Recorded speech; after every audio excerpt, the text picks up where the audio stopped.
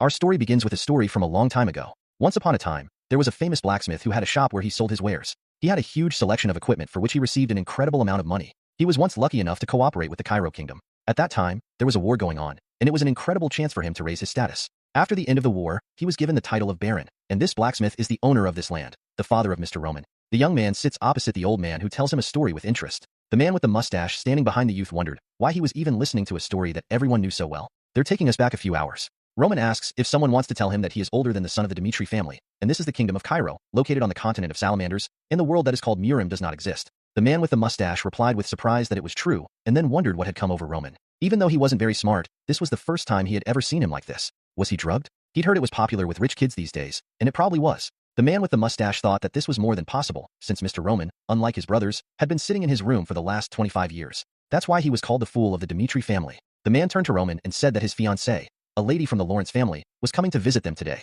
The man turned to Roman, saying that Lady Lawrence appreciates elegance and manners, so he needed to.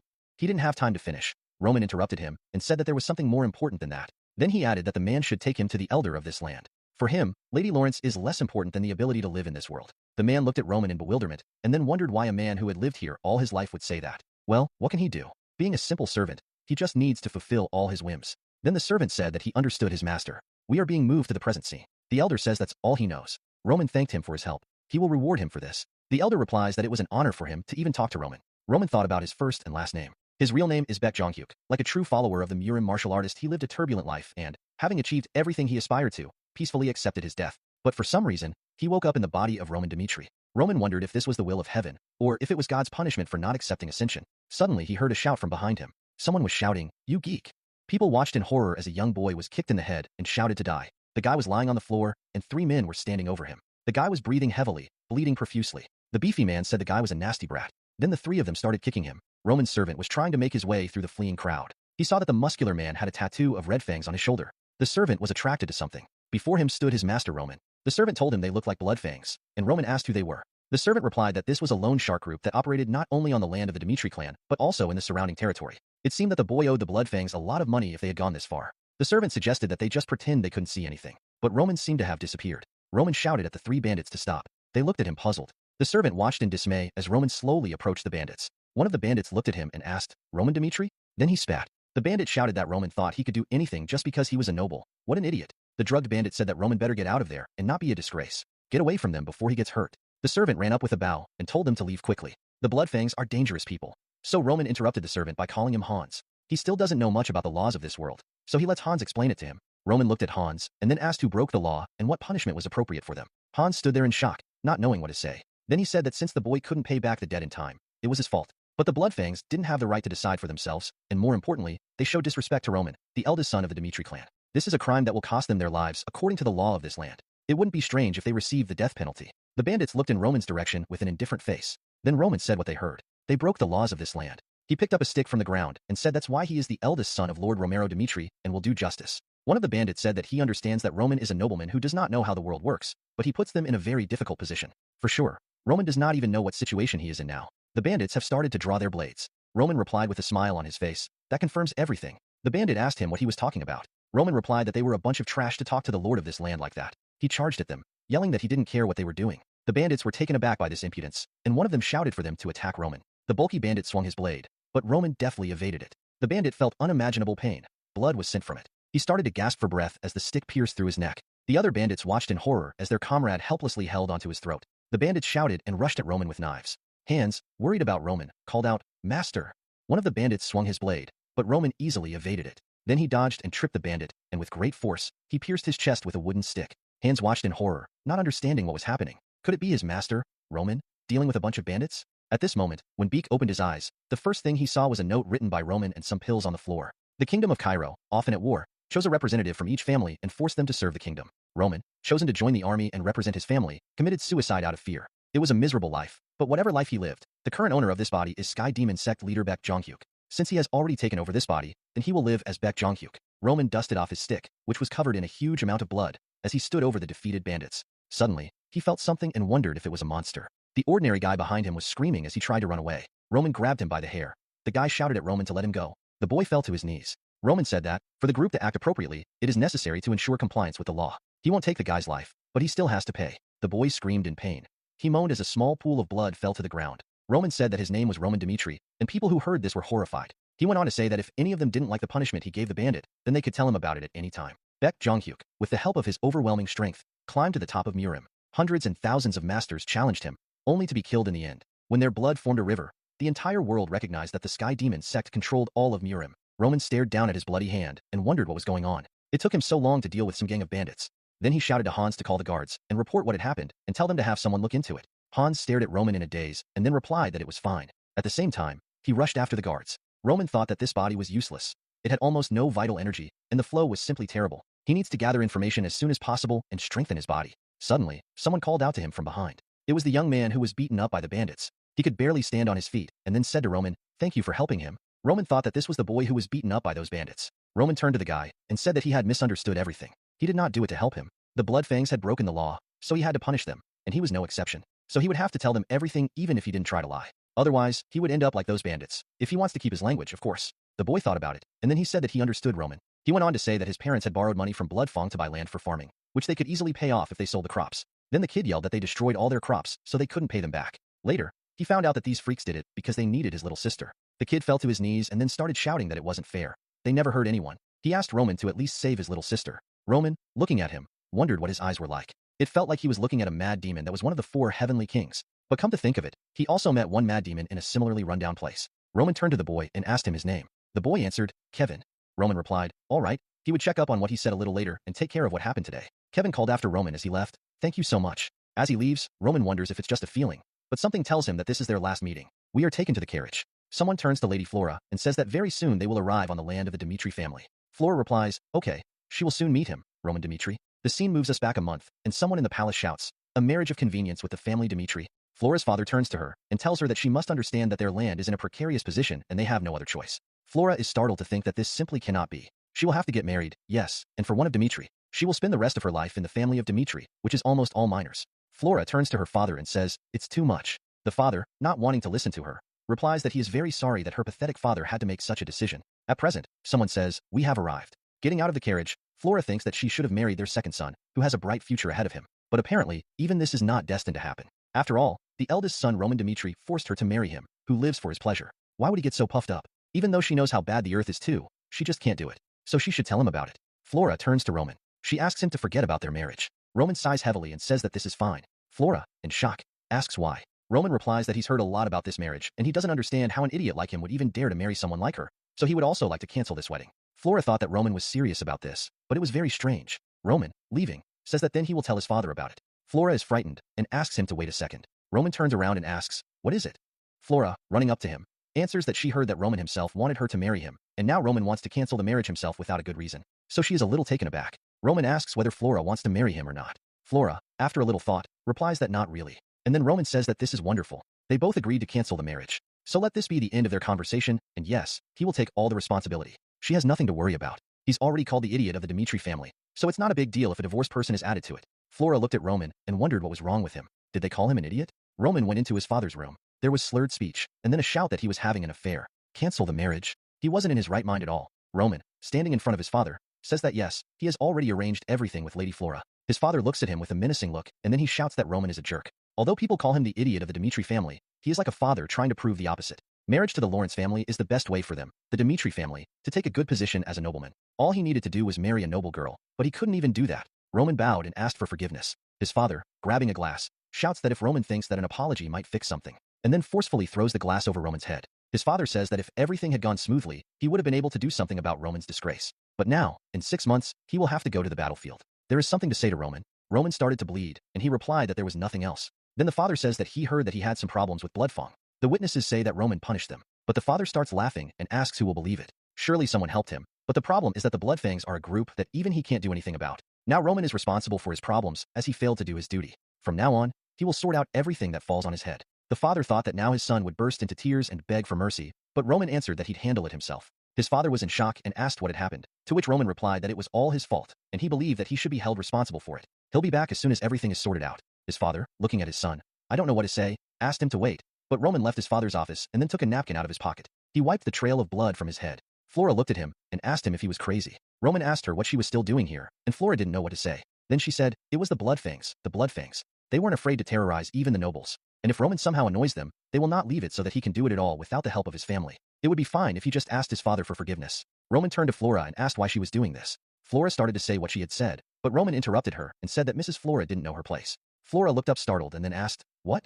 We are being transported to a rich estate." Roman indignantly says that this is a smell. Hans, spraying perfume on him, replies that there is nothing to be done. The smell of blood is so strong from him. Roman says, "And also this suit. Why is it so tight?" Hans says that since Roman is meeting Flora for the first time, he should show her some respect. Roman thought that he was having a wedding. He was just getting used to this world. Marriage now will only add to the hassle. Hans told Roman that Flora would be arriving soon, so let them wait downstairs together. And Roman wondered if Hans was right. There was no reason for him to disrespect a girl who didn't cause him any trouble. He needed to somehow abandon this engagement without hurting her feelings. That was exactly what he was going to do. But it looked like Flora wasn't going to show him any respect. This gives him even less reason to show her respect. Roman turns to Flora and says that she is quite an arrogant person, isn't she? He knows what she's getting at, and she probably didn't even consider his circumstances when it came to breaking off the engagement. But when he told her that he would take full responsibility, she was worried, and Flora tried to protest. But Roman interrupted her and went on to say that from the moment the topic of breaking off the engagement came up, she had no right to interfere in his decisions. Flora stood there in shock, not knowing what to say, and Roman said that he thought that would be the end of it. He started walking away from her in a different direction, saying that since their paths diverged, they should not interfere in each other's personal affairs. The only reason he said that he would take full responsibility was to prevent any talk of marriage that might arise as a consequence of the breakup of the engagement. But it was also because he didn't want to have any relationship with her. Roman wondered if this was the first and last time he'd met Flora. We are taken to a mansion where someone says he drinks too much, and maybe that's enough for today. Roman's father tells his wife that he has raised his hand against his son again. He looks into his glass and says that when they were commoners, he often chose Roman. But since they became nobles, he promised himself that this wouldn't happen again. Lyona, embracing Roman's father, says that thanks to this promise, their other children have grown up and become decent people. The father replies that this is true, but Roman is the only child who went through that difficult time with him. He does not know how to treat Roman. Lyona, kissing Roman's father, tells him not to blame himself. Even though he may not have been a good enough parent, they are the only ones who can influence the behavior of their children. And the Romero Dimitri she knows isn't someone who would let his son go astray. He still has a chance to make things right. Lyona says that Roman is a proud child. He probably blurted it out in the heat of the moment. Romero replies that if they leave everything as it is, who knows what will happen to Roman. Lyona asks why not just ask Captain Jonathan to help him. Romero replies that she is right. Romero suddenly shouts for someone to come in. A servant comes running into his room, asking if his master has called him. Romero orders him to call Captain Jonathan immediately. The scene changes, and we see Hans turn to Mr. Roman and say that it is too dangerous to walk around outside. They don't know when the Bloodfangs will attack, and it's so tiring. Maybe they'll come back. Roman turns around and says that Hans thinks that when the Bloodfang gained the power it has now. Hans replies that he doesn't know. Roman says that Bloodfang got their notoriety because they were left off. When he ran away to kill his enemy, he found it in the war of those who committed a misdemeanor. Notoriety breeds fear, and fear motivates you to do what you say. Hans, not understanding what Roman was talking about, asked if Fang was still not dangerous. Roman, smiling, replied that so far, yes, they can make him afraid. We are taken to a restaurant. Stormy conversations are going on in it. Someone puts food on the table and says it's the food they ordered. Hans, looking at her, glows with happiness. Roman gets up from behind his chair and tells Hans that he can stay here and eat, but he will go. Hans screams in fright, which is exactly what Roman is talking about. Roman replies that from now on, he will continue the investigation on his own. Let Hans stay here, as it is too dangerous. He gets up from the table and shouts that he won't let Roman do this. Even if he might end up in danger, he would never be able to send Master out alone. Roman looked at Hans, and then he asked if he was one of his people. Hans was shocked by this question, and then he replied that of course, he was one of his people. Roman said that then he should stay here. Let him not sacrifice himself unnecessarily. He had already done more than enough just by accompanying him on the street. He'll be back soon. Hans watched him go, thinking that to think that he could say such a thing to him. He didn't expect it from him. No one could enter the tavern. The door felt like it was jammed, and Hans thought that if this wasn't the time, he would have to tell them everything. We are taken to Roman, who is walking down the street, and he thinks that if there's one thing he's learned about Fang in the last few days, it's that their powers are very strong. However, since they work in small groups, tracking them down is problematic. Perhaps they don't show themselves because they are afraid of the consequences if they fail to kill him. A leader sitting in the shadows. If he can't find them by himself, he just needs to make them come to him. He was walking the streets with Hans on purpose. They probably already knew where he was. On top of that, today is the day of regular night training, and because of that, the number of guards on the street has been greatly reduced. This means that if they plan to take revenge on him, then this is the perfect chance. 3 robe thugs stood behind Roman, immediately drawing their knives. One of them jumped, shouting that this was Bloodfang's revenge. Roman stood motionless. Hans ran to the captain and shouted at him. Captain Jonathan turned, and the captain quickly ran up to Hans and asked what was wrong. Hans began to breathe heavily. The captain told Hans to calm down and tell him what had happened. And Hans, catching his breath, said that the young master let the captain find him immediately. Roman is in danger. Roman calmly grabbed the hand with the knife and shoved his elbow into the attacker's stomach. The bandit told Roman that he was a bastard. Roman twisted his arm so that he couldn't hold his blade in his hand, and then he grabbed it himself and pierced the thug's chest. The bandit, leaving bloody footprints on the floor, slowly began to step back, and then he fell, and 2 of his comrades behind him shouted, "What the?" They looked at Roman in fright and shouted, "What's going on?" It's not what they heard at all. Roman smiled, then asked why they'd stopped dead in their tracks. let them go to him. And then Roman made a gesture with his hand, teasing them. The captain asked Hans what he wanted to say. That young Master Roman had gone into the city without guards to fight Bloodfang. And Hans shouted, yes. The captain and his charge looked at each other in silence. And then the captain laughed and shouted that this couldn't be happening. Probably Hans joking, as he did. Hans nervously interrupted the captain and said that it was true. Why would he lie about such a thing? They don't have time. They need to hurry. The captain thought he remembered Romero's words about Roman and Bloodfang having a big fight and asking the captain to help him. But once the master also asked him to do so, the captain scratched the back of his head and then asked why did he go there in the first place if he couldn't even hold a gun properly. Well, he ordered his knights to prepare their weapons immediately, and then he told Hans to take them to a place where the young master might be. Hans replied, and the captain went on to say that as long as they were around, the Bloodfangs wouldn't dare touch him. The captain wondered if what Hans had said was true. Then Roman is an idiot. We are transported to the bandits who are looking at their dying comrade. Roman asks why the bandits stopped dead in their tracks. The bandits look at him in fright. Roman, smiling, tells them to go to him. The bandits clenched their teeth and shouted that Roman was rushing into battle. They shouted for Roman to die as they raised their blades. One of them lunged, but Roman dodged, and then he plunged the blade into the thug's stomach. The bandit's comrade, seeing this, shouted that Roman was a scumbag. Then he leaped on top of him, swinging his blade, but Roman managed to jump back and kick the bandit in the stomach. The bandits flew a couple of meters away from him. Roman slowly approached the bandit lying on the floor and asked what it was all about. The bandit shouted that if Roman killed him, he would never be safe again, to which Roman said seriously, but he had already killed two, didn't he? Bandits can only talk their tongues. Roman swung his blade and said that it would be better for the bandit to answer wisely what he asked him. He stabbed the knife into the man's leg, and the man screamed in agony. Then, Roman asked who their leader was. We are taken to a certain street where people are walking, and then we see a bar where fun conversations are actively conducted. One of the people was saying something while raising his mug, but suddenly, he noticed something. Roman was walking in front of them. His clothes were dirty, and his hand was covered in blood. The bartender turned around and wanted to say welcome, but when he noticed Roman, he stopped. Then, he said, hello, young master, and Roman returned the bartender's greeting. A whisper went around the bar that this was Roman Dimitri, and why he had come here was he looking for someone. The bartender asked what Roman would order. Roman said, Tear of Dawn, please. The bartender apologized and said they didn't have one. Maybe they could recommend something else. Roman sighed and then said, okay, have them pour him something stronger. He has some work to do in the morning. The bartender and several people sitting in the hall looked at Roman in surprise. Roman continued, so he wants some drinks, maybe the Dew of Dawn.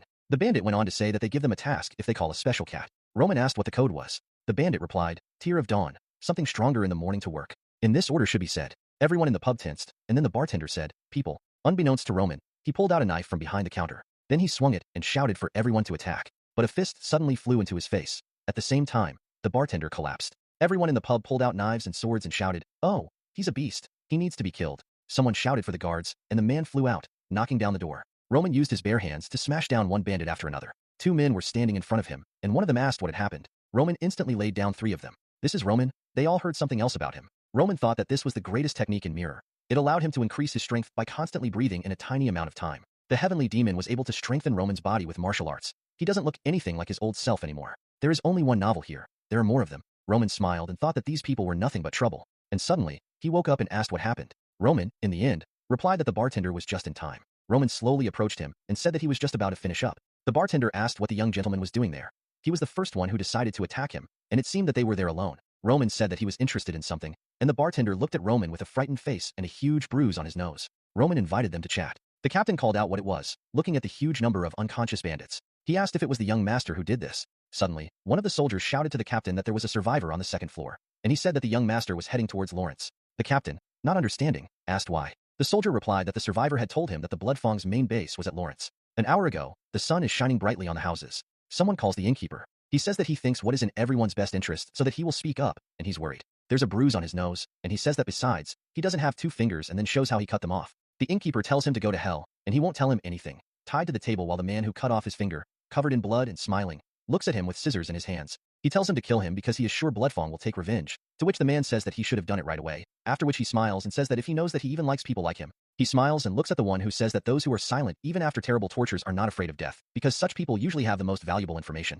To which the innkeeper tells him not to waste his time and just kill him. He says something serious, and he is surprised. He turns around and says that it's time for him to make sure, then looks at the photo of the innkeeper with the child and asks if it's true that he won't open his mouth until the last moment. He takes that photo and says that, for example, if he says what would happen if he found and killed his son, after which the latter became angry and shocked. He turns away and says they know what he's talking about because it's not his son, to which the man says that he is trying to deceive them because they are the same person as him. He grits his teeth and yells at him, cursing him. The fact that aristocrat is threatening him with violence against his family, to which the man approaches and says that recently he accidentally learned something interesting about Bloodfang. For the sake of revenge, people from this group are ready to sacrifice their lives, and from here he finds out one curious detail, after which the innkeeper begins to tremble. These guys aren't that bad. They just owe the blood ducks a lot. That's why they became scoundrels.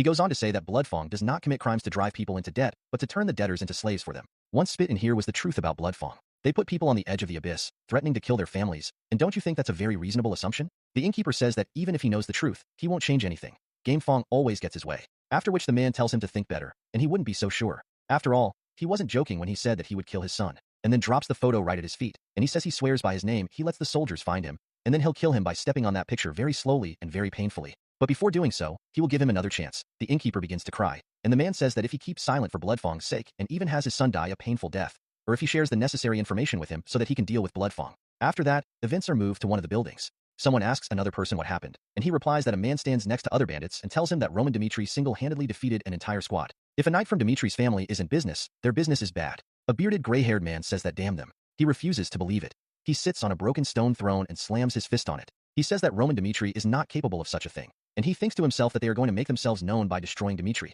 Entire squads were dealt with by someone who evaded service at the Royal Swordsman Academy. He asks where he is now, and the guy says that he just left Earth from the Dimitri family. He thinks he knocked the information out of the morning's quote. The man asks if they did it alone, and the man replies that they did. He will be able to attack our bases alone and let them immediately gather forces, and the guy says yes, sir, and then bows out. He gets up and says they'll kill Roman before he gets to them and the knights of Dimitri's family, and we need to deal with this arrogance. He thinks to himself that Roman dares to challenge the Bloodfang, and today he would kill him mercilessly and hang his core over the town square, and Bloodfang will avenge the shame. Events are transferred to the mansion. The man says it's Barco's family. He reads a letter and says that they think they have made a decision. It was a feast for important people.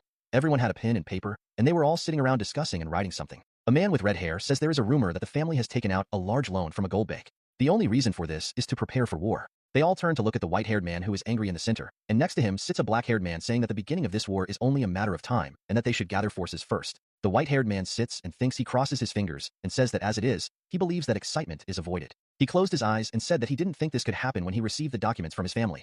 The black-haired man says he never thought the central government would take their side, and at this rate, everything will end with the transfer of their lands to Scene. Another white-haired man says they must hold the land at all costs, and the fact that their family lives only at the expense of fertile land. After that, everyone starts shouting at each other and arguing, saying that according to the document, our ancestors were born in the family of this land. Another says that this can't be true, to which the other replies that even the central government is shouting that they did something in secret from them. Count Barco says that he asks everyone to leave everything as it is, and they look at him and are surprised. He says that no matter what happens, they should not give up their land. If this happens, other families will come running like hyenas to snatch a piece of land. And since the family is not going to compromise, they must fight back with all their might. He says it's true, which is why they got engaged to Dimitri's family. Everyone was inspired, saying that they have a family. Dimitri is one of the richest people in the northeast region, and even though they were once a commoner, the man with the black hair says it doesn't matter how big the loan is to Barco. They are hardly richer than the Dimitri family, to which he nods and says he's hopeful. This is why he sent his only daughter to that idiot from the Dimitri family, and he says it was for the sake of their family. And when the head of the family said that they did the right thing, and he shouldn't reproach himself for it, then everyone agrees, and the doors open.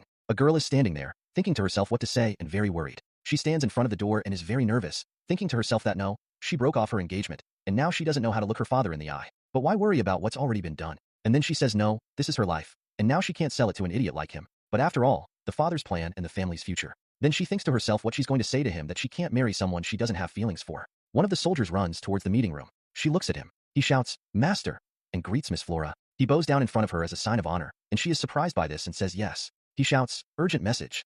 The scene changes and someone shouts that they've already got the hell out of them. The man on the wall says that he said to hand over the weapon and do everything as it should be. "What are you up to?" The man below says. That young Master Roman is in danger. If something happens to young Master Roman, they will not forgive him. And he is surprised by this, saying that it is so absurd. A soldier runs up to them and says that the captain is in big trouble. And he is surprised by this, saying that is it true? Saying that yes, there are riots in the square right now. To which he thinks, don't tell him that they will break down the doors to hell. Then someone shouts. They were frightened townspeople who wonder what it is. They look at the blood trail with the corpse and are afraid of what is happening. They think about whether they should step in, and Roman goes and drags the Bloodfang leader behind him who asks for mercy. He had been confident that defeating a single noble idiot would be simple. All they needed was anyone from the gang to handle it. But in reality, they had multiple armed men. He had been sure there was no way they could lose, or at least that's what he had believed. That is until he saw everyone dead in front of him. Then he knew he was going to die too. He began to stumble over his words, pleading not to be killed, terrified of losing his life. Stuttering, he begged for mercy, grabbing Roman's leg and asking not to be killed. But Roman simply threw him into the middle of the city, in front of everyone. The man pleaded, saying that if they spared him, he would serve as a dog for the rest of his life. Roman coldly responded that if he offered to become a dog, he should have done so before showing his fangs. He then announced to the city that this man was the leader of the Bloodfangs, and everyone knew the kind of person he was. They had threatened the Dimitri family and used dirty tricks to deceive people. The crimes committed by this organization were clear, and Roman declared that he would destroy the entire organization along with the evil they had spread. As the crowd stood in shock, Jonathan approached the square, and the scene left him speechless. There was no need to describe what happened to the leader. The scene then shifted back to the earlier meeting, where someone asked if it was true. A soldier confirmed that he had allowed Roman Dimitri to enter because he was the future husband of Miss Flora. However, half an hour later, Roman appeared, dragging a man through the middle of the city, claiming he was the leader of the Bloodfangs, and executed him in front of everyone. The father was left speechless, and everyone else questioned whether this made any sense. The spectacled man pointed out that killing and punishing someone without the Lord's permission was something that could be ignored. However, the Lord was not overly concerned with the series of problems that were emerging. He was more curious about the fact that the man who was to become his son-in-law had single-handedly wiped out the Bloodfangs. He then ordered that Roman Dimitri be summoned, as he wanted to speak with the boy himself. Sometime later, Roman was escorted in, along with a man who had let him in. Jonathan, as a renowned knight, Flora's father immediately recognized Jonathan, which led him to believe that Roman had only managed to defeat the Bloodfangs with Jonathan's help. The eldest son of the Dimitri family then introduced himself. The father decided to ignore the explanations and directly asked why Roman had done something so violent. Roman explained that a few days ago, the Bloodfangs had committed a crime and beaten an innocent citizen. That's when he executed everyone in that very place. Outside, Flora was trying to eavesdrop on the meeting. She called the knight over and asked him to come closer. She questioned if he had taken Roman Dimitri inside, and he confirmed it. She then asked why Roman had gone to her father's room. The knight hinted that she might be one of the last to find out, which understandably left her alarmed. Back in the meeting, Roman continued explaining that was why he had to invade the Bloodfangs base and kill their leader. That was the summary of everything that had happened. However, the Lord pointed out that Roman didn't have the authority to execute someone on Lauren's land. Roman acknowledged this but doubted their ability to handle such men, given that the Bloodfangs were infamous in the region, abusing the local citizens while nothing was done about it. That's why he took matters into his own hands, because he couldn't trust Lauren's family to do it. The two servants on either side were shocked and drew their attention to Roman. But Roman expressed disappointment, saying he had expected to be called here for praise for doing the job they had ignored. He then asked the Viscount if what he had done was truly wrong.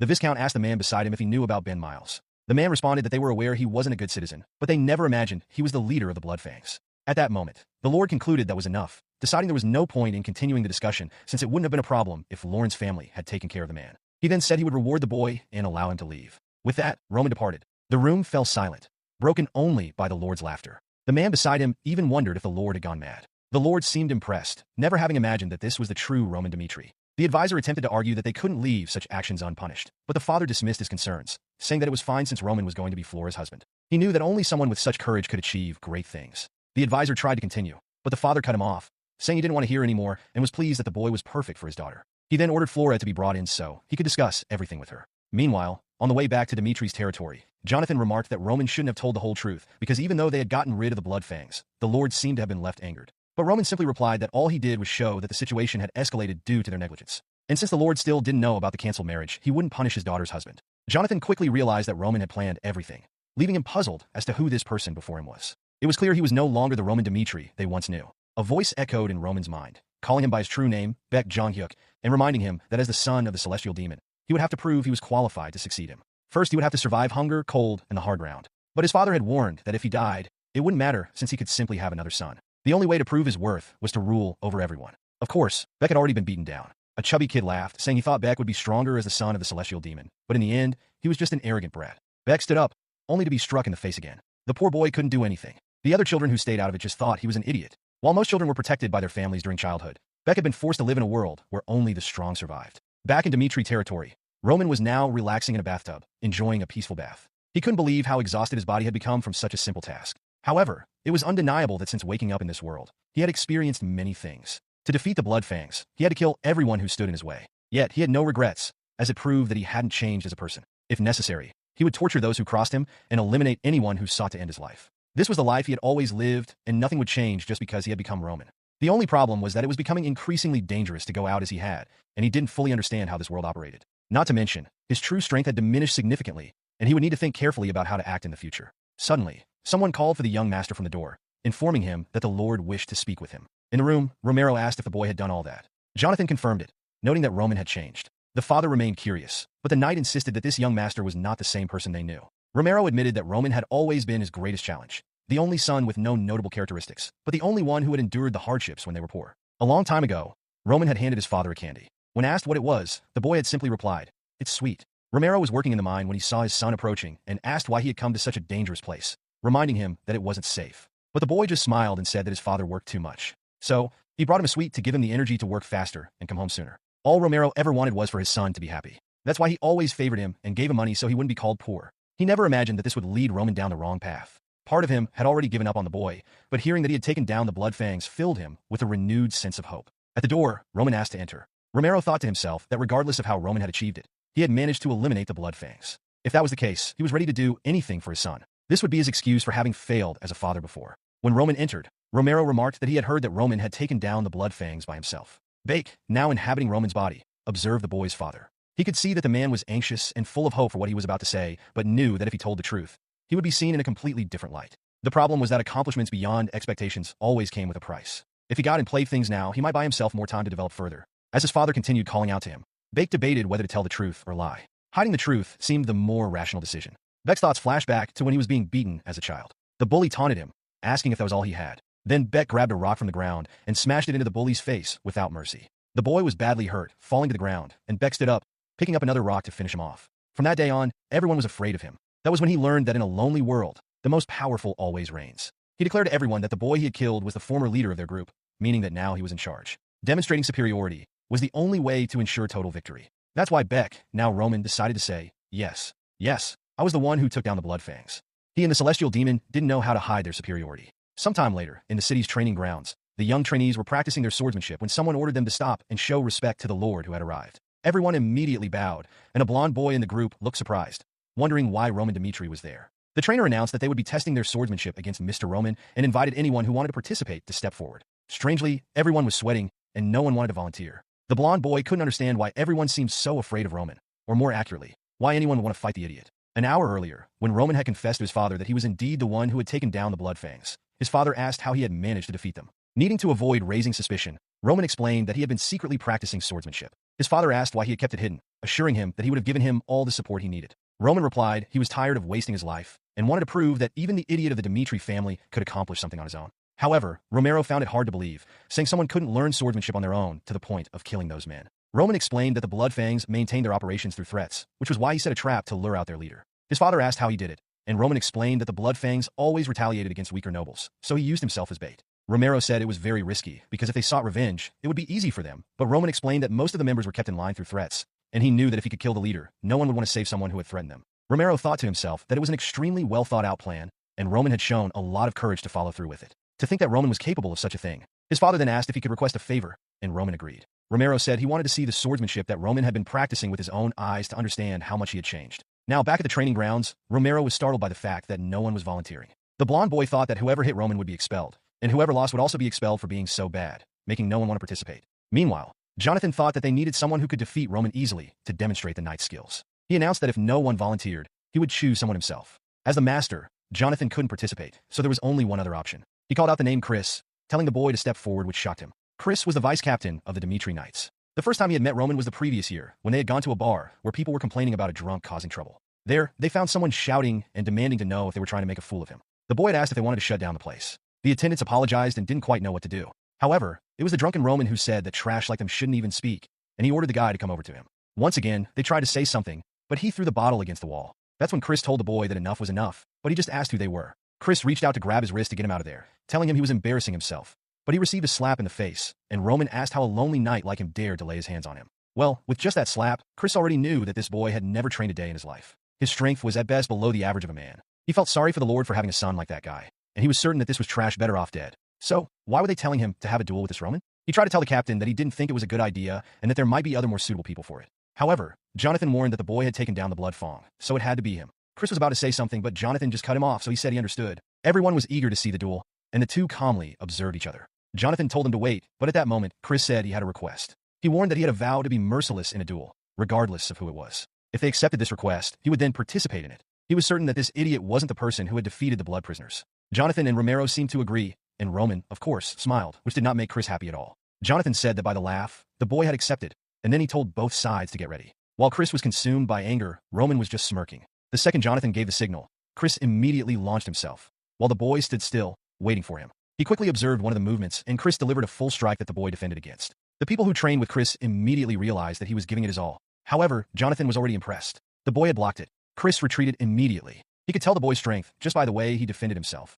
Not to mention that his stance still seemed completely stable. It wasn't exactly how he expected this duel to go, but he didn't care about that. He would only be satisfied when he crushed this guy. He tried another slash, but Roman simply sidestepped. However, Chris saw this movement. He spun his body to hit him from the side, but the boy defended again. Roman seemed calm, observing the attacks. When Chris found an opening at his back for him, the match was won. Now it was just a matter of landing this blow, and it would be over. But Roman simply crouched. He saw an opening, and at that moment Chris knew he was going to get hit. The attack brushed past his face, and the guy even got a new haircut. Terrified, he retreated. He realized how dangerous that had been, and the Lord and the captain couldn't believe it. For the people who trained with Chris, it made no sense that he was losing, and he wondered if these were the skills of Roman Dimitri that he knew. From defense to evasion or attack, nothing was lacking. Could it be that he had defeated the blood prisoners? Because if so, at this pace. At that moment, he said he was overthinking and Roman was still the same idiot as before, but that's when Roman said that was enough warming up, and he said that this time he would go first. And the poor guy hadn't even reacted yet. Too late, when he realized it, he managed to defend himself at the last second by sheer luck, while he couldn't believe that the boy was that fast. He made a move backward, but Roman kept closing in.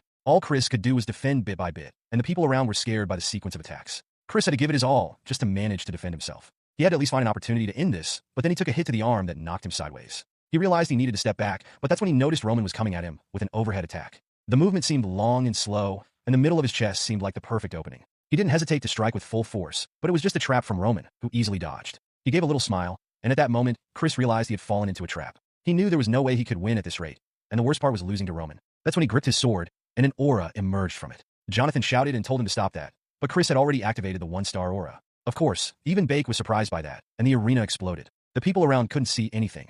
Romero was worried about what might have happened to Roman. He let out a sigh of relief, realizing that Roman had narrowly avoided getting hit by that aura-infused sword. Chris, disoriented after accidentally using the aura, was promptly struck on the chin for his troubles. Naturally, neither Jonathan nor Romero expected Roman to win, but Chris was lying on the ground. Everyone always asked who this new young prodigy of the captain was. The others would respond that he was one of the best they had ever seen. Despite being so young, he was already a 2-star knight. Rumor circulated that he had started sensing mana after just 6 months of training and had reached 1 star in less than 3 years. Moreover, his swordsmanship was said to be incredible. The women were all curious, wanting to know the boy's name. After practice, Jonathan would often say that was enough for the day, but Chris would get up and ask to practice just one more time. That kind of determination excited Jonathan, because the boy not only had talent, but also worked hard. To him, Chris was a genius, but there was his genius now, being thoroughly beaten by Roman, who cruelly watched him lying on the ground. While Chris lay unconscious, Romero called out to Jonathan, asking what happened, as he had heard that Chris was a 2-star knight. The problem was that not even Jonathan could grasp how strong Roman had become. What Roman had displayed was the skill of someone who should have had years of training, considering that just a month ago, he had been doing nothing but complaining. It seemed impossible that he had changed so much, but nothing made sense, so Jonathan simply told Romero that Roman was a genius in swordsmanship. Roman, meanwhile, was just laughing as he looked at Chris, who was still unconscious. He was impressed by how aggressive and focused Chris was. With the skill he had shown, Chris could easily have taken down the Bloodfangs as well. It was easy to see why Jonathan was proud to have him as a disciple, but to the Celestial Demon, Chris was one of the weakest. Even the weakest warriors of the Celestial Demon sect were stronger than this. However, that strange power Chris had displayed at the end caught his attention. Romero began laughing like a madman once again. Everyone was confused, but of course Romero said it was great to see this. To him, it was incredible to have a son who was a genius in swordsmanship. He asked Jonathan if he was sure. Jonathan replied that someone couldn't have evolved so much without being a genius. Naturally, the father was all smiles. He called Roman over, telling him to come closer. Romero said it had been a long time since he had been this happy and that he wanted to applaud his son. To him, Roman deserved whatever he wanted, so he could ask for anything. Roman smiled and mentioned the war that was going to happen in 6 months. His father was already certain that Roman would ask not to go and asked what it was. However, Roman's request was the right to choose whoever he wanted to go with him. Romero was confused and even a bit stunned. He tried to suggest that Roman could return to Flora and back out of this. But Roman simply said that he wanted to go. This surprised his father, who then said he understood. Roman would have the right to take whoever he wanted to that war and anything related to it. Roman then said he had one more request, and his father told him that as long as he acted properly, he could ask for anything. Roman made his second request while looking at Chris, who was still unconscious. When Chris awoke, he asked why he had to teach Roman about the aura. Jonathan simply replied that it was the master's order. However, Chris protested, saying this was too much. He didn't even know Roman, and after having been in a coma for so long, it was embarrassing. Now, on top of everything, he had to teach aura to this guy. He said he would rather have his head cut off. Jonathan interrupted and proposed.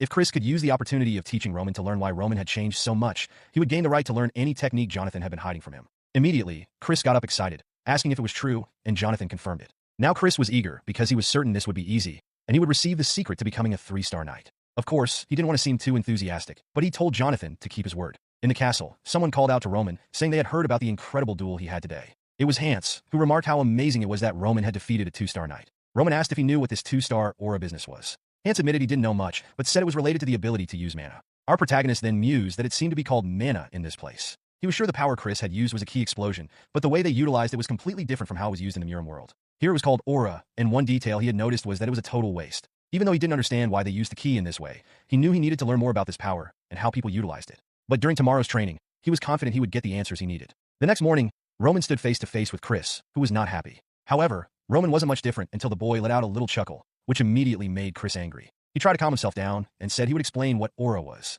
He explained that aura was nothing more than the use of mana from a knight's perspective. Mages also use mana, but they create spells and circles to do so, while knights use it around their bodies. The first person to explore the use of mana was Emperor Alexander. He was the first to discover that it was possible to use mana to strengthen the body, and aura could release it instantly. This allowed someone to use much more strength than normal. However, Chris mentioned that the history wasn't very important since only a few people could use mana. 1 in 1,000 could become a knight, and 1 in 10,000 could become a mage. That's why discovering whether you have the affinity is the most important thing, as the minimum talent required to become a knight with aura is the ability to at least sense mana. He said that it took him half a year, but achieving it in a year was above average. Roman acknowledged this and asked Chris to explain how to sense this mana. Chris agreed while thinking that Roman was full of himself after winning that fight. However, it was a shame, as talent in swordsmanship and mana were two completely different things. Now, Roman would experience the harsh reality through this training, but the premise of this training was flawed from the start. Roman had already sensed the mana of this world, and, using the techniques he learned as the celestial demon, he was storing part of it in the center of his body. He was only here to understand why they did things this way. Even if it wasn't the right way, he wanted to comprehend why they did things this way. Chris started walking around and told Roman to feel everything that came into contact with his body. Once he got used to sensing the mana, he could start thinking about trying to manifest it. When he succeeded in manifesting it, he would become a 1-star knight. However, there were various ways to manifest. Aura could be applied to a sword, or for example, to cover the body. He was about to continue his explanation when he noticed something.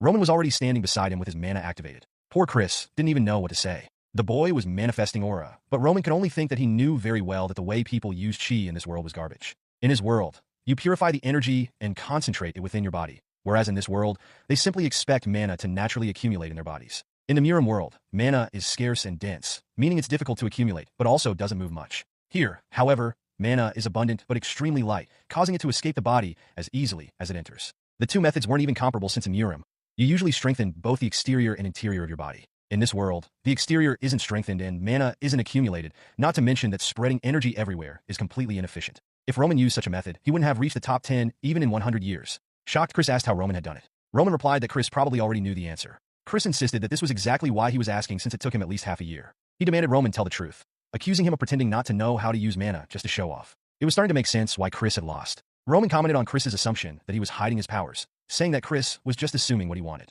But poor Chris was struggling to understand what was happening, knowing it took him 10 years to reach 2 stars. Suddenly, Roman started laughing, and Chris asked what was so funny. Roman just remarked that Chris was amusing. Chris, now more upset, asked if Roman was saying that his efforts were funny. Roman then asked if, in all those 10 years of climbing the ranks, Chris had ever once questioned the methods he was being taught. Chris was about to respond, but Roman cut him off, saying that ordinary people are like that. They assume that what has been passed down through countless generations is always correct. When he was learning aura, he wondered why people were so fixated on this method when it had flaws. Was it because they didn't know any better, or was their faith in Captain Jonathan too strong? But the truth is, people follow it because it's the easiest thing to do. Roman continued, saying he wouldn't deny that Chris had worked hard for 10 years, but he found it funny that Chris had never questioned the purpose of what he was doing. Roman then walked away, saying that nothing in this world reached a perfect state. Even things he held as certainties were different in the past and changed over time. Roman knew that questioning oneself like this leads to suffering, especially when after countless attempts you end up failing.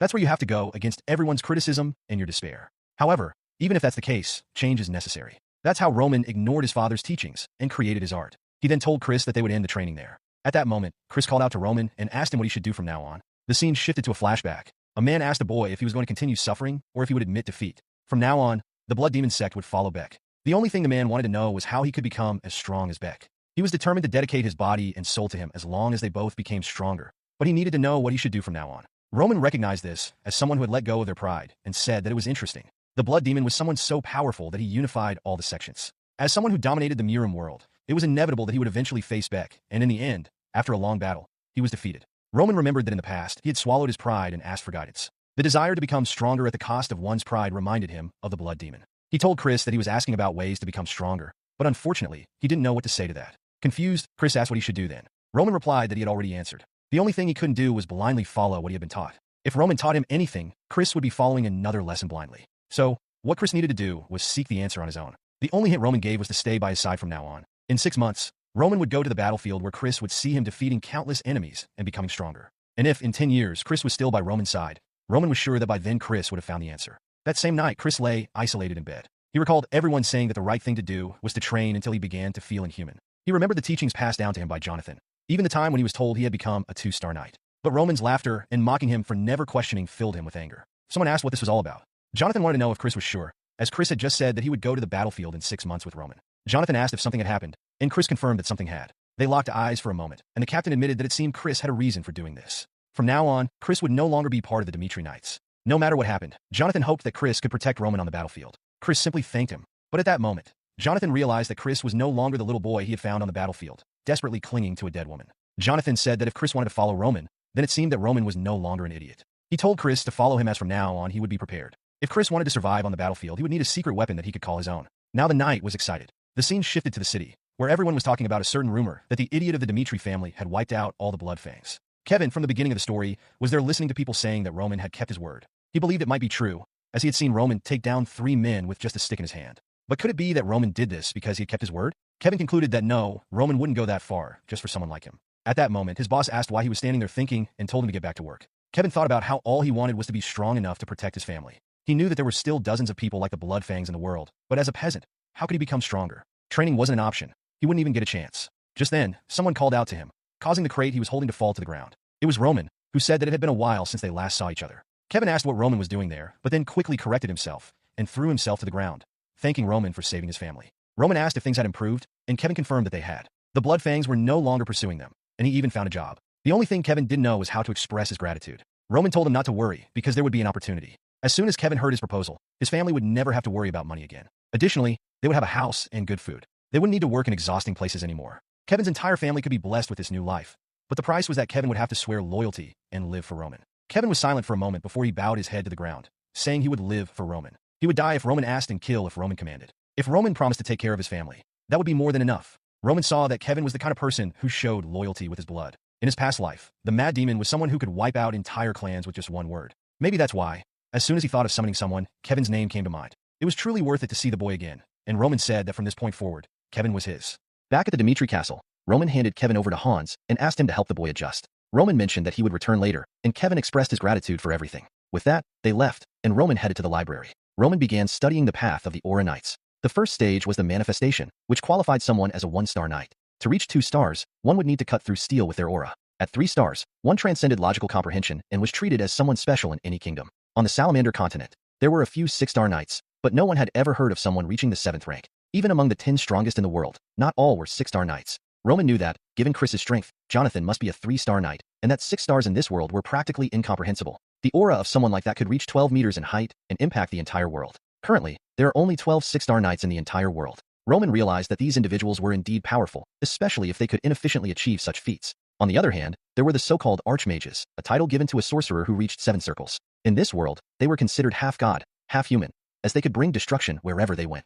A single spell from someone like that could split the sky in 2. Unfortunately, magic was something that didn't exist in the Muram world, and now he at least had some idea about it. As unlikely as it was, he knew he couldn't afford to make an enemy of someone like that for the time being. The fact that he couldn't predict anything about them made everything more dangerous. But Roman wasn't someone who could live in a bubble.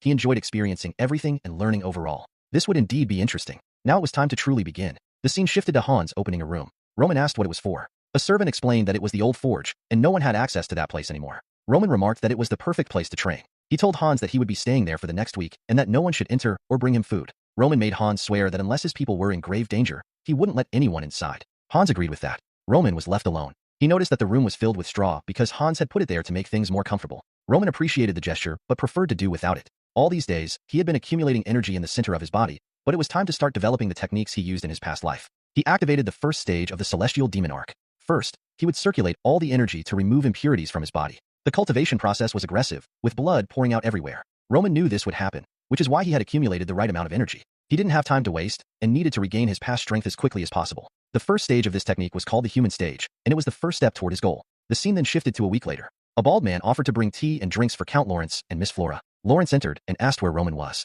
The bald man explained that Roman was currently handling some business and then closed the door, leaving them inside. Lawrence remarked that it was clear they weren't welcome there. He told his daughter they would have to wait and instructed her to sit down. He then called her by name and explained that he had arranged this meeting to reverse the mistake she had made. Flora replied that she understood perfectly. Back in the moment when he had shouted upon discovering that she had broken off the engagement, Flora explained that she had already discussed her situation with Roman and even tried to follow her father's advice. But he interrupted her, calling her by name and reminding her that he had always believed she was an intelligent child. So he hadn't expected her to do something like this. She needed to understand that the Barco family had borrowed a large sum of money from the bank, which meant that a war would soon begin. The marriage with the Dimitri family wasn't just a decision. It was inevitable because they were the only family capable of standing against the Barcos in this region. Flora argued that the Lauren family wasn't weak and questioned why they thought they couldn't win without the Dimitris. Her father explained that the government had approved all the documents without even checking anything. If the bank itself had lent so much money, it showed that this matter had already escalated beyond these families. This battle was designed for them to lose, and they would use that defeat to take everything they had. He would lose the land, the honor, and even her, who was known as the flower of the Lawrence family. In the present, Flora reflected that she knew all of this. She understood the decisions and why her father had made them, yet she had ignored them all for selfish reasons. She needed to wake up to reality since she couldn't live like a flower forever. Meanwhile, Hans was wandering around, wondering what he should do. As soon as Roman appeared, he would have to tell him that Flora had been waiting for him since the morning. The problem was that it was already late afternoon, but at the same time, Roman had also told him not to disturb him. Finally, the door opened. Hans, all radiant, called out for the young master, but he was in for a shock. However, the scene shifts back to Lawrence. He already expected this treatment because of Flora's mistake. He knows that the Lawrences need this political marriage, but even so, this doesn't sit right with him. Suddenly, he stands up, and Flora calls out to him. He announces that he's going to sort this out and find Baron Dimitri on his own. Someone calmly takes a few notes. Then suddenly, Lawrence opens the door and asks why he's making a visit and waiting so long. If he's dissatisfied, he could have just said so. He never expected the Dimitri to be so petty. He says he understands what he said but asks if today's meeting was scheduled in advance. The Baron mentions that he understands that he showed up unannounced, but it's been a week since he's been asking to speak with Roman. If at least they had refused from the start, they wouldn't have been offended. However, Romero asks why he would refuse a visit from the Lawrences, but now he wants to know if that's all he has to say and if he barged into this room to complain about being tired of waiting until noon. On the day Flora visited, Roman himself said he wanted to end that marriage even though they argued with the boy. He was sure Flora didn't want that marriage either, even if it was a disgrace to the Dimitri. He decided to say nothing and stay quiet like a fool. After all, it was she who came there just to say it wouldn't work out, even though at the beginning of it all, it was the Lawrences who were pushing for it to happen. And now he's there, barging into the room and complaining just because he had to wait for a while, even worse, for a meeting that wasn't even scheduled. And he has the nerve to complain as if it's his fault. He then reveals that not long ago, he received a message from the Barcos. It was an offer for a political marriage where they would gain connections with the central government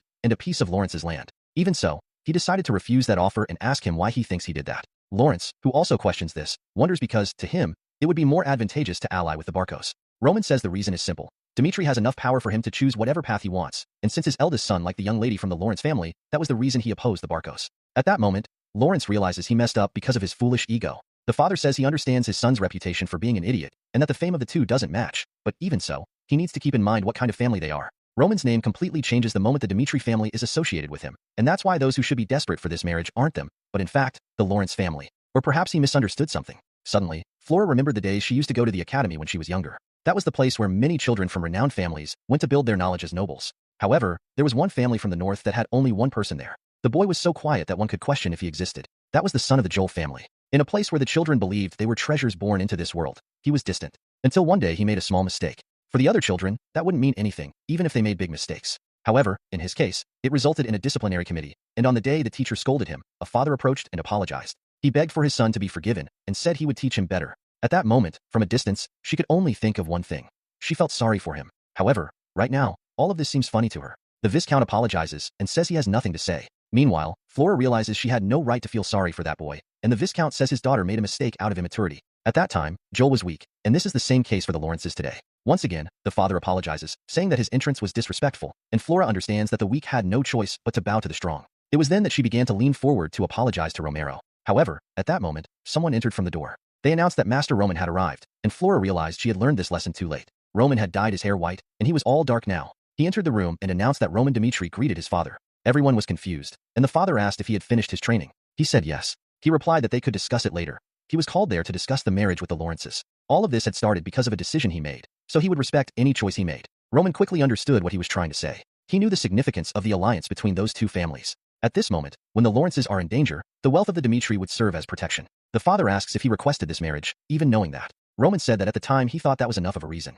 However, everything changed when he met her for the first time, and she immediately talked about canceling the engagement. She had certainly heard the rumors and decided she wouldn't marry someone like him because of that. This means that all of her decisions were based on what others said. Regardless of how society judges them, he wants to be with someone who only believes in what they experience and see, and it is for this reason that he votes to end the engagement. At that moment, the room fell silent. Lawrence thought that now it was the end of everything, as this marriage was the last card. They had no other family that would accept a political marriage in this situation. This means they would have to solve their problems with their power. The problem is that if the Dimitri and the Barcos combined forces, it wouldn't stand a chance. He needed to do something to at least prevent that. He then bowed and said that the Lawrences took full responsibility for this. As an apology, they would no longer collect any taxes from a Dimitri merchant passing through their territory. He knew this wasn't much for someone as wealthy as they were, but it was a way to show they were sorry. Romero said he couldn't accept that, as the Dimitris couldn't profit from his son's future. All they would need to do is announce that it was Flora who cancelled, and they wouldn't join forces with the Barcos. Lawrence simply thanked him. Of all his fears, this was the greatest, and with that, they left the room. Not before he looked back just to see Dimitri standing there. If he had known the potential of this young man a little earlier, he would have been more assertive when he spoke with Flora.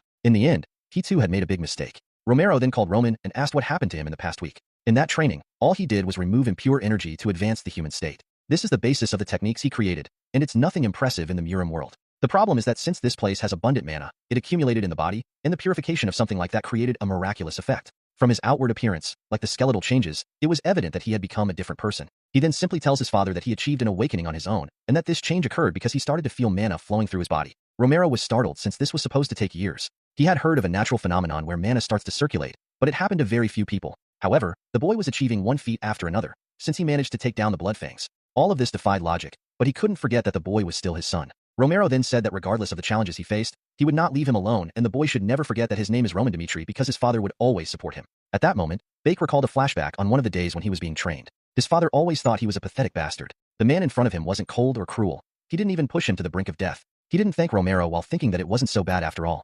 When he left the room, someone called out to him. It was Flora, all awkward, not knowing what to say. She apologized for judging him so harshly and causing trouble for both families. He simply walked away, saying she didn't need to apologize. After all, he hadn't planned on accepting it from the beginning. She continued saying that she understood he didn't like it, even though it was something meant for both of them. She was the one who decided to break that promise. However, there was something she wanted to say while she still had the chance. The reason she broke off the engagement, it was at a social gathering in the north where the nobles gathered. The moment they found out she had been promised to Dimitri, they started spreading all sorts of terrifying rumors, and the worst of all was discovering that he and Roman Dimitri used drugs. This one came from Dare. She knew that drugs eat away at reason and intelligence. She just wanted him to know this. She didn't know if they were true or false, it's just that she couldn't ignore it. Roman cut her off and said that whatever happened didn't matter since it didn't change the relationship they had. She didn't need to worry about him anymore. The poor thing was left there, abandoned. Later that night, he found it strange that she mentioned drugs since he didn't feel anything like that in his body, even though there were some impurities that metamorphosis had already removed. All of that, he thought. He called for Hans and asked if he had ever heard of him using drugs or doing anything like that. The guy was all confused, unsure if he should answer or not,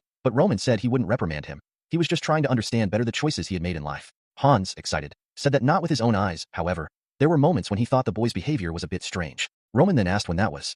Hans explained that the last time was 15 days ago, when he saw him returning from a social gathering. Nothing major happened at that place, but the moment he returned, he seemed to be in a strange state. After that, he seemed to have lost the will to live and stayed in his room all day, not to mention that every night he asked for an excessive amount of alcohol. This was one of the reasons Hans suspected he was using drugs, but now that he thinks about it, it seems like a foolish idea. He remembers Flora mentioned those noble gatherings and asks who organized that party. Hans says it was the eldest son of the Barcos, named Anthony. Roman begins to realize that all of this is very suspicious. The moment others find out she's going to be her fiancé, he suddenly takes his own life. Now he has a rough idea of what happened. There were some things that bothered him about Roman's death. In the message, it only said that he was afraid to go to battle, and that's why he took his own life. However, at that time, the marriage to Flora had already been decided, but he didn't mention anything about it. Not to mention that it would have been extremely easy for him to avoid the war with this marriage. But even with all of this, he took his life out of fear. Something about it didn't make sense. Roman then asked if he and this Anthony had always been close. Hans said they had been friends for a long time, but recently things didn't seem to be going well. It started when that marriage proposal with the Lawrences came up, because that would create a huge obstacle for the Barcos, who wanted to conquer the Lawrence lands, and the quickest way was to prevent that marriage from happening. This confirmed to Roman that these guys were behind that letter. Hans then mentions that a few days ago another letter with an invitation to a Barcos party arrived. This makes him curious. Hans explains that he didn't deliver it because Roman was in isolated training and asks what he should do with it now. Roman laughs because it seems these guys are underestimating him, and that's one of the things the celestial demon hates the most. He asks when the party will be, and Hans says in 2 weeks. With that, Roman orders him to inform him that he will definitely attend. The scene shifts to the next day. Kevin was being guided to speak with Roman. However, Hans had already warned him not to be surprised by his change in appearance. He entered and asked if Roman had called for him. Roman turned and confirmed, but at that moment Kevin was startled and asked what had happened to the young master. Roman ignored this and asked if he was adjusting. Kevin said yes, that the place was very good and he had no problems. However, there was just one detail. He was still trying to understand what his role would be in this place. He offered to live for Roman's sake, but he didn't know what an ordinary and commoner like him could do. Roman simply said that he would be used as one of his swords. Kevin asked what that meant. Roman once again ignored him and said that it was impossible to choose someone's path for them, so he would give him 3 options. If he was afraid of killing, he wouldn't be a sword, but instead the hands and feet. He would learn everything from hands to become a loyal follower. The second option was to become the sword and protect him by his side. Kevin interrupted, saying he had never used a sword, so it was impossible. Roman said he had already figured the boy would say that. He explained that if he chose this option, he would have to go through skeletal contortion. The boy wanted to know what that was. Roman explained that was a process where the pain caused would make a person feel as if their bones and muscles were being broken. In this way, he would prove his determination and potential through pain, not words. He drew his sword and said that the last option was for him to take it and cut off his own hand. If he could endure causing pain to himself and withstanding it until the end, he would become stronger than anyone. He remembered that even the mad demon, who knew nothing of martial arts, became a king. All of this depended solely on his own willpower. Roman told him to choose because regardless of the option, he would make it worthwhile. The only thing he was choosing was how he would be used. In an abandoned cabin outside Dimitri Castle, that was where Kevin was born. He was young and had to work to survive since he always had to help with everything. There was nothing he didn't know how to do. However, his life changed. No matter how much effort he made, there was always someone to take what was his. That was the life of someone weak, and that's why he couldn't forget what he saw, the overwhelming strength of Roman that day. He couldn't understand what cutting off his hand would explain more about this business of destroying one's own body.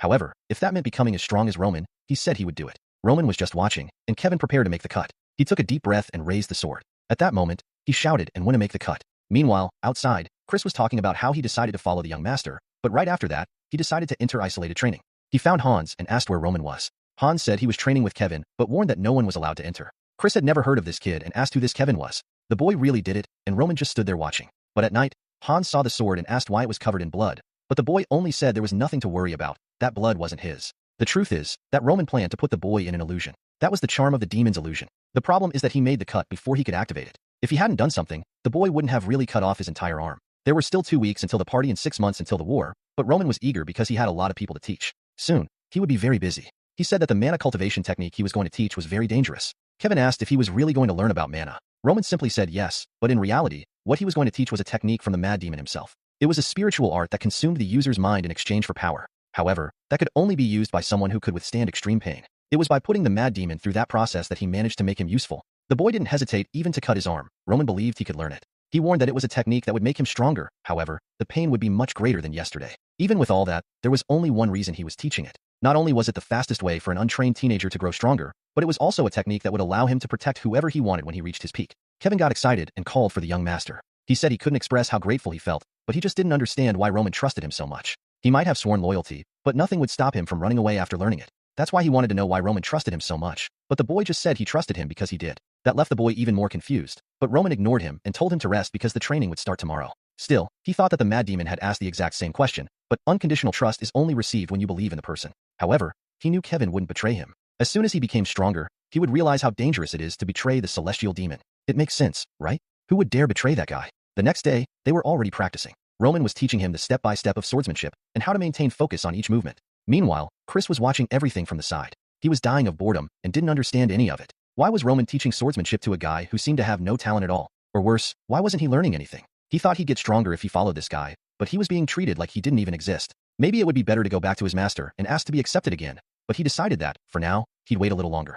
And so, a few days passed. He threw his gloves on the ground, walked up to Roman, and called out to him, saying it had been 2 weeks since he decided to follow him. In the first week, he did the isolated training, and now, in the second, he was there being ignored while he trained Kevin. He apologized for how he acted in the beginning, but he wanted to learn something. Roman looked at him and said that he had already told him to learn just by watching. Obviously, Chris had no idea what he was talking about, but Roman warned that everyone has their own way of learning. Kevin didn't know anything, so until he reached a certain level, he needed to train. However, on the other hand, Chris was different, and no matter what Roman taught him, because he had been defeated, he would accept any teaching without questioning it twice. Chris asked if he was really just going to keep observing. Roman said no, and tossed a sword to him. He warned that he needed results to accept the truth. That's why there would be a duel against Kevin. The poor kid was malnourished, but he would have to take a beating to develop his technique. Roman explained that he would teach Kevin how to defeat Chris, and Chris had to defeat him. If Chris truly believed he was right after this duel, then Roman would teach him personally. Poor Kevin was in shock, realizing he would have to fight a real knight, and Chris, of course, didn't want to duel with a novice. But once again, he got angry and wondered what Roman thought of him. But he decided that fine, he would show that he wasn't that weak now. With that, the two faced each other. Kevin said that no matter the situation, it didn't make sense for him to fight a 2-star knight. Roman said it was obvious he was at a disadvantage, but he had nothing to lose by being defeated. Countless people in this world are stronger than him, just as his family was oppressed by the Bloodfangs, and Chris was trying to oppress him. Is he always going to back down when he encounters someone like that?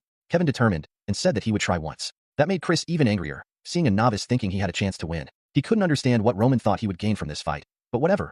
A duel is a duel. A second Roman gave the signal, Chris was already in front of him. There was no way he could lose to this beginner who had only a week of training, and with that, he landed the first attack squarely. Kevin noticed something and thought about making a move with his sword. However, Chris immediately knocked his arm aside and landed a hit right on his stomach. The poor kid was thrown far away, and he landed all twisted on the ground. Chris even thought it was weird that the boy was so weak. He thought there was a reason behind this duel that Roman would help with, but he was just standing there doing nothing. He couldn't understand what that madman was thinking, but either way, he was going to end this. Time passed, and our boy was just smiling while poor Kevin was being beaten. Once again, he fell to the ground. Chris admitted that he was much better than he had thought, and for someone without mana, he really did much more than expected. But it was time to give up. After all, in the attacks he blocked, Chris hadn't even used all his strength. He could have split the boy's head in half, but in a duel, he avoided doing that. However, Kevin didn't seem very inclined to give up, and Chris said he would warn him one last time. If he planned to keep fighting, he wouldn't take responsibility for any broken limbs. But Kevin just laughed. Roman smiled, and Chris was confused, and the boy replied that he wanted to see how this would end. Roman once again told them both to prepare, when suddenly Kevin heard someone tell him to concentrate because he was about to take a surprise attack. Roman gave the signal for the fight to begin, and Chris lunged, but this time, Kevin blocked the first strike. The voice told him to step aside and aim at Chris's chest, but he got tangled up and stumbled. With that, Chris once again knocked his arm aside and landed a hit on his stomach. Kevin fell to the ground, and the voice told him to get up. That's when he noticed that, strangely, it seemed like he was hearing Roman's voice. Roman explained that this was a mana fluctuation technique that allowed sound to be transferred. He was using small particles near his ear so that only he could hear. Kevin had no idea something like that was possible, and at that moment, Roman told him to dive to the right. He did so, and Chris missed the attack. Roman then told him to turn and aim at the left side of Chris's chest. He wanted to make the strike, but Chris dodged and landed a hit squarely on his ribs. Kevin realized what he lacked was speed. The voice told him to block the overhead attack and wake up, and he barely avoided another hit to the stomach. The voice told him to escape to the right, but once again, he took a hit to the face. The boy was really getting beaten, even with instructions. Chris remained impressed that the kid wouldn't give up, and Roman realized that the boy didn't stand a chance since he couldn't respond quickly enough to the commands. However, for Roman, the situation was quite interesting. This was because Kevin was smiling, thinking that Roman was omnipotent. Even though Chris was a 2-star knight, Roman could give him the perfect commands to win. Kevin knew that the problem was his own body. If he had been following the tips correctly, he would have been winning. He realized that the true person being manipulated in that fight was Chris. He received a tip and once again dodged. At that moment, Roman told him to advance and try a counterattack, which Chris barely managed to dodge as well. But then Chris retaliated with a punch to his face. Chris began to realize that he was no longer able to knock the boy out and was only landing weak blows. Kevin realized that even the esteemed knight, whom everyone thought was a genius, was extremely weak compared to Roman. For Kevin, that was the type of person he wanted to serve forever as his lord. So, even if Roman said something that made no logical sense, he would just follow the orders blindly. For someone like him to become a true sword, there was only one answer. He would have to do it through sheer willpower. Some time passed. Kevin was still in the same situation, and Chris warned him for the 10th time, the last time, that if he continued like this, he would have to take responsibility if he got injured. But once again, Kevin smiled, and the scene repeated itself perfectly, with Kevin saying he wanted to see it through to the end. But then Chris lost his temper, calling him insignificant. If that's really what he wanted, he would give him what he was looking for. He would leave the boy with a crippled arm, and he would regret this moment. But Roman warned him to take a step forward and stop the attack halfway. The strike had to carry all the force he had, and Chris soon realized he had put himself in a bad position. However, he managed to move aside. Chris couldn't believe the kid had the courage to step forward in such a situation, and Roman told Chris to calm down because it wasn't over yet. He had to turn and go forward once more, and there he was, obeying blindly. But Chris got angry because the attack was slow and full of openings. But he was startled once again. Kevin had set a trap and dodged, and now it was Chris who had no way to dodge. And with that, the strike was made. Roman was just smirking, and Chris couldn't believe it. He had almost been defeated by a boy who had been training for a week. Angry, he got up and struck Kevin's hand, making him drop the sword. Exhausted, the boy fell to the ground. Roman was just standing on the side watching.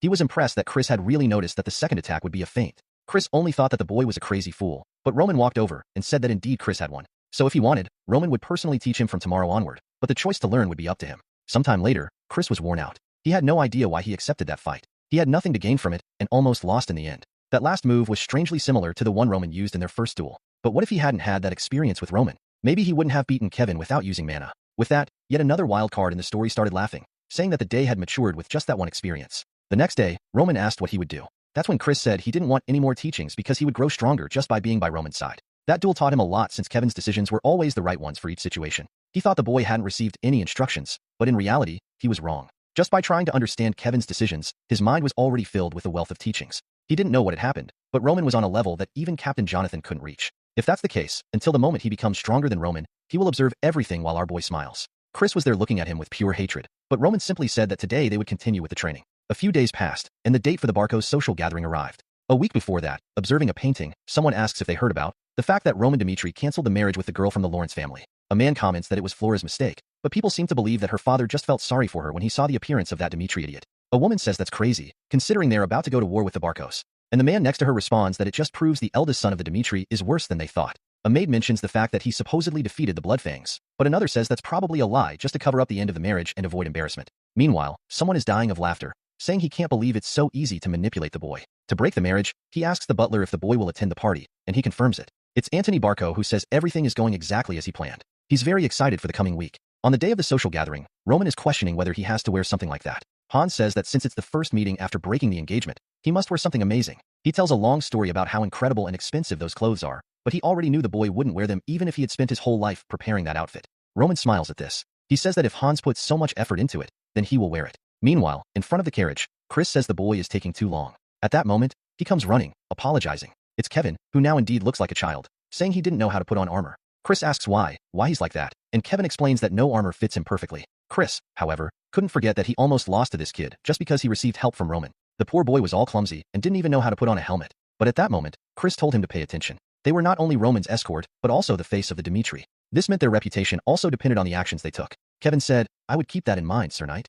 Chris loved being called Knight and beamed, saying it was good to know Kevin had learned. The scene then shifts to a castle. Inside, many nobles were gathered, all from the most distinguished families in the region. One of them, holding a glass, asked if it was true that Roman would show up. It's really funny that he's showing up after breaking the engagement that he wanted, especially knowing that the Barcos are targeting the Lawrences. A girl says, "That's why everyone considers him an idiot now." Dimitri's position had become completely ambiguous, all because of Roman. Another commented that at least he was going to participate, apparently to try to clean up the mess. The blonde girl asked what this Roman Dimitri was like. The guy next to her just said that he left a terrible impression since he was not powerful, not handsome, short, and weak. Another comment is that any woman would try to break the marriage if forced into it. At that moment, the butler coughs in the middle of the room and announces that the eldest son of Dimitri is arriving. With that, our boy appears, obviously shining with his platinum hair. No one could recognize him. The girls were all flustered, wanting to know if that was the Roman Dimitri. It didn't make sense for him to look so different since he was shorter than everyone before, not to mention that even his hair was different. The blonde girl was now standing there, taken aback, and immediately headed toward him. She said it was an honor to meet him and introduced herself as Sophia from the Grizel family. She said that perhaps he hadn't heard of her family since they were small, but her father dedicated his entire life to the kingdom of Cairo. Roman said he indeed knew them, and she was impressed. Roman mentioned that it was impossible not to know a family with a history of hundreds of generations. Sometime before, Hans had given him a book about all the families in the northern region, but he questioned Roman why he wanted that out of the blue. Roman responded that it was the least courtesy to know a little about the people he would meet. He would know the legacy of each person there and where they came from. That was an effort required for him to win the favor of others, especially for him who was considered the Dimitri idiot. The boy studied extensively because he even knew they were famous for the quality of the wood they produced, and that one of her brothers recently learned to sense mana. He said he truly congratulated them on these achievements. People were just observing the conversation, wondering what on earth was going on. At that moment, another man introduced himself as the Magner of the Volt family. Roman said it was a pleasure to meet the eldest son of that family. He knew that Viscount Volt had achieved various victories in recent battles. The young man replied that he was grateful that Roman thought that way. Another person with pink hair came to introduce herself, saying that he had changed a lot. But the young man said that Lady Eris was as beautiful as ever. With that, a lot of people continued talking to him, all with smiles. Another approached and said he had judged him wrongly until now because he always thought he was drunk. Roman said he had been thinking of drinking, but if that was the case, he would abstain for a bit. Suddenly, the butler called for Roman and informed him that the young master was calling him to the back room. Finally, Roman was about to discover who was causing trouble for him. Outside, the gathering was full of knights. Each of those families had brought their soldiers. Kevin asked what the deal was with this social party. Chris told him not to be interested as he would never attend one and ordered him to fix his helmet. A knight was watching what was going on, and one with green hair said that was the Dimitri escort. Kevin was innocently adjusting his helmet when someone burst out laughing and loudly said that it was a joke.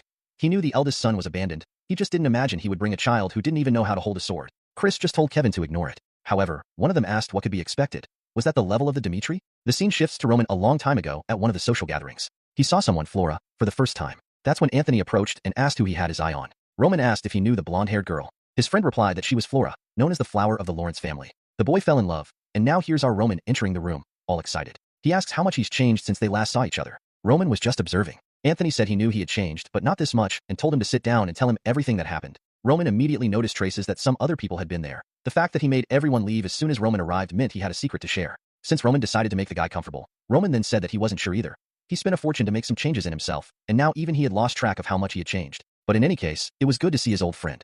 Anthony was just observing, and said that indeed it could be seen positively. He didn't know what the boy was thinking back then. Roman asked what time he was talking about. Anthony mentioned the time he was caught sleeping with his cousin when he was already promised to the Lawrence daughter. It was truly an incredible time. He found it crazy that he would go so far with this future marriage considering what happened. But if he was here today at this party, it meant he wanted to accept the proposal, and he assured Roman not to worry that he would keep it a secret. They should discuss his marriage to the Barco family. That was information Roman had no idea about when suddenly he felt something strange and seemed to recall a memory. He remembered betraying Anthony Barco and begging his father to create a political marriage with the Lawrence family. But even so, he didn't want to avoid his friends and would use this chance to rebuild the relationship he had with them. That day, Anthony introduced him to Emily Barco. He asked if it was okay for her to drink with him there that day. Anthony said Cindy here was part of the family. Anthony told her to serve Roman, but he said he knew how to serve himself. At that moment, the guy changed and asked if he was getting full of himself just because he was going to get married. Roman was confused, but Anthony said he was joking since they didn't even care about that family anymore. Roman was happy to know there wouldn't be a problem then, and of course, Anthony told him to drink as much as he wanted, and so the poor guy did. What happened next? You already know. The boy woke up the next day in bed. He had no idea where he was or what was going on when suddenly someone burst into the room and shouted his name. It was Anthony, furious, asking what he had done. Roman had no idea because he had just passed out. He didn't remember anything. Sometime later, Anthony said he didn't care who the boy slept with, but this time it had been with Miss Barco, and he couldn't let the matter slide easily. He gave the boy the chance to end that marriage unilaterally, or he would have to marry a direct descendant of the Barco family to improve relations between them. Even though he was furious, he would forgive him because they were friends. However, he would have to answer. Back in the present, Roman now knew exactly what happened. If what happened that day were discovered, the honor of the Dimitris would be ruined, and Roman didn't dare to face his father and confront his anger. On the other hand, he couldn't break the marriage because he truly loved Flora. Since it had been forced by him, it would defame the princess. That's why he decided to take his own life to resolve the situation.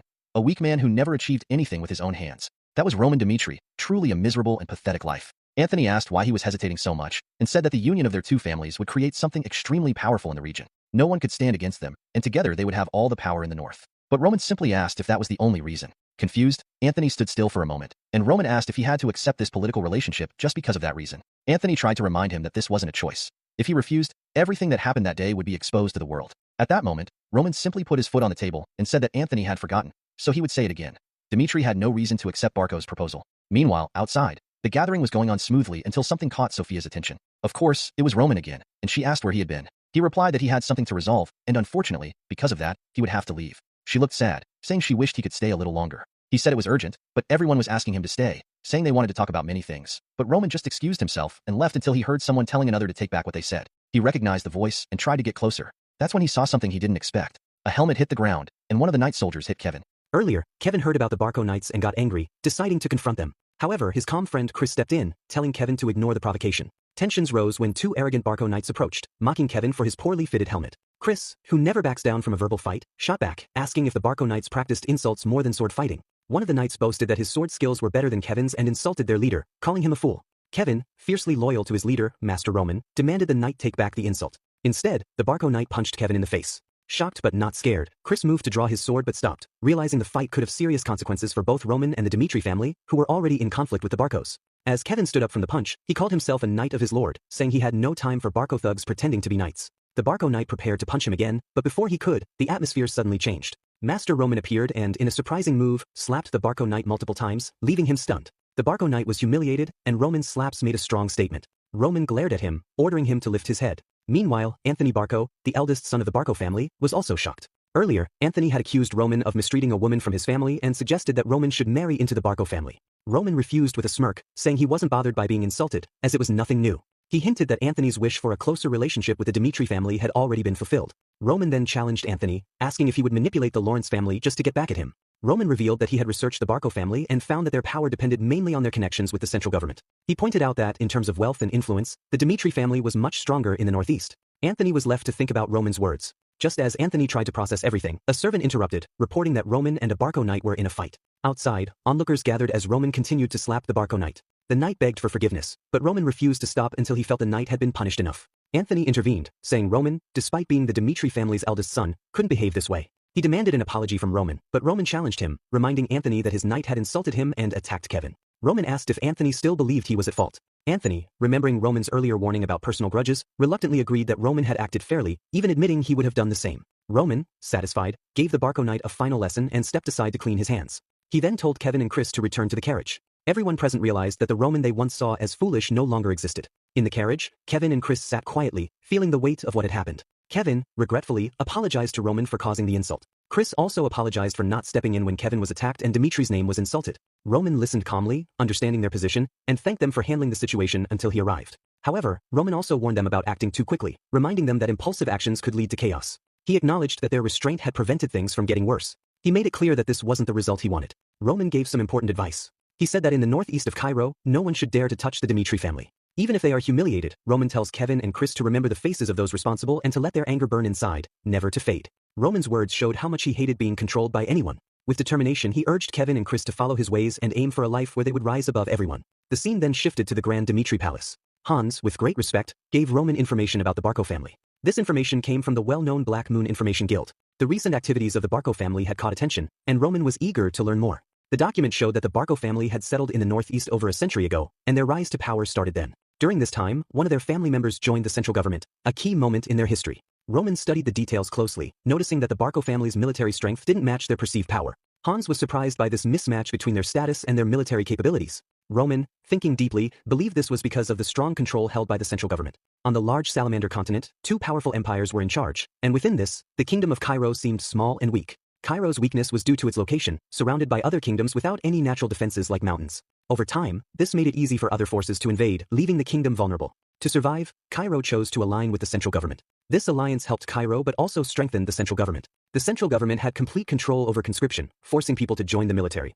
If noble families in Cairo refused conscription, they were labeled as rebels, and soldiers would be sent to stop them. Once defeated, the kingdom would take their lands, and these lands would be given to other lords who helped in the fight. The remaining land was given to new aristocrats loyal to the central government. This complex system was where the Barcos got their unseen strength. Their close relationship with the central government secured their place in this complicated political system. This alliance gave the Barcos influence and allowed them to maneuver through the ever-changing power struggles on the Salamander continent. Hans was surprised by how intricate this political system was. It went beyond his expectations, and he struggled to understand its full meaning. Roman explained that this system wasn't just about military power, it also involved economic strategies. The Barcos showed their financial skills by securing a large loan from the Gold Bank. Roman suspected that they didn't offer specific collateral for this loan but used a credit guarantee, showing their clever financial planning. The money was used to create the Barge Mercenary Company, which was led by A-rank mercenary Berga and had 100 skilled fighters. Their main income came from fighting in battles between territories. Roman pointed out that the Barcos' financial moves, combined with their military power, were part of a bigger plan to make them strong players in the ongoing power struggles.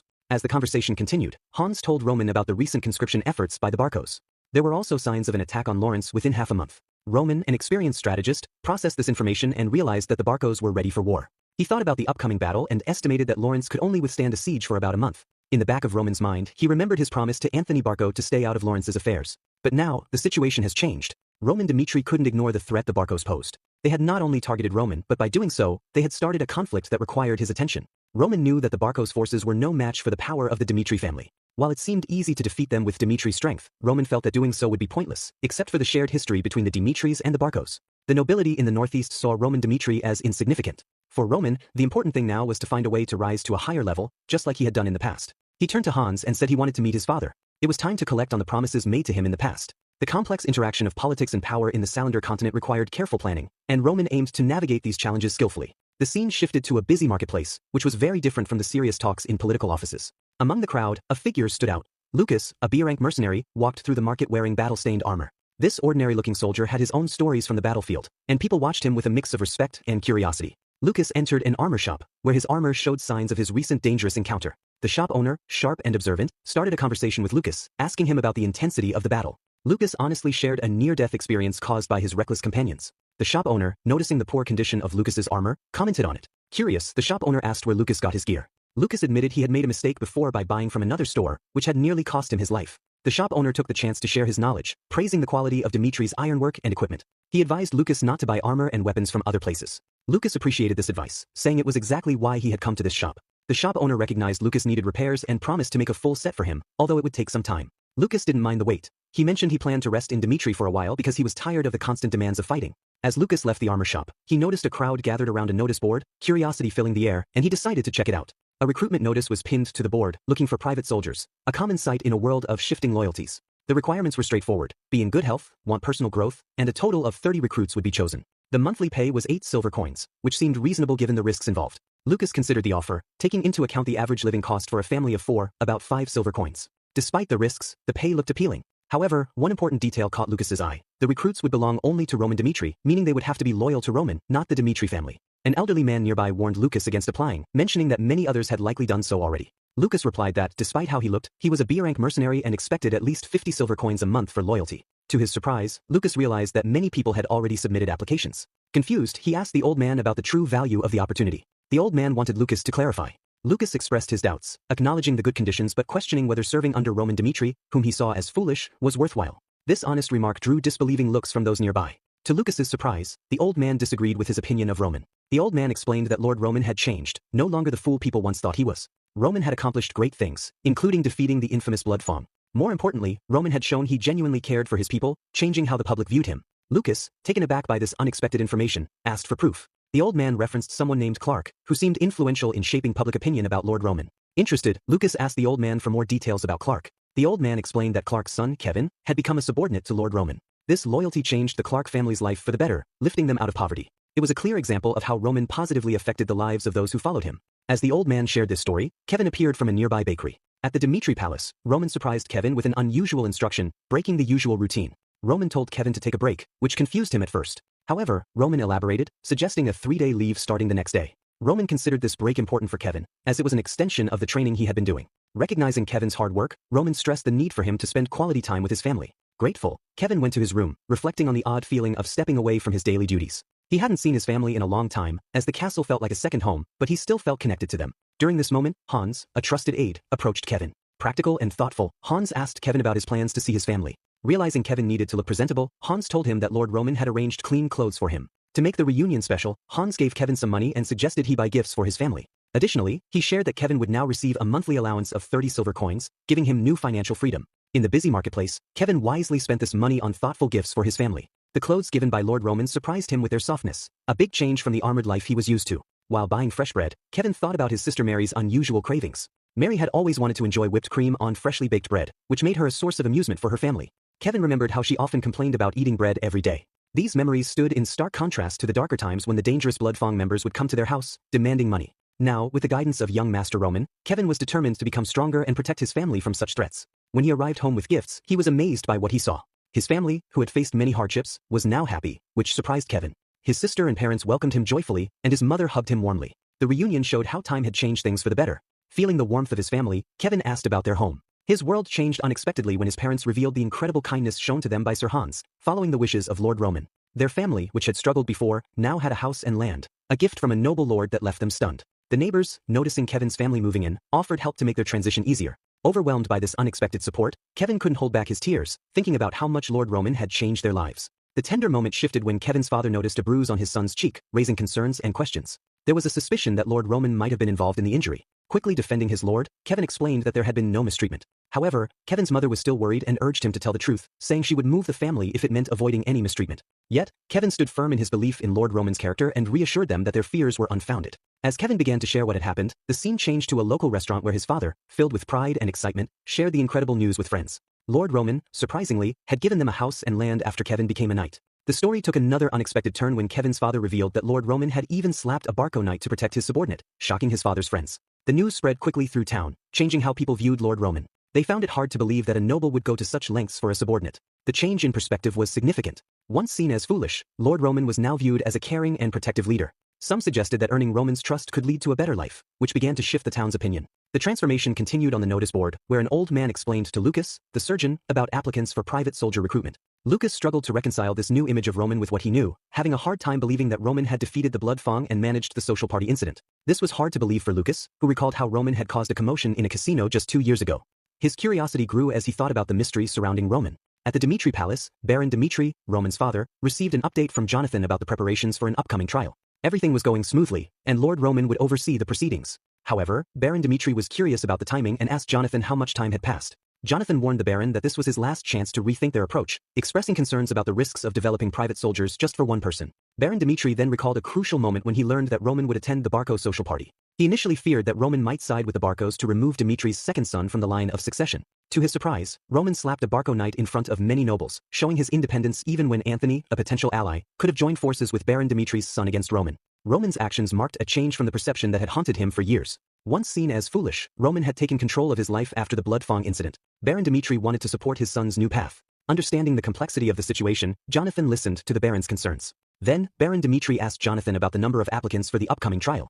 Given Roman's unconventional reputation, the Baron hoped for a modest response. Anything above 50 would be acceptable. To his surprise, Jonathan revealed that over 500 individuals had applied. The overwhelming response shocked Baron Dimitri, suggesting a significant shift in Roman's standing in the community. The large number of eager applicants highlighted the growing respect for Roman and the anticipation surrounding the trial. The story shifted to the next day, when all the applicants gathered at the palace, marking the start of the trial. Chris approached Roman, delivering news that everything was ready for the trial. The scene unfolded on the eve of the trial in a cozy inn, where Lucas found comfort in his drink, surrounded by the buzz of excitement for the trial. The gathering of applicants was bigger than he expected, and the noise showed the hopes of those looking for a chance in the upcoming trial. In one corner, 3 loud people caught Lucas's attention. Their copper IDs hung from their belts, marking them as C-rank mercenaries. At the bar, another trio looked tough from their experience, but they didn't have any visible mercenary badges. Lucas wondered about these people and the untold stories on their faces. Dimitri had many endings, and Lucas thought about why he chose to stay in this small town, which had only a few decent folks. He was surprised by how many skilled applicants were there. The inn's customers seemed very different from each other, each with their own story and reason for being there.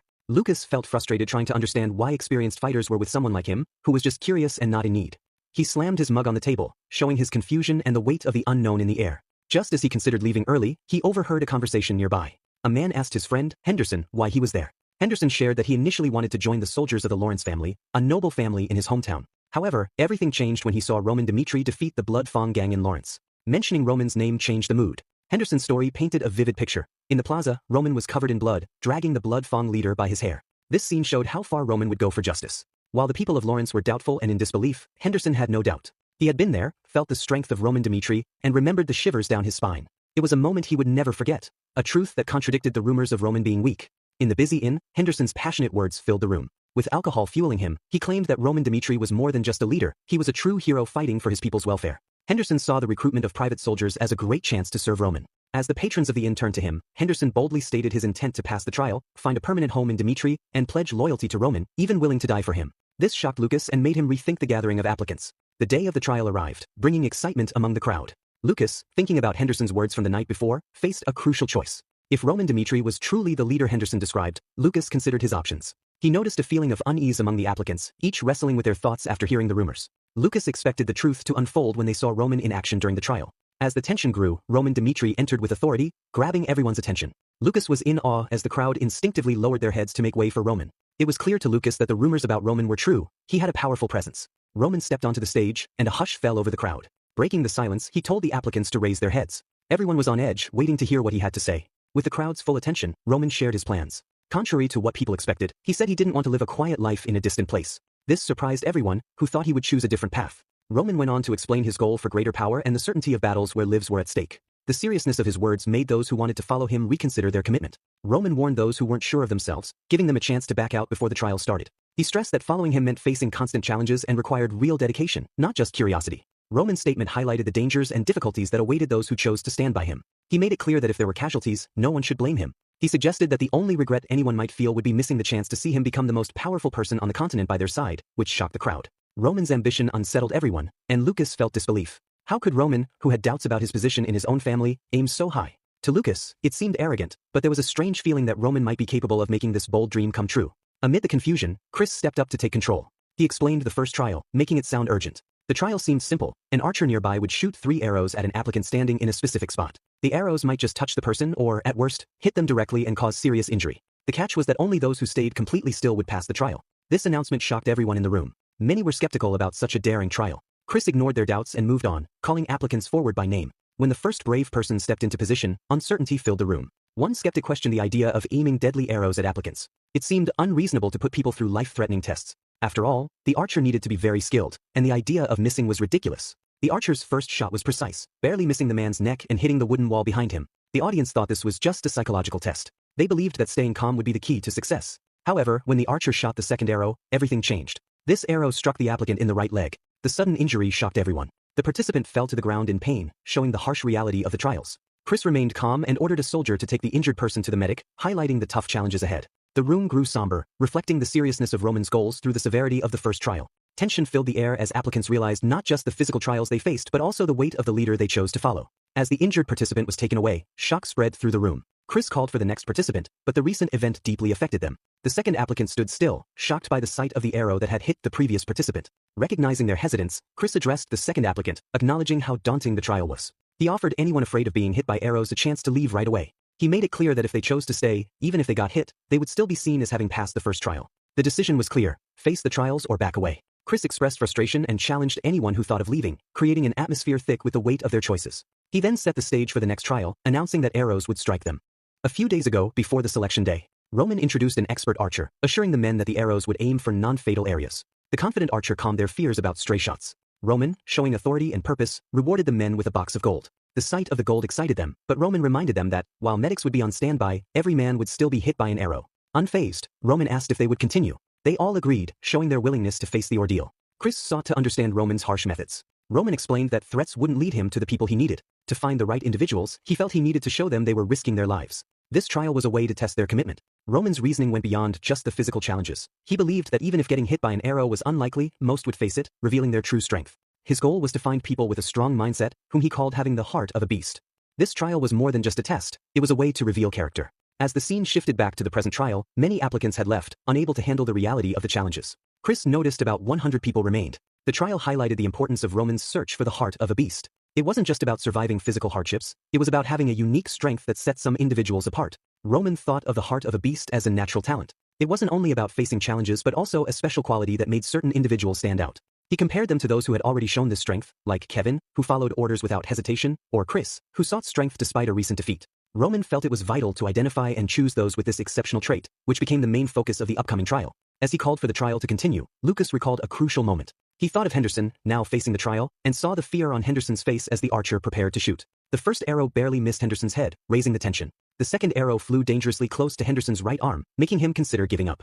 Henderson thinks about giving up because he fears the impact of the third arrow coming his way. However, the archer shoots the third arrow just in time, hitting the target between Henderson's legs. Henderson is lucky and manages to get through the trial successfully. Lucas, who sees how close it was, reflects on how thin the line is between success and giving up in tough situations. As the other participants deal with their challenges, the scene shifts to the end of the first trial. Around 400 applicants remain, not counting those who gave up, and 120 of them succeeded. Roman reviews the results and notices the different reactions among the participants. Some are scared, while others seem indifferent. To Roman, both groups share a common trait. They dare to face their fears, which he believes is important. Looking at the bigger picture, Roman realizes he needs to sort through the crowd to find those with real potential, distinguishing them from those who are only there for other reasons. He wants to find people who will look up to him instead of fearing him. This becomes a key part of Roman's plan to gather truly exceptional individuals. He addresses the 120 successful applicants, praising them for passing the first trial as proof of their worth as warriors. However, he firmly states that only 30 will be chosen as his subordinates. This announcement brings a sense of reality and urgency, highlighting the high stakes of Roman's selection process. The story intensifies as Roman reveals plans for a second trial, another tough challenge that will separate the chosen few from the others.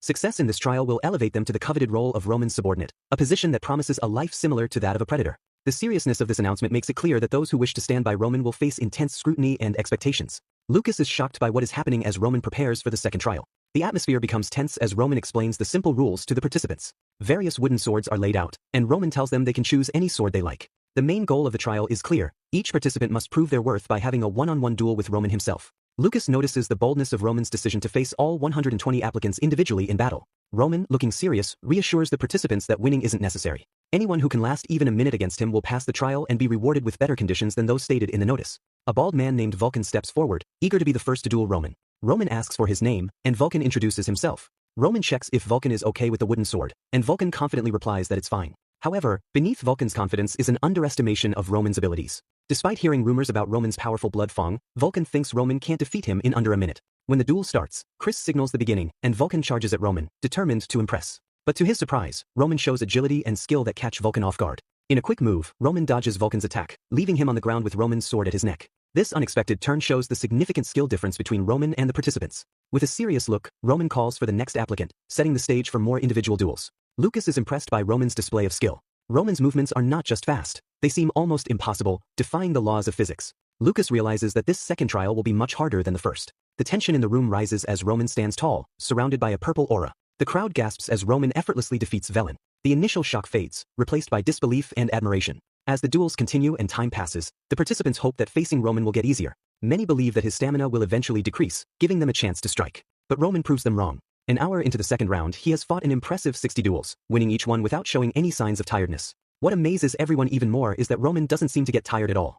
Henderson, who was initially doubtful of Roman's skills, begins to change his mind. Roman's earlier confident words now hold new meaning for him. Henderson realizes that Roman Dimitri is not just another participant. He is a predator in this harsh world. This realization hits him hard. As Henderson watches Roman, he feels an undeniable power around him. Roman's ability to handle the duels so easily shows a level of dominance that goes beyond just physical strength. Roman, often referred to as the Fool of Dimitri, now appears as a formidable force, a potential leader in this chaotic environment. Thinking about the situation, Henderson understands how important this moment is. Although many still underestimate Roman, this could be a rare chance to ally with such a powerful figure. Becoming Roman's subordinate in this harsh world could mean not just survival, but a position of power and influence. However, the daunting question remains, how can they confront this apparent monster? The applicants were hesitant, all agreeing without saying a word that challenging Roman would be dangerous. In response, Roman gave a firm warning. If no one volunteered, everyone would fail. Just when the group was about to give in to fear, a single person stepped forward. Lucas, the 61st applicant, approached with a determined look on his face. He confidently introduced himself to Roman, breaking the tense silence in the arena. As Lucas faced Roman, the atmosphere was thick with tension. Lucas felt that he was up against a strong opponent, a real monster. It wasn't just Roman's fighting skills that made Lucas nervous. There was also a sense of pressure that went beyond physical strength. As Lucas thought about this, he realized how different this Roman Dimitri was from what he remembered. Despite Roman's impressive fighting abilities, he had shown disdain for their current remote location, expressing his desire to conquer the entire continent. Lucas found himself believing Roman's words. The chance to earn 8 silvers didn't seem important compared to his doubt about Roman's true ambitions. To find out, Lucas felt he needed to face a challenge. As the 1-minute timer started, Lucas threw away all his hesitation and charged at Roman. Chris watched with great interest. Besides the first applicant, Lucas was the only one to take the initiative against Roman. Lucas used a mix of attacks, swinging a sword at Roman's head while also thrusting a dagger toward his heart. This was a smart move to find any weakness in Roman's defense. But Roman, a master at fighting, easily blocked every attempt. Lucas didn't let this stop him. He kept attacking, trying to find a way through Roman's defense. Yet Roman seemed like an unbreakable wall, deflecting every blow effortlessly. Even as frustration built up inside Lucas, he couldn't help but respect Roman's skill. Lucas believed that if he kept trying, an opening would eventually appear. But Roman, aware of Lucas's plans, stepped back to avoid the dagger and parried the sword, maintaining his defensive stance. Determined, Lucas pressed on, understanding that time was crucial. He knew that if he hesitated, he could lose.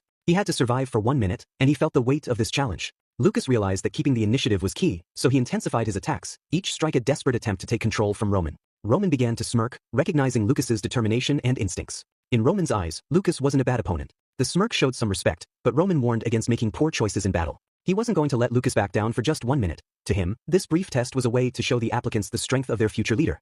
Thinking the duel had reached its purpose, Roman decided to end it decisively and sent Lucas crashing to the floor. In that moment, Lucas reflected on the limits of being a B-rank mercenary. While anyone could achieve this rank through hard work and risk, reaching an A rank required the ability to use mana, a skill Lucas didn't have. This realization hit him hard, and Lucas accepted that no matter how hard he tried, he couldn't escape being a B-rank mercenary. Despite this, Lucas found strength in his experiences, having survived on battlefields where many others had failed. He understood a crucial truth: to survive and win, he had to use every means available. This thought brought him back to the duel, where facing Roman, Lucas decided to throw a bag of sand into Roman's eyes. Chris thought this move made sense. After all, Roman had only told the applicants to last 1 minute with no other rules stated. When the sand temporarily blinded Roman, Lucas quickly got up and charged at him, hoping to take advantage of Roman's momentary distraction. However, as Lucas got closer, he was shocked to see Roman's red eyes staring right at him through the sand, showing Roman's resilience. Acknowledging this unexpected twist, Lucas smiled and decided to drop his weapons, conceding and declaring his surrender. In the Heavenly Demon God cult, the initiation into martial arts for the children takes an unexpected turn. Before starting serious training, they learn the important lesson of keeping their eyes wide open.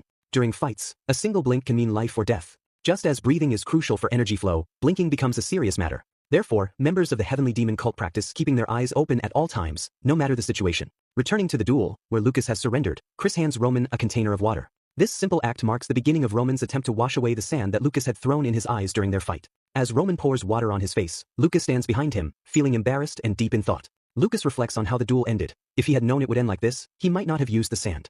His goal was to do whatever it took to last 1 minute and pass the trials before him. Yet he felt the outcome was nothing short of pathetic. Doubts began to creep in as Lucas wondered if Roman felt disappointed in him. Perhaps Lucas thinks Roman had no expectations from the beginning. Lucas is worried about possible punishment. But Roman surprises him.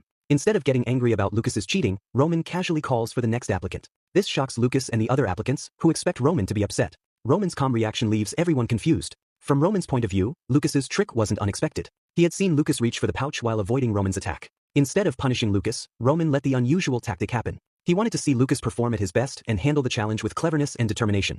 Roman understands the difficulties Lucas has faced. While he can't know how much bloodshed Lucas has seen, he believes it has been significant. In Roman's mind, the blood he has witnessed could fill an ocean. This realization highlights the emergence of the Heavenly Demon, a character shaped by trials and hardships. With the duel momentarily paused, Roman tells the other applicants to step forward, signaling the continuation of the trial. The arena becomes a stage for various tactics as each participant tries to last 1 minute against Roman. Chris watches the events unfold and notices that Lucas has set a precedent, encouraging every following applicant to use any means necessary to survive the challenging 1-minute duels. Roman engages in successive duels with different applicants, and Lucas realizes that while cheating isn't a clear reason for disqualification, Roman doesn't hesitate to show no mercy if someone crosses the line. Lucas thinks about how, if he hadn't given up earlier, he might have had to resort to unconventional tactics like those now being used. The whole situation confuses Lucas. It's the 100th duel, and 2 full hours have passed since the trial started. Despite the physical toll, Roman seems unaffected. Lucas is especially struck by Roman's steady breathing. In combat, opponents rarely show mercy due to tiredness. Instead, unstable breathing leads to mistakes and defeat. Lucas understands the importance of mastering the details of combat and coordinating breath with action to control the mana of nature.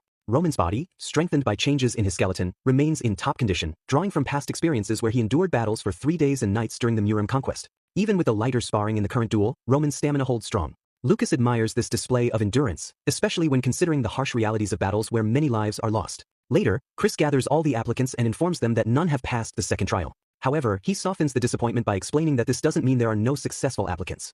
Out of the 120 present, 30 will be chosen and notified later. Chris praises the applicants for their efforts, and with that, everyone is dismissed for the day. The atmosphere is heavy with anticipation and uncertainty as the hopeful members of the Heavenly Demon God cult leave, each reflecting on their performance in the trials. In the next scene, in Roman's office, a new phase begins. Roman hands Chris the list of successful applicants and trusts him with their training. Chris, showing a strong sense of responsibility, promises Roman he will do his best in this new role.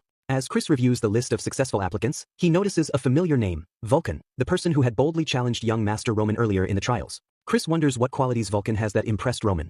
He feels Vulcan must possess considerable courage to receive this recognition. Another name on the list, Henderson, confuses Chris. He doesn't see anything particularly special about Henderson and wonders if Roman sees something in him that he doesn't. However, Chris is most surprised to see that Roman has also chosen Lucas, leading him to seek clarification on this unexpected decision. Curiosity drives Chris to ask Roman about Lucas's inclusion. Roman, looking unfazed, asks if there is a problem. Chris acknowledges Lucas's undeniable talent as a B-rank mercenary but raises concerns about Lucas's behavior during the dueling trial and his early surrender. In Chris's eyes, Lucas's choice to quit at the first sign of defeat, along with his use of dishonest tactics, makes him a potential risk on the battlefield. Putting honor aside, Chris views Lucas as a typical mercenary who prioritizes personal survival over teamwork. However, Roman's response surprises Chris. He states that this very reason is why he chose to keep Lucas. Roman explains that despite Lucas's lack of traditional honor in a situation where cheating was not expected, he showed a realistic approach to facing Roman. Roman believes that people like Lucas shine in battle, managing chaos by always looking for ways to survive and solve problems, even if it means bending the rules. Roman challenges Chris's belief that Lucas would betray his teammates simply because he used dishonest methods. This revelation surprises Chris and leads him to reflect on his training with Jonathan. Memories come back to Jonathan, reminding him that surviving on the battlefield isn't just for knights like Chris and himself, who have special powers. It's for those who can stay calm, assess situations and adapt. These are the people who can last until the end.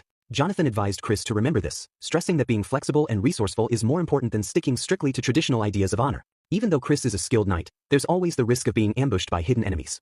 Thinking about Lucas's recent choice, Chris now understands the logic behind it and realizes he was being short-sighted. He asks Roman about something he doesn't quite get. With 5 months left until Roman goes to the battlefield and knowing that nobles usually don't fight on the front lines, Chris wonders why Roman is gathering soldiers early. Roman responds mysteriously, hinting that the reason will be revealed soon.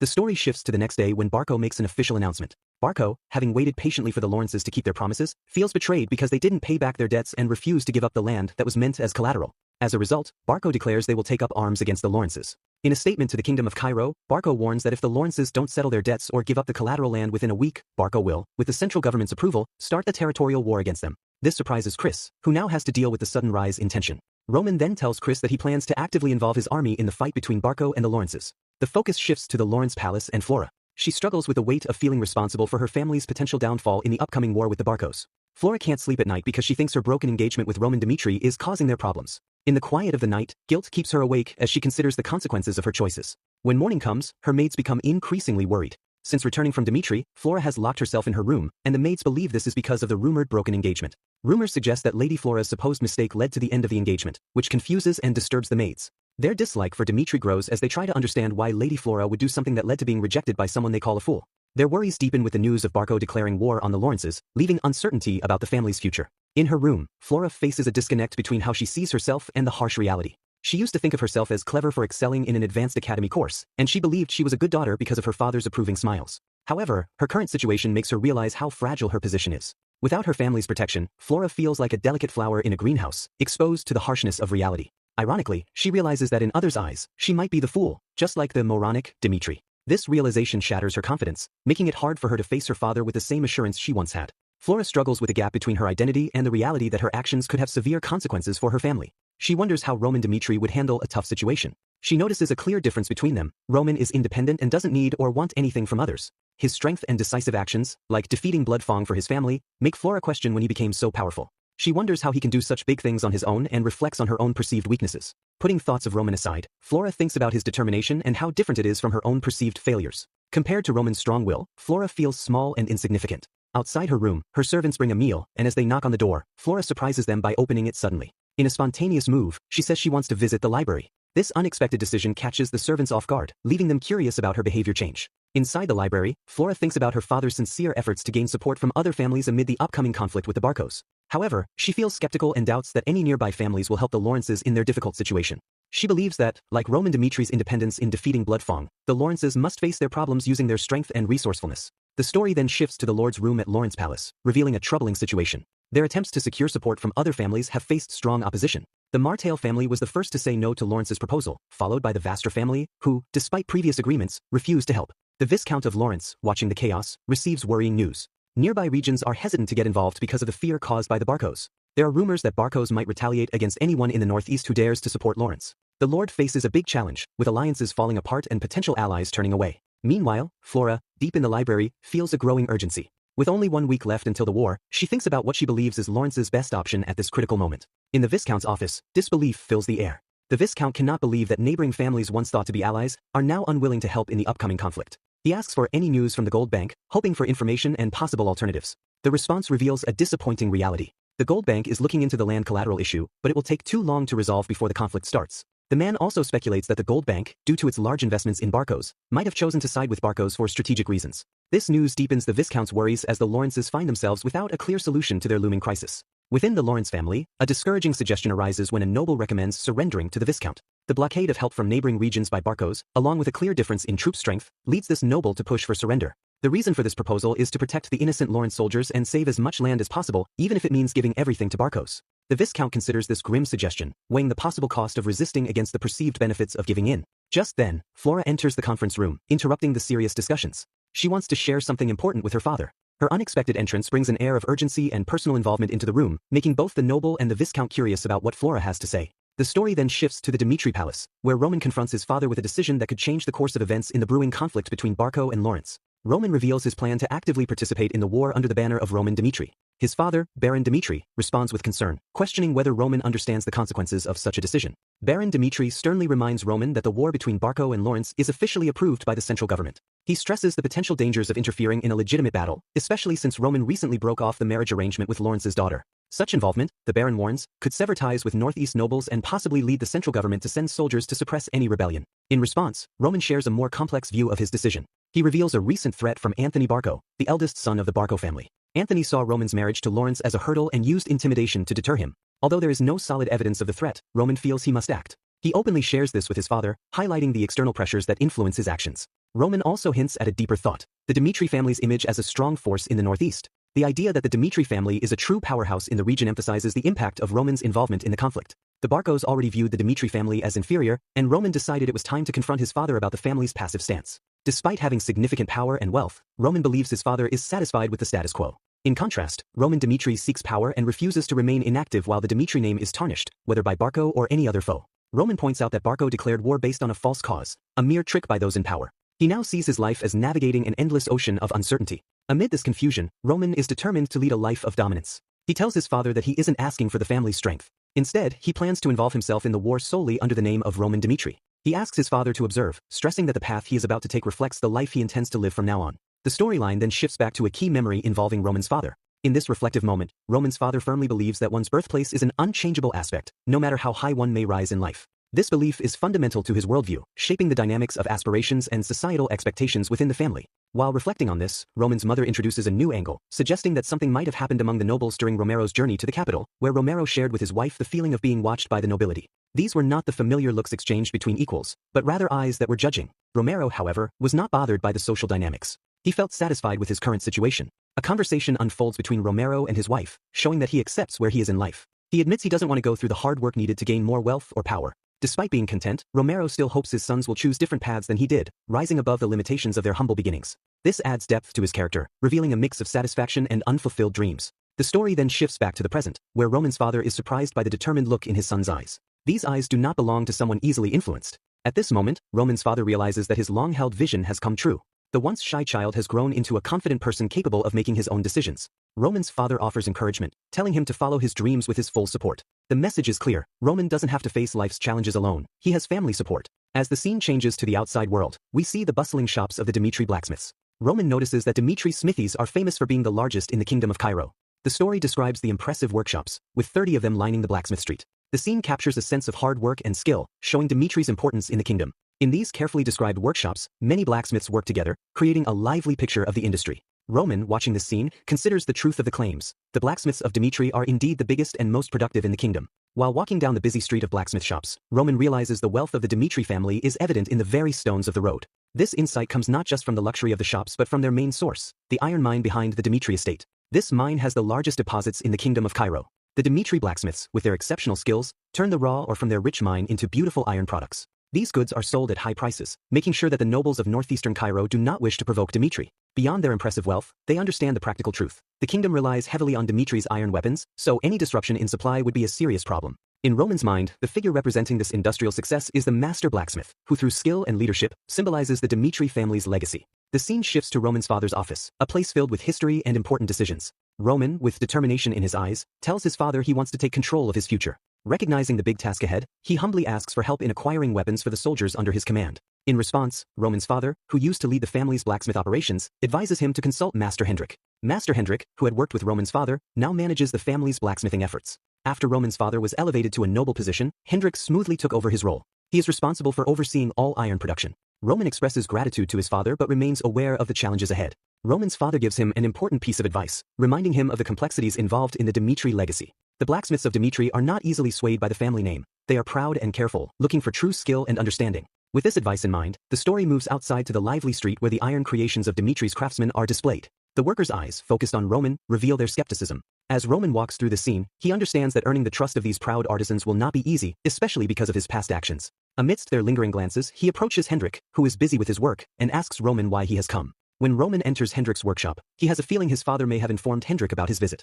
Hendrik, the master blacksmith responsible for the Dmitri family's ironwork, looks serious as he meets Roman's gaze. Roman gets straight to the point, telling Hendrik he needs equipment to arm 30 soldiers. Hendrik acknowledges the request but injects a surprising note of skepticism, suggesting he thought Roman might be there to steal something because he ran out of money for entertainment. This catches Roman off guard, but Hendrik quickly points him to a corner of the workshop where a pile of equipment is stacked. In a surprising move, Hendrik tells Roman to take whatever he needs, saying that the items in that corner will be more than enough to equip 30 soldiers. This generosity leaves Roman stunned, and he seeks confirmation, asking Hendrik if he means he can take the supplies. Hendrik's yes didn't lessen Roman's surprise. But when Roman asked about the quality of the equipment, the mood became tense. He picked up a sword from the corner and showed disappointment, saying that if this was what was suitable for soldiers, then Dmitri's ironwork reputation might be exaggerated. He continued to ask Hendrik if this was truly the best he could offer. Hendrik, now clearly annoyed, told Roman that if he wasn't happy, he could leave. Roman didn't back down and kept questioning the quality of Dmitri's ironwork. Hendrik, responding sternly, reminded Roman that judging the quality of their ironwork required more than just someone who had never faced the intense heat of a blacksmith's furnace. As the tension grew, Hendrik revealed that if it weren't for Baron Romero's request, Roman wouldn't have received anything at all.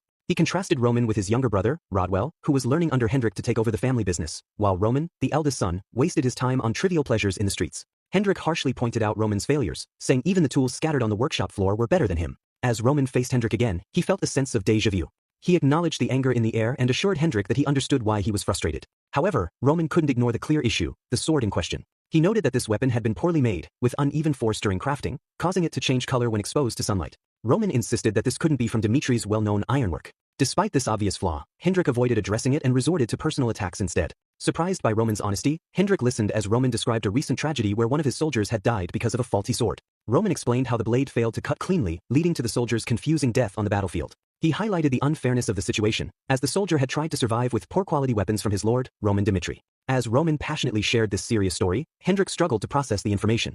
Roman then pointed out a piece of armor, questioning its weakness as protection for soldiers. He argued that heavy armor should be effective in shielding the body, but the chainmail provided by Roman had failed, resulting in a soldier's death. Roman described how the soldier's faith in the iron pieces shattered when an experimental piece from an unknown blacksmith couldn't withstand an attack, leaving the soldier severely injured. Hendrik, still thinking about what Roman said, asked for clarification. Roman explained that the problem went beyond the poor quality of the equipment. He believed Hendrik was frustrated because Roman only stepped up when there was an immediate need instead of regularly addressing the family's blacksmithing issues. As Roman looked at the scattered ironwork, it was clear that Hendrik wasn't interested in the smithy. While Roman understood Hendrik's lack of interest, he felt he had crossed a line. With a serious look, Roman told Hendrik that if he didn't see the pieces on the floor as trash, the soldiers following him might unknowingly risk their lives with bad equipment. Roman stressed that this was more than just personal feelings. It directly affected the lives of 30 men. Even if Hendrik ignored the truth, Roman asked if he could truly consider himself an artisan representing Dmitri when he offered what Roman called bad equipment. The equipment, affected by Hendrik's personal feelings towards Roman, put innocent lives in danger. Hendrik tried to defend himself, saying he never intended to jeopardize lives. However, Roman argued that intentions didn't matter here. The clear purpose of weapons and armor was to provide reliable protection, and Roman had requested with the authority of Baron Romero, his father. Instead of providing suitable equipment, Hendrik had given what Roman viewed as trash. Roman saw this as a form of disrespect towards his father. During their heated argument, the workshop was filled with other workers who came out to watch the confrontation between Roman and Master Hendrik. Some workers, noting the sword in Roman's hand, were ready to intervene physically. But before things escalated, Hendrik stepped in with a strong command to stop, temporarily preventing any physical conflict. Hendrik unexpectedly apologized to Roman for the chaotic situation that had occurred. The story shifted to a memory from Hendrik's past. When he was a young blacksmith, his elder craftsmen often scolded him for making poor quality equipment. As a result, Hendrik was assigned simple chores. During this time, something important happened that changed how he viewed his work. While doing his chores, he overheard an adventurer asking the shop owner to sell him a sword for just 1 gold piece, promising to pay later. The owner refused, even though the adventurer was sincere. Seeing this, young Hendrik felt compassion and wanted to make things right. He decided to make a sword and give it to the adventurer for free. The adventurer was thankful and took the sword on a mission. Sadly, during the mission, the sword broke, leading to the adventurer's death. This tragic event deeply affected Hendrik, making him vow never to make the same mistake again. Back in the present, Hendrik realized he had repeated that tragedy because of his anger towards Roman. He saw himself as a failure. In a moment of honesty, Hendrik told Roman that he would accept the consequences of his wrong actions. Roman, understanding Hendrik's regret, offered him forgiveness. He said if Hendrik truly felt sorry, he wouldn't take the issue further. This showed Roman's ability to forgive and understand complex feelings. Moving on to practical matters, Roman acknowledged Hendrik's skills as a blacksmith. Despite their recent conflict, Roman decided to trust Hendrik with making equipment for his 30 soldiers. He suggested they put their past mistakes behind them. Roman presented Hendrik with a chance to redeem himself by crafting swords and armor to protect his soldiers. This surprised Hendrik, making him realize that Roman had changed. Although he had heard rumors about this change, seeing it in person made him reflect. He recognized that the Roman in front of him was different from the one he knew before. Roman reaffirmed his commitment to keeping his soldiers safe. Understanding the seriousness of his earlier actions, Hendrik apologized again, promising not to make the same mistake. Hendrik committed to making high-quality weapons and armor that would make Dmitri proud. This promise impressed Roman, ensuring not only the needed equipment but also a new understanding between them. Roman smiled as Hendrik instructed his workers to get back to work and started the detailed process of crafting the high-quality gear. The workshop, once filled with tension, now buzzed with activity as the workers began forging the tools that would protect lives. However, a worker shared an important detail about Hendrik's lingering anger towards Roman. This anger dates back 3 years when Roman, needing money after losing his allowance, secretly entered the smithy and stole Hendrik's prized sword, selling it for a small amount. This sword was Hendrik's masterpiece, taking him 6 months to design and 3 months to craft. The revelation hit Roman hard, making him realize how wrong he had been. As he reflected on his past mistakes, he understood that his old self had crossed a serious line. Just as Roman was about to leave, Hendrik stepped out of the shadows. He recognized Roman's recent request as an attempt at reconciliation and a chance for redemption but made it clear that he had not forgiven him for stealing the sword.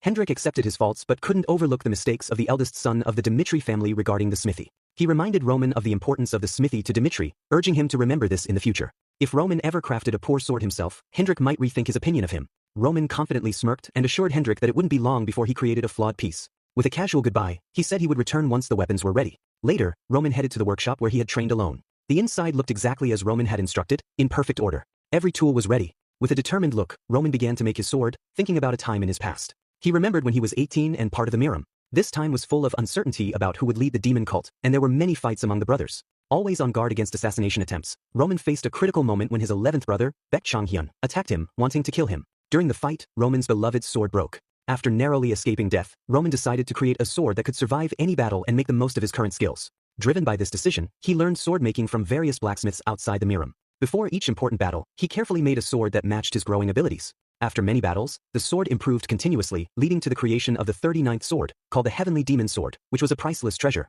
Now, as war approached, Roman felt the need to make a sword that matched who he was now.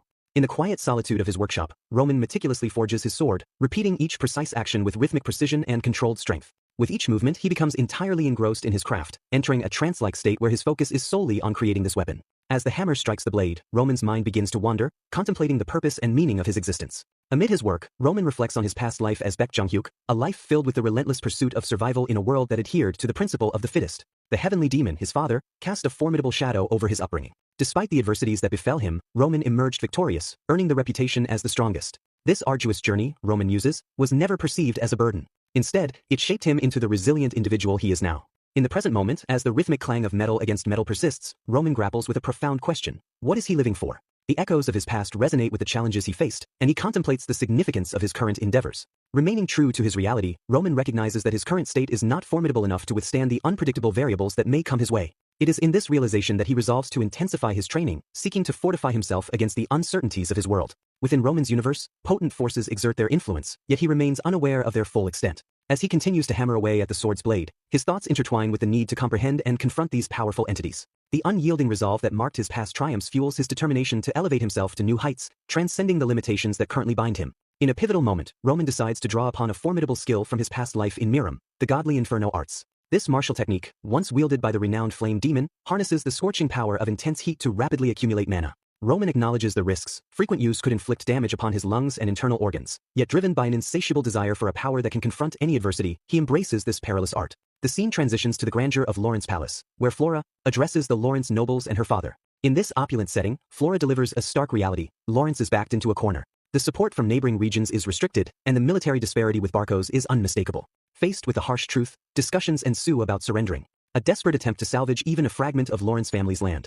Flora, however, vehemently opposes this notion. Her unwavering belief is that surrender, regardless of the perceived cost, is an avenue Lawrence must not tread. In her eyes, conceding defeat is a betrayal of the very essence that defines their heritage. In the hushed atmosphere of the meeting room, Flora's father, the head of the Lawrence family, expressed a surprising sentiment. By forcefully slamming his hand on the table, he suggested to Flora that perhaps surrendering would be the most prudent choice, a way to prevent the unnecessary loss of innocent lives in a war that seemed destined for defeat. His rationale was rooted in the revelation that Barco, their adversary, had leveraged their connections within the central government to secure a loan from the prestigious Gold Bank. In response to this unexpected proposal, Flora calmly countered her father's suggestion. She speculated that if Barco indeed secured the loan, it was likely processed as an unsecured one, an arrangement without collateral. Such loans, Flora pointed out, typically carried exorbitant interest rates. Moreover, she astutely observed that the war's consequences were not exclusive to Barco's benefit. The Gold Bank, as the lender, would reap rewards as well. Flora foresaw a grim future where, once Barco occupied Lawrence, the land itself would bear the brunt of their occupation. The revelation sent ripples of surprise across the faces of those gathered at the table. Flora's father, now turning to her for guidance, sought to understand the path forward in this complex and dire situation. However, his expectations were met with a response that left him flustered. Flora's proposed solution, framed as desperate resistance, seemed disappointingly mundane to Viscount Lawrence. He had anticipated a more extraordinary countermeasure from Flora, known for her discernment and ability to see through intricate situations. Viscount Lawrence, seeking clarification, inquired about the specific actions constituting Flora's proposed best way for Lawrence to survive. Closing the castle gates? Flora's response, however, transcended the mere act of defensive fortification. She expounded on a strategy that involved not only holding out but also making sacrifices. Flora advocated for giving up the entire year's produce by setting fire to the fields, a drastic measure to ensure the survival of Lawrence. Her proposal extended beyond mere military strategy, delving into the realm of resource management and resilience. The shock on Viscount Lawrence's face was palpable as he grappled with the implications of Flora's plan.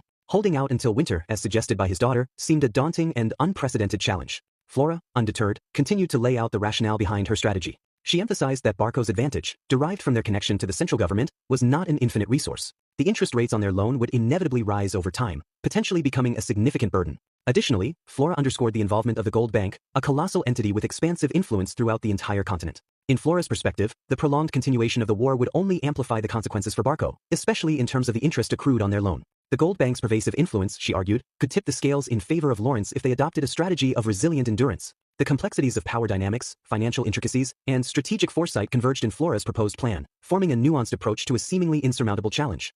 The Gold Bank begins to exert pressure on the Barco family through mounting interest. Despite Barco's influential connections in the central government, the Gold Bank proves to be an entity resistant to such influence. The money that funds mercenaries, a key component of Barco's strength, originates from the Gold Bank. With winter approaching and siege warfare becoming less favorable, the Barcos find themselves facing inevitable desiccation. Flora's father and the others at the table are visibly surprised by this revelation. Flora's unexpected insight unveils a potential strategy that could alter the course of the battle. Viscount Lawrence, who had previously questioned Flora's maturity due to an incident involving Dimitri, now recognizes the depth of her strategic thinking.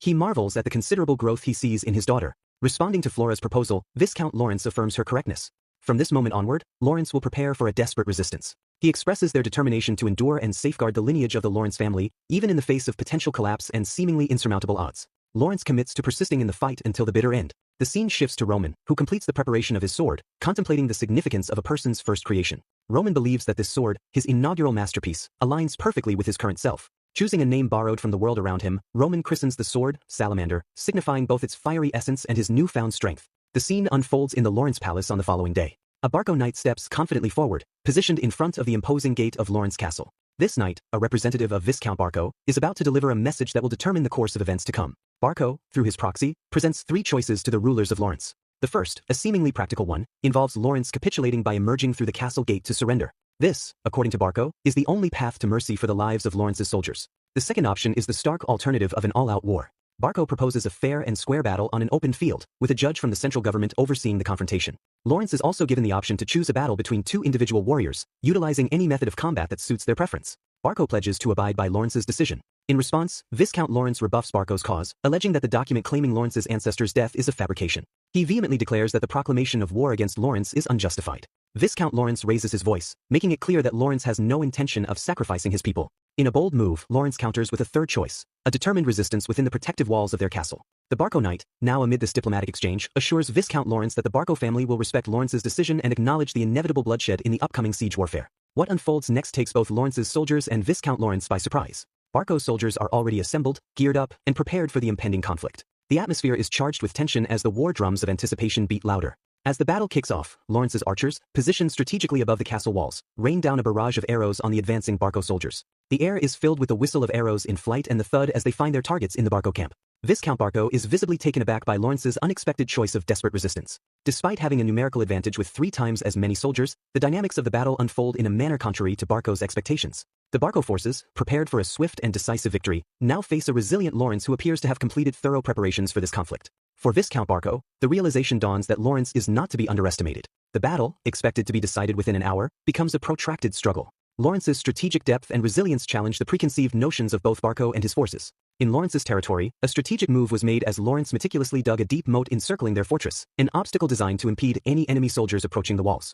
The air crackled with tension as Lawrence's archers unleashed a relentless storm of arrows right from the outset. This ceaseless barrage hinted to the keen-eyed commander that Lawrence had amassed a considerable stockpile of war supplies. News of Lawrence's defensive measures reached Viscount Barco, the opposition's leader, and frustration etched itself across his face. A week had passed since the last encounter, and Viscount Barco found himself grappling with the question of what had unfolded in that time. He couldn't fathom the unexpected turn of events. Lawrence, in Viscount Barco's calculations, should have chosen to surrender, clinging to whatever sliver of land they could salvage. Instead, Lawrence opted for desperate resistance, risking potential annihilation by sealing the castle gate. Viscount Barco, surrounded by the remnants of his assumptions, pondered where his calculations had gone astray. Amid the uncertainty, the commander's soldiers sought guidance from Viscount Barco. The response was unexpected. Viscount Barco, wearing a serious expression, instructed them to prepare for what lay ahead. The shock among the commander's soldiers was palpable, but he exuded an air of confidence. In his eyes, Viscount Lawrence was not a figure of unwavering resolve. Viscount Barco recalled a moment of weakness when Viscount Lawrence almost succumbed to external pressure, nearly marrying his daughter into the Dimitri family, a move influenced by Barco's machinations. Viscount Barco viewed Viscount Lawrence as a leader who shrank like a coward when confronted with a crisis. The narrative shifted to the Lawrence Palace, where urgency permeated the air. Viscount Lawrence, recognizing the imminent threat, swiftly ordered his soldiers to prepare for the forthcoming attack. The unpredictability of Barco's next move hung over them like a looming storm. He turned to his daughter, Flora, acknowledging her earlier insights.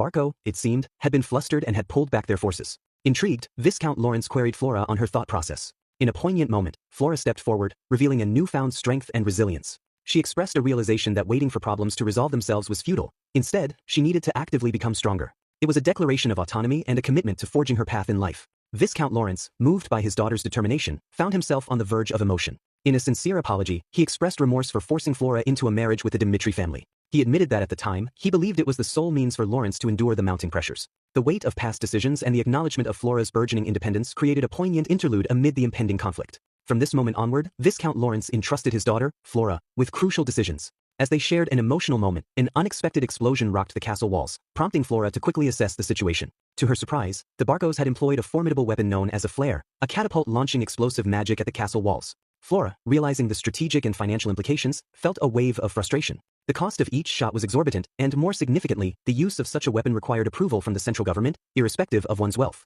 Baffled by how Barco managed to acquire both the financial means and the political connections for this magical assault, Flora contemplated Lawrence's limited options. To counter the flare, they needed an equivalent magic weapon or the risky strategy of confronting the magical assault outside the castle walls. Both options seemed impractical, leaving Lawrence in a precarious situation. Determined not to succumb to despair, Flora grappled with the urgency of the situation. The looming threat demanded a swift response, and as she pondered the dire possibilities, a surprising development unfolded. Flora's maid delivered unexpected news, an incoming magical call from Roman Dimitri. Flora, astonished, listened as the maid conveyed Roman's message. He had a solution to aid Lawrence. The revelation struck Flora with disbelief. Roman Dimitri, whom she had seen as an adversary, now offered an unexpected lifeline in Lawrence's time of need. As Flora went to receive the magical call, her curiosity propelled her to question Roman about the specifics of his plan to rescue Lawrence from the impending danger. In response, Roman adopted a candid approach, admitting that he intended to exact revenge against the Barco family due to a personal grievance. He emphasized that this decision was irreversible, and the only remaining variable was the timing for him to unleash his vengeance. Roman proposed a collaboration with the Lawrence family, assuring them that if they adhered to his plan, he would expedite his vendetta against the Barcos, effectively neutralizing the imminent threat. Flora, grappling with the revelation, sought clarification on Lawrence's role in Roman's revenge scheme. Roman elucidated that Lawrence needed to initiate the process by making a sacrifice.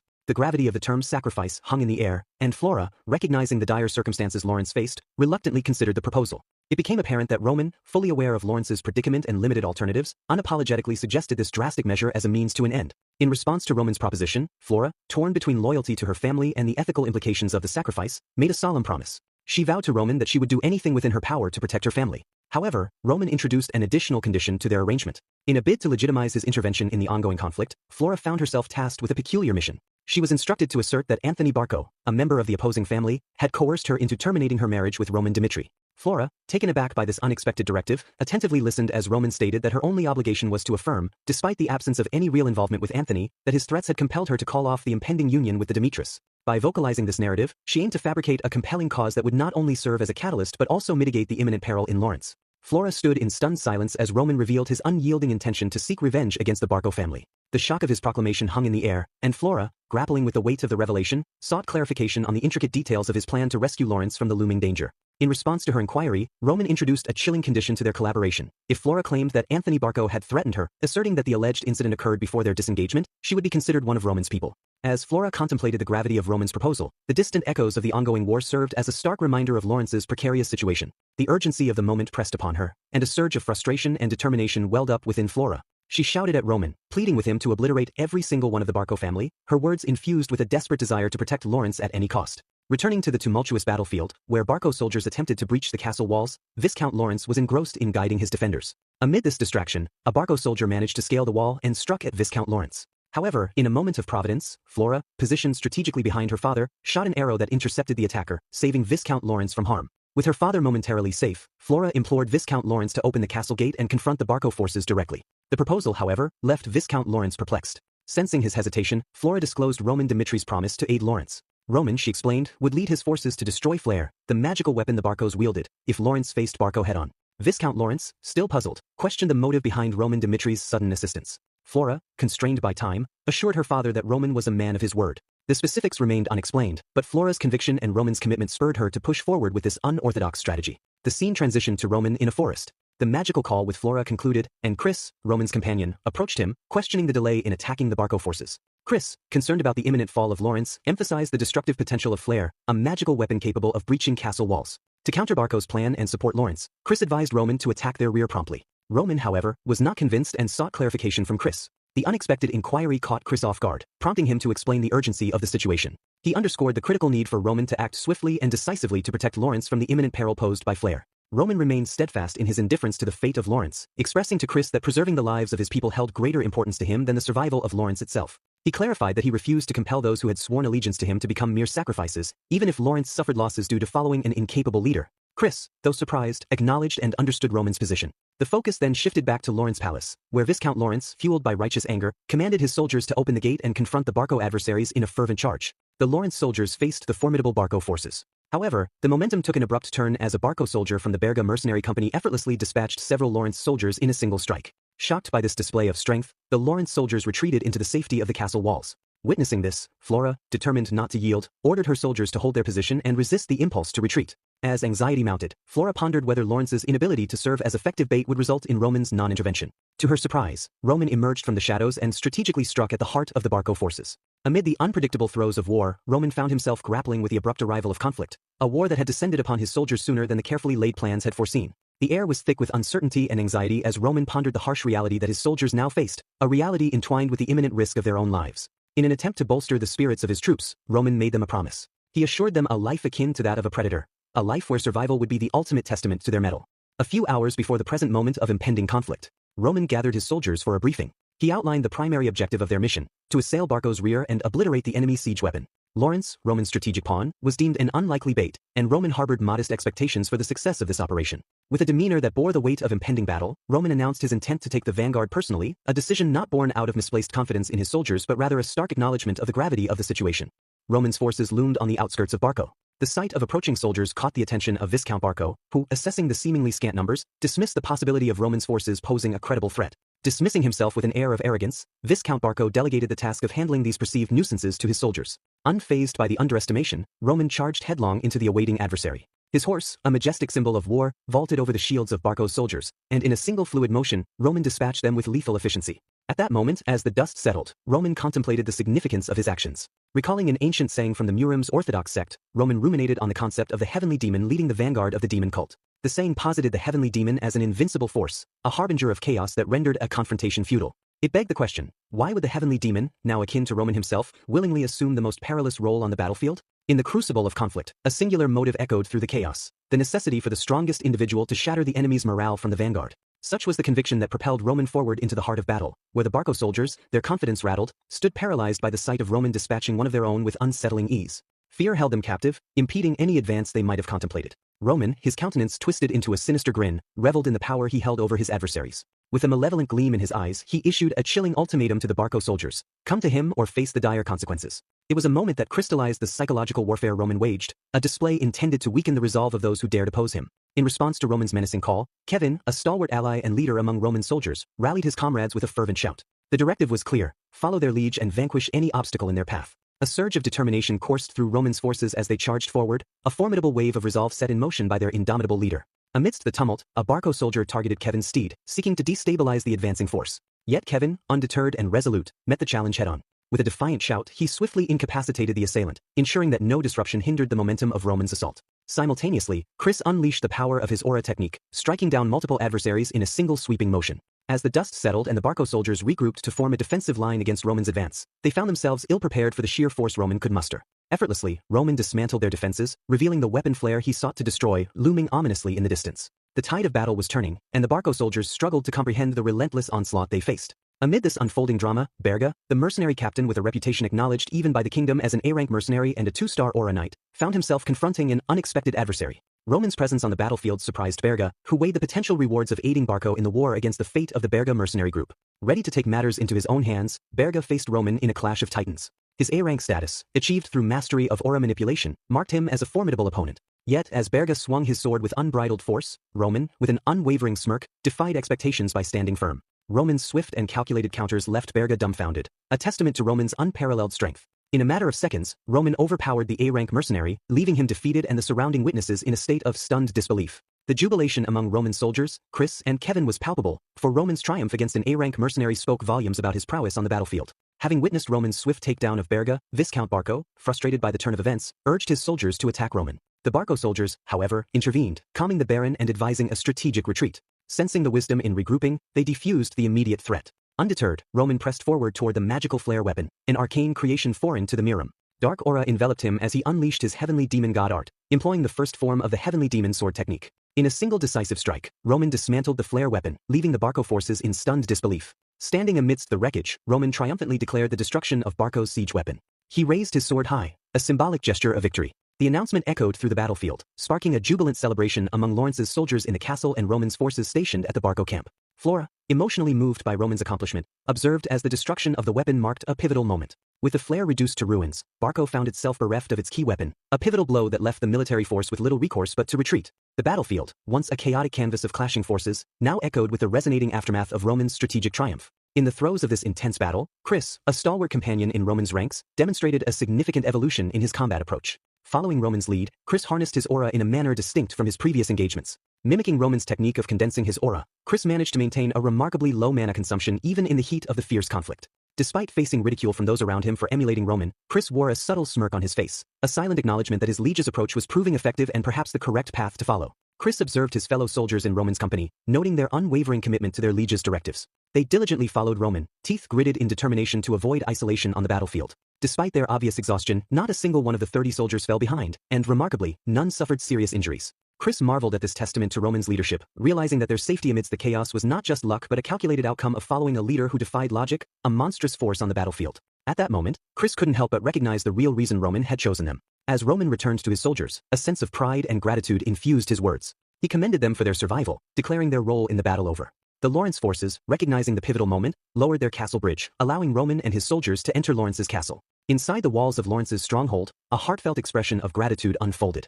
The Lawrence people, free from the impending doom that the flare weapon represented, showered Roman with thanks. The air resonated with sincere appreciation as they voiced their gratitude, assuring Roman that they would never forget the heroism displayed on this day. Viscount Lawrence, observing the scene, experienced a complex mix of emotions. While appreciative of Roman's valor in saving his people, he couldn't shake a tinge of regret. From the moment he met Roman, the Baron sensed an extraordinary individual. Witnessing Roman single-handedly obliterate the flare weapon only reinforced the realization that Roman possessed overwhelming talent. The Baron marveled that the tiger Roman had given birth to, a metaphor for the formidable individual Roman, had become under the tutelage of Dimitri. Contemplating the missed opportunity, Viscount Lawrence reflected on the fact that Roman, in a different turn of events, could have been his son-in-law. He acknowledged the unfortunate twists of fate that led them down divergent paths. Although the potential union between Roman and his family had slipped away, Viscount Lawrence accepted it as a part of the unchangeable past. In a moment of diplomatic camaraderie, Viscount Lawrence approached Roman, expressing genuine delight at the sight of the hero from the Dimitri family. The traditional gesture of goodwill took the form of a handshake, a bridge symbolizing the connection between two formidable figures. Roman, ever enigmatic, responded with a subtle smirk, accepting the hand extended in friendship.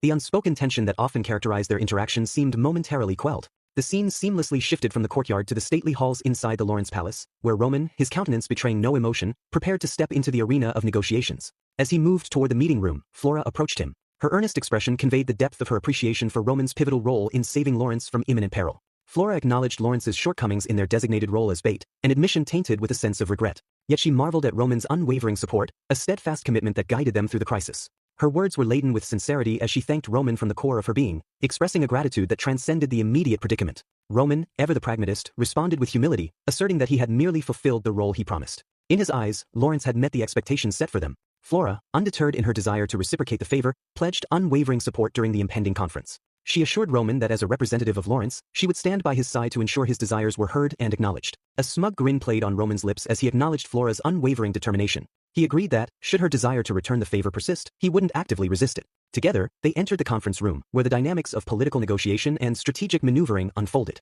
Around the table, voices emerged suggesting that Lawrence proposed an end to the conflict with Barco. The rationale presented was pragmatic. Barco, boasting a larger army, should be more inclined to accept Lawrence's proposal to avert further trouble and danger. The sentiments expressed revolved around the pursuit of peace and reconciliation, urging Lawrence to release the grip of the past and embrace a future defined by harmony. Roman, seated among the decision-makers, absorbed the diverse perspectives presented. He remained the silent observer, his gaze discerning as each argument was put forth. Viscount Lawrence aligned himself with the prevailing sentiment, acknowledging the limitations of Lawrence's power and fending off Barco's relentless assaults.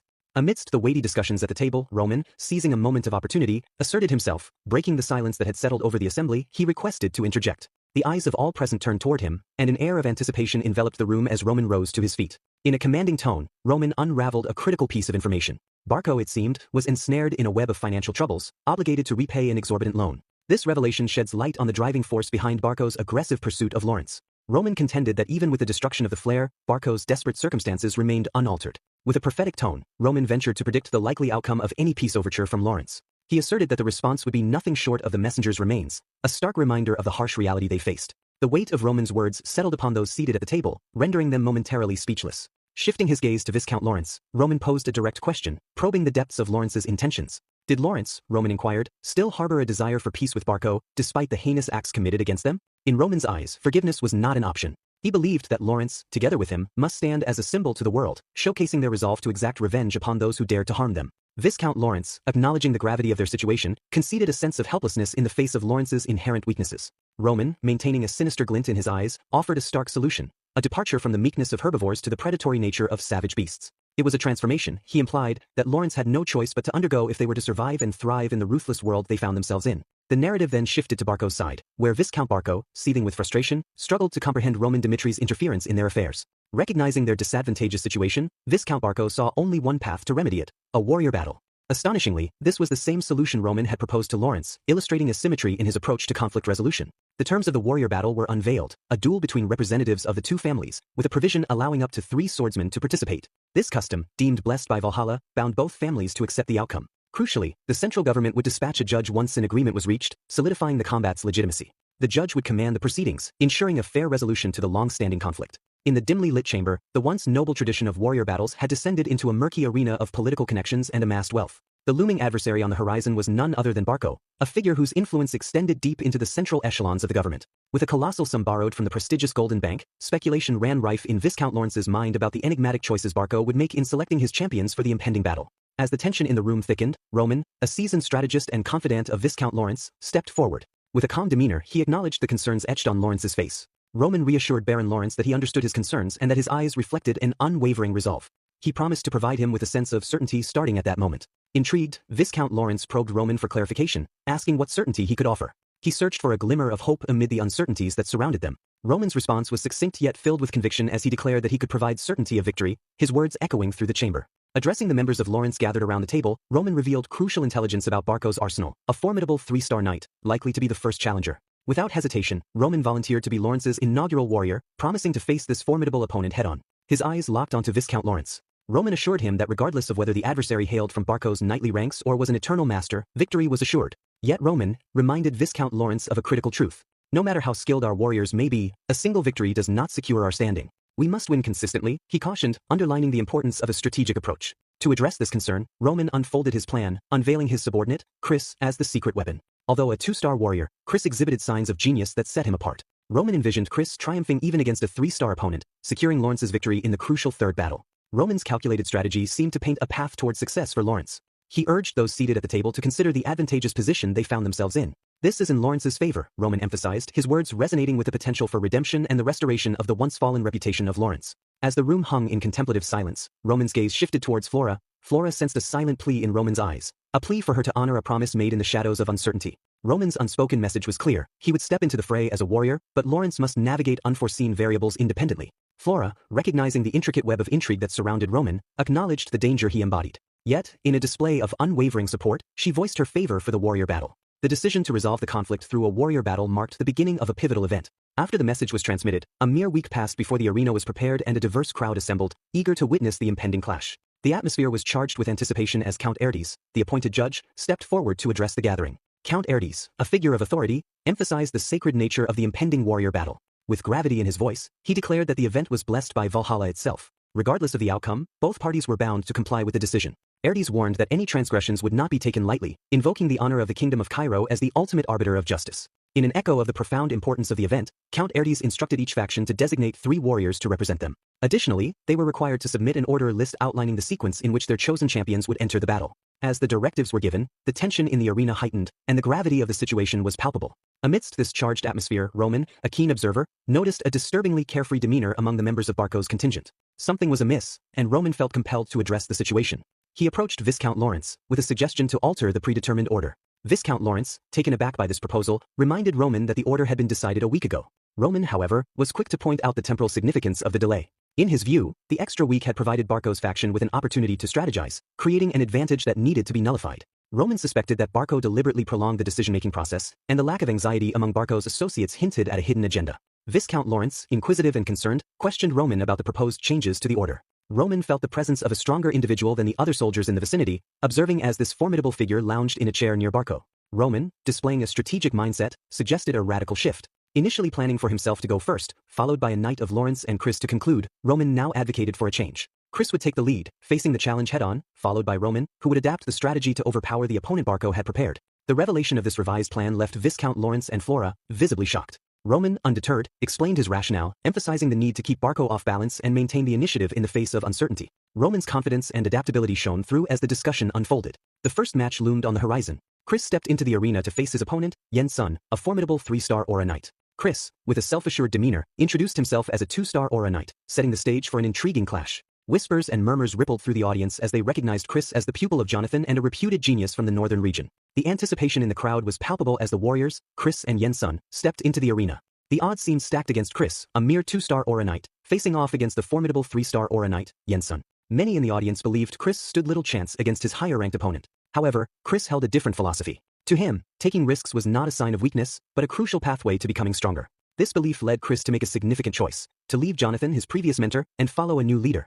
As the battle commenced, Yen Sun wasted no time and charged at Chris with the full force of his aura. Drawing from his past sparring sessions, particularly one with Roman, Chris quickly realized that Yen Sun's potent aura would only be effective if it could successfully land on its target. It was a moment of clarity that shaped Chris's strategy for the unfolding duel. Chris opted for a tactical approach, focused on dodging Yen Sun's attacks and patiently waiting for the opportune moment to strike. Yen Sun, growing increasingly frustrated with Chris's elusive maneuvers, couldn't contain his impatience. He shouted at Chris, questioning how long he intended to keep evading. In a surprising twist, Yen Sun unleashed a wide red aura attack that caught Chris off guard. Faced with this unexpected assault, Chris found himself pondering his next move. It was in this critical moment that he recalled the advice given to him by Roman, the need to distance oneself from conventional logic. In response, Chris decided to emit his aura, understanding that a thoughtless outburst of mana wouldn't showcase the full force of his abilities. He focused on Roman's counsel, which emphasized the importance of transforming the directional plane into a line and then refining it further into a single point. The goal was to concentrate the aura into that singular point of focus. As both warriors prepared to strike, the arena was filled with electric energy. In a climactic exchange, Chris and Yen Sun unleashed their attacks simultaneously.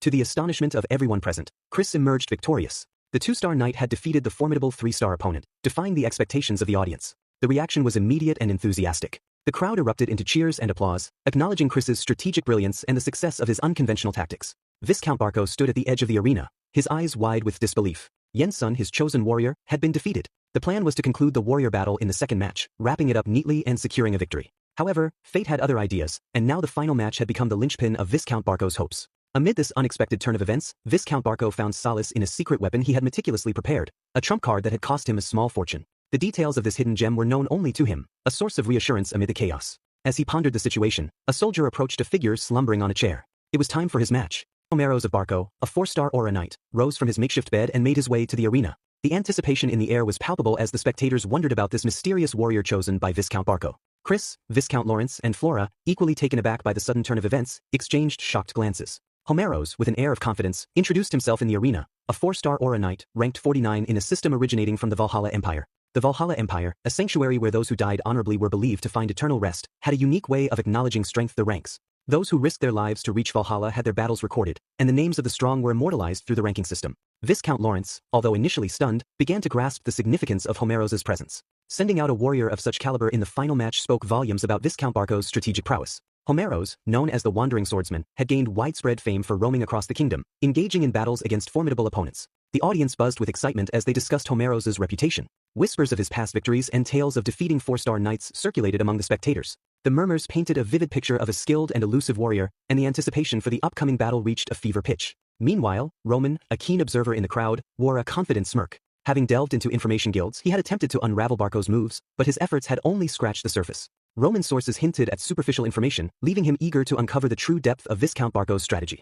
Roman recognized that Homeros was the hidden card in Barco's hand. The Wandering Swordsman, a figure of mythic proportions, had remained veiled in secrecy until this crucial moment. The revelation added a layer of excitement to the impending match, and Roman, with an eager gleam in his eyes, leaned forward in anticipation. As the crowd discussed and speculated, Roman couldn't contain his excitement. The 4-star Aura Knight, a trump card carefully concealed by Barco, promised an exhilarating showdown. Roman, aware that his opponent had hidden his strength, was now surprised that Barco had strategically concealed the true prowess of Homeros, making the final match an unpredictable and thrilling spectacle in the arena. Roman stood poised for a confrontation with his opponent, Homeros, unaware of the brewing storm within the ranks of Lawrence's camp. Flora, genuinely concerned for Roman's safety, attempted to persuade him to surrender. Homeros, holding the impressive rank of 49, was considered powerful enough to ascend even higher, possibly reaching rank 30 or beyond. Flora, acting as the voice of reason, implored Roman to weigh the risks carefully. She urged him to consider the importance of preserving his life and suggested that victory in the next match was a more achievable goal. Homeros, on the other hand, regarded Roman with a piercing gaze that exuded absolute confidence in his abilities. This unyielding demeanor grated on Roman's nerves, and a sense of dislike began to fester. Flora advised Roman that it was the right moment for him to let Lawrence take care of the unexpected situation. She assured Roman that Lawrence would send out their skilled knight to handle it. Flora firmly told Roman that there was no need for him to put his life at risk in a battle that seemed impossible to win. Brushing off Flora's concern and ignoring her outstretched hand, Roman asserted his independence, expressing a lack of desire to explain his decisions. With unwavering determination, Flora insisted that Lawrence was their ally. Despite Flora's plea, Roman moved forward, determined to face the challenge head-on. He entered the arena, introducing himself as Roman Dimitri from Lawrence's camp. The air crackled with anticipation as both Roman and Homeros prepared for the impending clash. Homeros sized up Roman, thinking that if Roman possessed enough skill to defeat Flair, then he must be a formidable warrior or a knight. Homeros couldn't fathom having to deal with a seemingly minor opponent like Roman when he was gearing up to face the formidable rank 30, Fernando. As the match commenced, Homeros, determined to swiftly conclude this encounter, charged forward with full force. As the initial moves unfolded, Homeros, the seasoned warrior with a formidable reputation, couldn't help but harbor surprise, and perhaps a hint of frustration. Roman's agility and skill, evident in effortlessly dodging Homeros's initial attack, suggested a level of prowess that Homeros hadn't anticipated. The spectators, including onlookers Chris and Kevin, were taken aback by Homeros's impressive speed and Roman's adept evasion. Homeros, recognizing Roman's abilities, began to reassess the situation. As the match progressed, Homeros, with a blend of curiosity and a hint of respect, inquired about the method Roman employed to manifest his aura. It was a moment of acknowledgement, where the seasoned warrior found himself genuinely intrigued by the newcomer's skills. Roman, who had hoped for a meaningful battle after a prolonged period without one, observed Homeros's cautious approach. Roman couldn't shake the feeling that his opponent was holding back, underestimating him in the process. Rather than going all out, Homeros seemed to be restrained. Responding to this perceived underestimation, Homeros decided to intensify his aura, creating an immense pressure that sent shockwaves through the audience. Despite the impressive display of power, Roman found it hard to reconcile the overwhelming aura with Homeros's rank of 49. He regarded Homeros as a killjoy, a warrior who dampened the excitement of the battle by not fully unleashing his capabilities. Sensing that prolonging the confrontation was pointless, Roman, with determined and deadly intent, surged forward, directly challenging Homeros. Roman invited him to block the impending attack if he could. Roman's sword emitted a dark purple aura as he prepared to unleash his heavenly demon sword technique, known as the Black Wave. As Roman initiated this formless technique, named for its swiftness and precision, it felt as if time itself had frozen for Homeros. Homeros, taken aback, couldn't believe the level of mastery Roman displayed in manipulating mana. The swift execution of the Black Wave technique left him stunned. In a single fluid motion, Roman brought down Homeros, concluding the battle with a strike that echoed with finality. The narrative takes a brief detour, shifting to a memory that unfolds in the recesses of his mind. In this recollection, the guild master is portrayed as astutely aware of Homeros's anticipation of the impending match against Fernando, a pivotal contest that could elevate him to rank 30. However, the guild master diverts Homeros's attention, requesting him to partake in a seemingly inconsequential warrior battle between two remote families. The guild master views it as a light warm-up, a means to keep Homeros engaged. He acknowledges the logic behind the guild master's decision. Despite having garnered an A-rank mercenary plaque, Homeros had been consistently declining missions, choosing instead to roam the kingdom and engage in battles against formidable opponents. Faced with the guild master's request, Homeros recognizes the inevitability of this warrior battle and reluctantly participates. The scene then shifts back to the arena, where the aftermath of the duel between Homeros and Roman unfolds. Flora and the audience are collectively taken aback, witnessing the downfall of a superstar who had not only risen in the rankings but was also ambitiously aiming to break into the esteemed rank of 30. The shockwave intensifies as Roman Dimitri, with a single swift slash, defeats Homeros, leaving a sense of disbelief in his wake. Roman, wearing a sinister expression, contemplates the audacity of a man who, despite not having reached the peaks, dared to exude such arrogance. Roman standards, we learn, are not tethered to the norms of this world, but rather to his experiences in a past life. He recalls the Miram, a realm reminiscent of a vast galaxy with endless stairs of martial masters. In that world, the pace was unrelenting, and only death awaited those who were careless. Roman finds the mindset of the people in this world inefficient and dismisses it as garbage. With an air of authority, Roman directs the judge to announce the result. The judge, visibly shocked by the unexpected turn of events, declares Roman Dimitri of Lawrence as the winner. The Barco Knights, along with the rest of the onlookers, struggle to come to terms with Homeros's swift defeat. The arena, once filled with anticipation, now holds an eerie silence. Chris, who has been a keen observer throughout, is not immune to the shockwave that reverberates through the arena. Thoughts swirl in Chris's mind as they grapple with the sudden transformation of events. The question arises, did Roman possess this staggering level of strength even before their initial duel, or was there a remarkable surge in his abilities afterward? Chris is confident that during their first encounter, Roman lacked the strength to overpower someone of Homeros's caliber. Moreover, there simply hasn't been enough time for Roman to undergo such substantial growth. The situation, in Chris's analytical perspective, appears logically impossible, prompting a cascade of wonder about the unfathomable depths of Roman's abilities. The unexpected outcome leaves doubt lingering in Chris's mind. After defeating Yinon in the first match, the notion of surpassing Roman had seemed within reach. But now, as the dust settled from Roman's match, Chris found himself grappling with the stark reality that surpassing Roman had been a naive notion. Lawrence's triumph in the warrior battle sent shockwaves through the arena. Count Erdes stepped forward, announcing that the winner had been decided and there was no need to squander additional resources. The families were granted the right to rearrange the order list, allowing for the selection of new warriors after thorough discussions. On the other side of the arena, Viscount Barco stood in disbelief at the outcome. The defeat of Homeros, a 4-star knight and one of the kingdom's true warriors, left Viscount Barco questioning the authenticity of the guild selection. The possibility of a fake Homeros sent a shiver down Viscount Barco's spine. Amidst this confusion, a soldier approached, informing Viscount Barco that they needed to send out a warrior. The urgency of the situation dawned on Viscount Barco, recognizing the imperative to avoid further losses. In a surprising move, Viscount Barco decided to send out Benson, a null-star knight. This decision startled the soldier, who grasped the implied risk of deploying a seemingly low-ranking warrior. However, Viscount Barco saw this as an opportunity for Benson to redeem himself, especially after an incident during a social event that had tarnished the Barco family's reputation. It was a chance for Benson to prove his mettle in the arena. As Benson found himself standing in the arena, the audience struggled to identify the unfamiliar knight. The Lawrence camp, meanwhile, began to strategize for the unexpected opponent. Kevin noticed Benson and approached Roman with an intensity in his eyes that conveyed a killer intent. Roman, perceptive to the harsh dynamics of their world, understood the unspoken challenge that Kevin sought to embrace. In a world where survival of the fittest reigns supreme, Roman contemplated the stark reality that losers were often met with death. Even though Benson held a null-star rank status, Roman acknowledged the potential threat he posed, recognizing that every opponent brought its challenges. Despite the smile he wore, Roman understood the gravity of the situation and the stakes at play. With a nod of permission, Roman allowed Kevin to take on the challenge posed by Benson. As Kevin stepped into the arena, the atmosphere became charged with anticipation. Within the confines of the arena, Benson grappled with fear, questioning the series of events that led him to this daunting moment. Once strolling down a promising path with the security of his father's knighthood, Benson had ascended to become a knight of the influential Barco family in the northeast. The road had seemed secure until the heavy cost of loyalty revealed itself, an obligation to face potential death in a warrior battle. As Benson sized up his opponent, Kevin, a surprising sense of familiarity eased his apprehension despite the grim circumstances. A smirk adorned Benson's face, signaling a misplaced confidence that victory was well within his grasp. The two warriors, Kevin and Benson, stood poised for the impending clash. In the tense atmosphere, Benson couldn't help but smirk, questioning Kevin's motives, whether seeking revenge or volunteering for the battle. Regardless, Benson pointed out the shared experience of abandonment by their respective lieges. For Benson, this encounter felt like an unexpected stroke of good fortune, a chance to turn the situation to his advantage. In response, Kevin, with a steely glare in his eyes, declared himself nothing more than a sword protecting his liege. This revelation only fueled Benson's determination. Charging at Kevin with full force, Kevin skillfully avoided Benson's attack and poised himself to strike. Benson caught Kevin off guard, evading his attack and countering with a swift kick to Kevin's stomach. The impact sent Kevin sprawling to the ground, a surprising turn of events that played to Benson's advantage. Observing the unfolding spectacle, Chris couldn't ignore the substantial difference in their physical builds. The question of Roman's strategic reasoning loomed large in Chris's mind. What had prompted the decision to send Kevin into the fray? Benson, seizing the momentum, unleashed a barrage of slashes upon Kevin's body. Despite the onslaught, Kevin displayed resilience, standing firm against each strike. A glare in Kevin's eyes hinted at an internal struggle, a darker force within him coming to the forefront. As Benson continued his assault, Kevin's internal conflict intensified. The devil within Kevin whispered the desire for revenge against Benson, urging him to take control of the situation.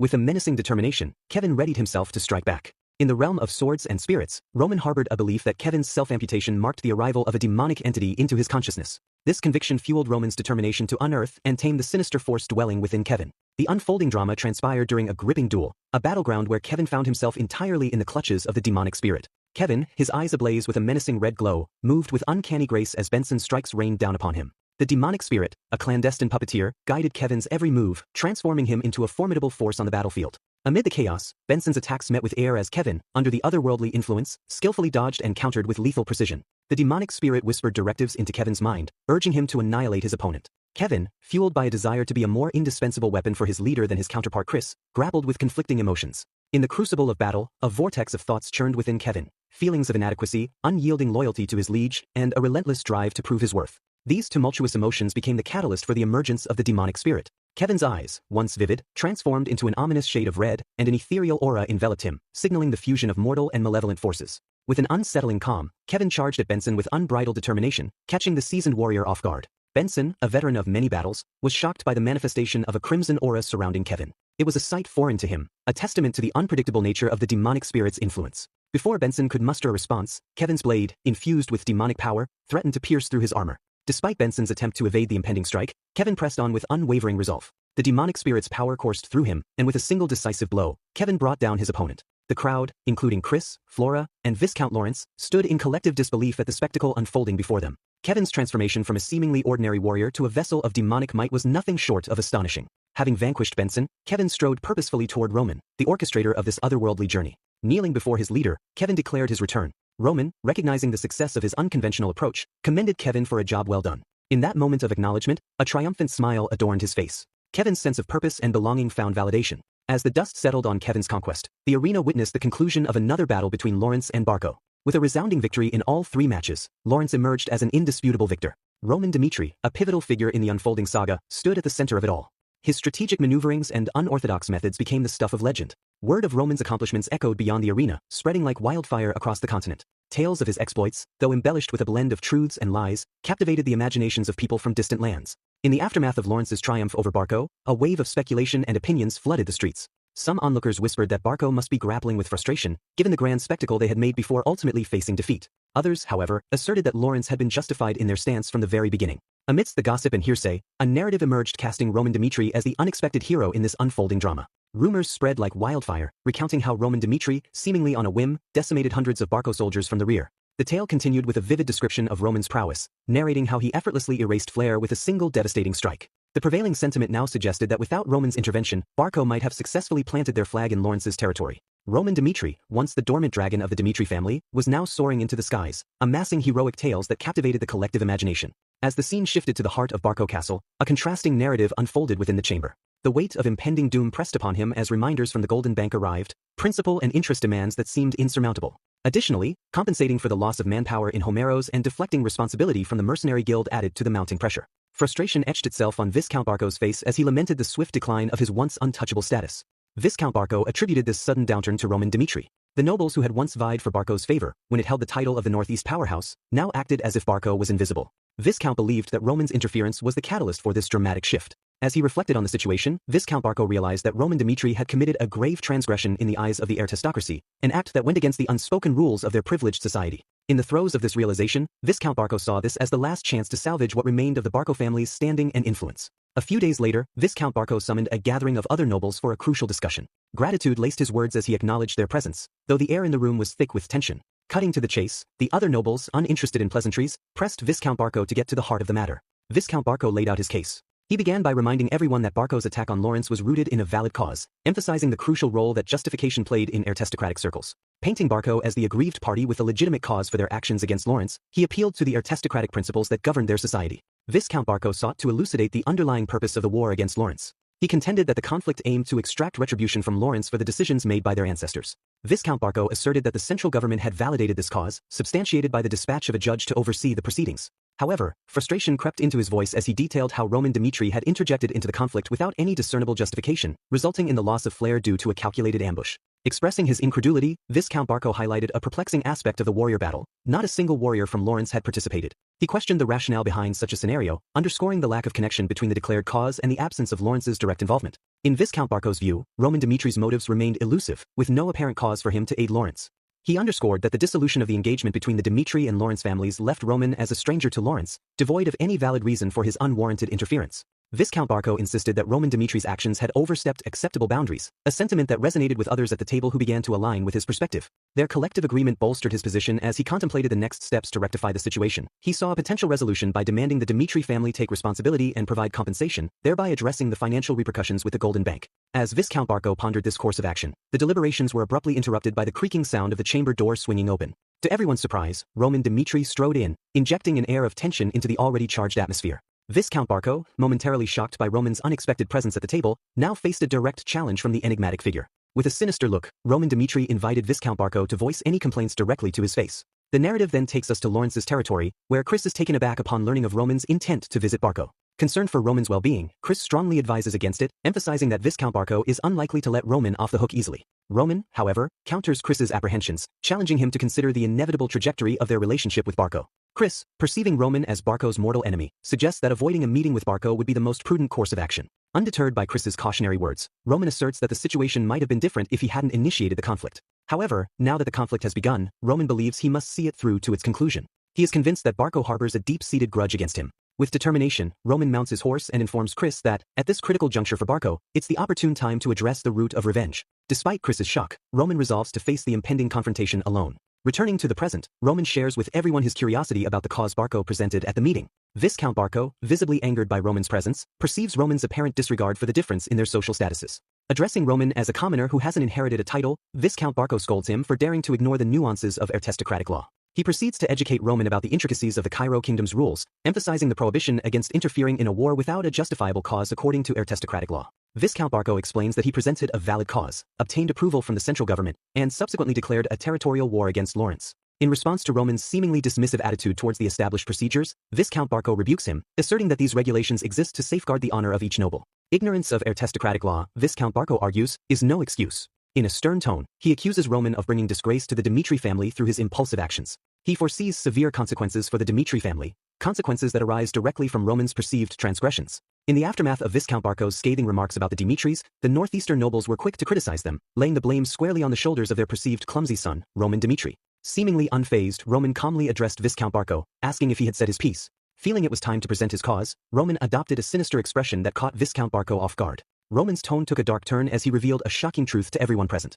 He explained that, initially, the Lawrence and Dmitri families had planned to be connected through matrimony. However, Roman was now considered nothing more than a disengaged fool in the eyes of those around the table. He challenged their assumptions, questioning why they thought the marriage was called off. Was it due to his reputation or his experience with women? Roman dismissed these rumors as false, choosing this moment to reveal a hidden and disturbing reality. The engagement was broken off because Roman had been threatened by Anthony Barco, the eldest son of the Barco family. The revelation sent shockwaves through the room, leaving everyone, including Viscount Barco, stunned. Roman continued recounting a meticulously orchestrated trap during a social gathering at the Barco estate. Roman, once close to Anthony Barco, attended the party at Anthony's invitation. However, Roman fell into a trap, finding himself in the same room as Emily Barco. Anthony exploited this situation to coerce Roman into canceling the marriage with Lawrence, revealing a premeditated scheme aimed at separating Lawrence and Dmitri. The truth unfolded before them, and the dynamics of the room shifted as some present began to reconsider their judgment, wondering if Barco might be in the wrong. Roman, with confidence in his voice, asserted that once a weakness is exposed, it ceases to be a vulnerability. Viscount Barco, flustered and disbelieving, dismissed Roman's account as nonsense, expressing disgust at what he perceived as Roman's attempt to cover up the truth. However, Roman anticipated Viscount Barco's reaction and proceeded to disclose another reason for his interference in the war between Barco and Lawrence. Barco, caught off guard once again, could only express surprise.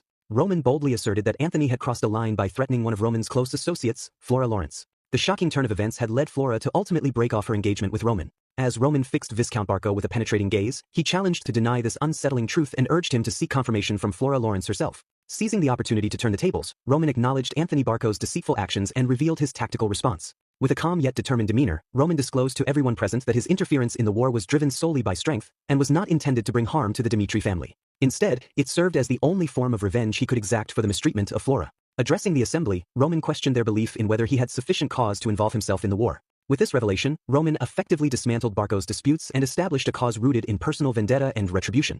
Barco, visibly stunned by the turn of events, grappled with the realization that exposing Roman's supposed lack of cause was now a futile endeavor. Viscount Barco, feeling the pressure of the situation, contemplated his next move, recognizing that time was of the essence. He pondered the idea of stalling for time and exploring alternative solutions to salvage what remained of his family's standing. Despite his skepticism, Viscount Barco conveyed his intent to confirm the truth at a later time, attempting to buy himself a reprieve. However, Roman wasn't content with leaving the matter unresolved. He presented Viscount Barco with two distinct options, each carrying profound implications for both families involved. The first option was a more straightforward approach to conclude the matter by having Anthony Barco punished for his transgressions, treating it as a personal issue between Roman and the Barco family. The second option, more ominous, involved allowing the issue to escalate into a full-fledged dispute between the two noble houses, Barco and Dimitri. Roman made it clear that a decision had to be made on the spot. Sensing the urgency of the situation, he issued a stark ultimatum to Viscount Barco. If a choice wasn't made immediately, Roman declared his intention to return to his family and divulge the entirety of the situation to his father. Viscount Barco, taken aback by this revelation, grappled with the gravity of the situation. He believed that it was crucial for the Barco family to steer clear of a war with the Dimitri family. If Barco were to engage in a conflict with Dimitri, especially when Barco was already teetering on the brink of collapse, the outcome could be the total annihilation of the Barco family. He initially proposed that Anthony apologize on his knees, but was met with a resolute rejection from Roman. Roman asserted that the one who committed the offense shouldn't dictate the punishment. He declared that he alone would determine how Anthony would be held accountable for his actions. The scene shifted to the dimly lit office, where Anthony knelt, his posture reflecting the weight of impending judgment. Recognizing the severity of the situation, Anthony pleaded with his father to reject Roman's terms, fearful of Roman's prowess and certain of his demise in a judgment duel. Anthony implored his father to spare him from this fate. Viscount Barco, attempting to console his distressed son, reminded Anthony of the inextricable link between his life and the fate of the Barco family. Expressing his frustration, Viscount Barco urged Anthony to face the harsh reality that awaited him. He warned his son to brace himself for the potential loss of at least an arm, an ominous foreshadowing of the harsh consequences that might unfold. As Viscount Barco left the room, Anthony remained on his knees, a poignant image of vulnerability and despair. The scene shifted to the arena, where a crowd of nobles gathered, excited to watch Roman and Anthony's showdown. The air was tense as the two opponents faced each other. Anthony, visibly scared, trembled and apologized for the wrongs he had done to Roman. But Roman stayed calm and showed no reaction to Anthony's plea. Then, Roman drew his sword, signaling that the fight was about to begin. Realizing the seriousness of the situation, Anthony changed his tone, going from apologizing to desperately begging. He pleaded for his life, promising to repay this favor forever if Roman spared him. This sudden change surprised everyone, especially Viscount Barco, who saw his son in a state of vulnerability in the face of danger. As Roman held his sword, the arena became a place for a deep moral question. Roman challenged Anthony, asking him if Barco had any real way to repay the large debt they owed the Golden Bank. He dismissed the idea that Barco's powerful connections, even within the government, could protect them from the consequences of their actions. Roman stepped forward, declaring that the Barco family's downfall was near. Moving closer to Anthony, the one who had caused him so much pain, Roman reminded him of the betrayal and disrespect he had suffered. Roman demanded to know why he should spare Anthony's life. In front of the onlookers, Roman made up his mind. He took control of the situation and, without hesitation, ended Anthony Barco's life. This unexpected turn left Viscount Barco shocked. Then we saw a flashback to Roman's past. His life with his brothers was filled with constant survival battles. Night after night, Roman faced assassination attempts, overcoming them by fighting back and, at times, taking the lives of his own brothers. This was a life without compromise, a trait that his older brother, Bec Hoyle, often criticized. Bec Hoyle, the eldest sibling, confronted Roman about this flaw, saying that Roman's refusal to compromise or show mercy to his enemies would become a major problem. Unlike Roman, Bec Hoyle was strong and wise, able to welcome defeated opponents into his group once they had been subdued. Roman understood his brother's point but stayed firm in his belief that destroying threats was the only way to live his life. In a world where weakness meant death, Roman had learned to survive by being strong and ruthless, skills he perfected in the brutal environment of the demon cult. With a fierce look, he made it clear he would continue to live by these tough rules. Back in the present, the weight of Anthony's death still filled the air. As Viscount Barco ran toward his fallen son, he realized things had taken an unexpected turn. Roman, steady and unbending, asked the Viscount what the problem was, stating that in their harsh world, a criminal dying in a duel was common.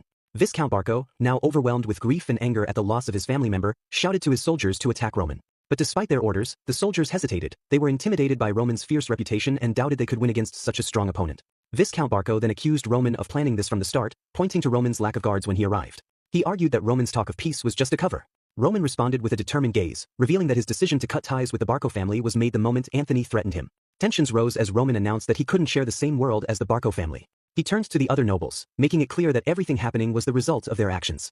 His aura glowed purple as he warned anyone still siding with the Barco family that they would face his wrath. In a final attempt to regain control, Viscount Barco asked if Roman thought he could just walk away from this unscathed. Roman dismissed the question, promising he'd watch the Barco family's every move and continue his attacks until they were fully defeated. With his message delivered, Roman walked out, leaving Viscount Barco to confront the consequences of his family's choices.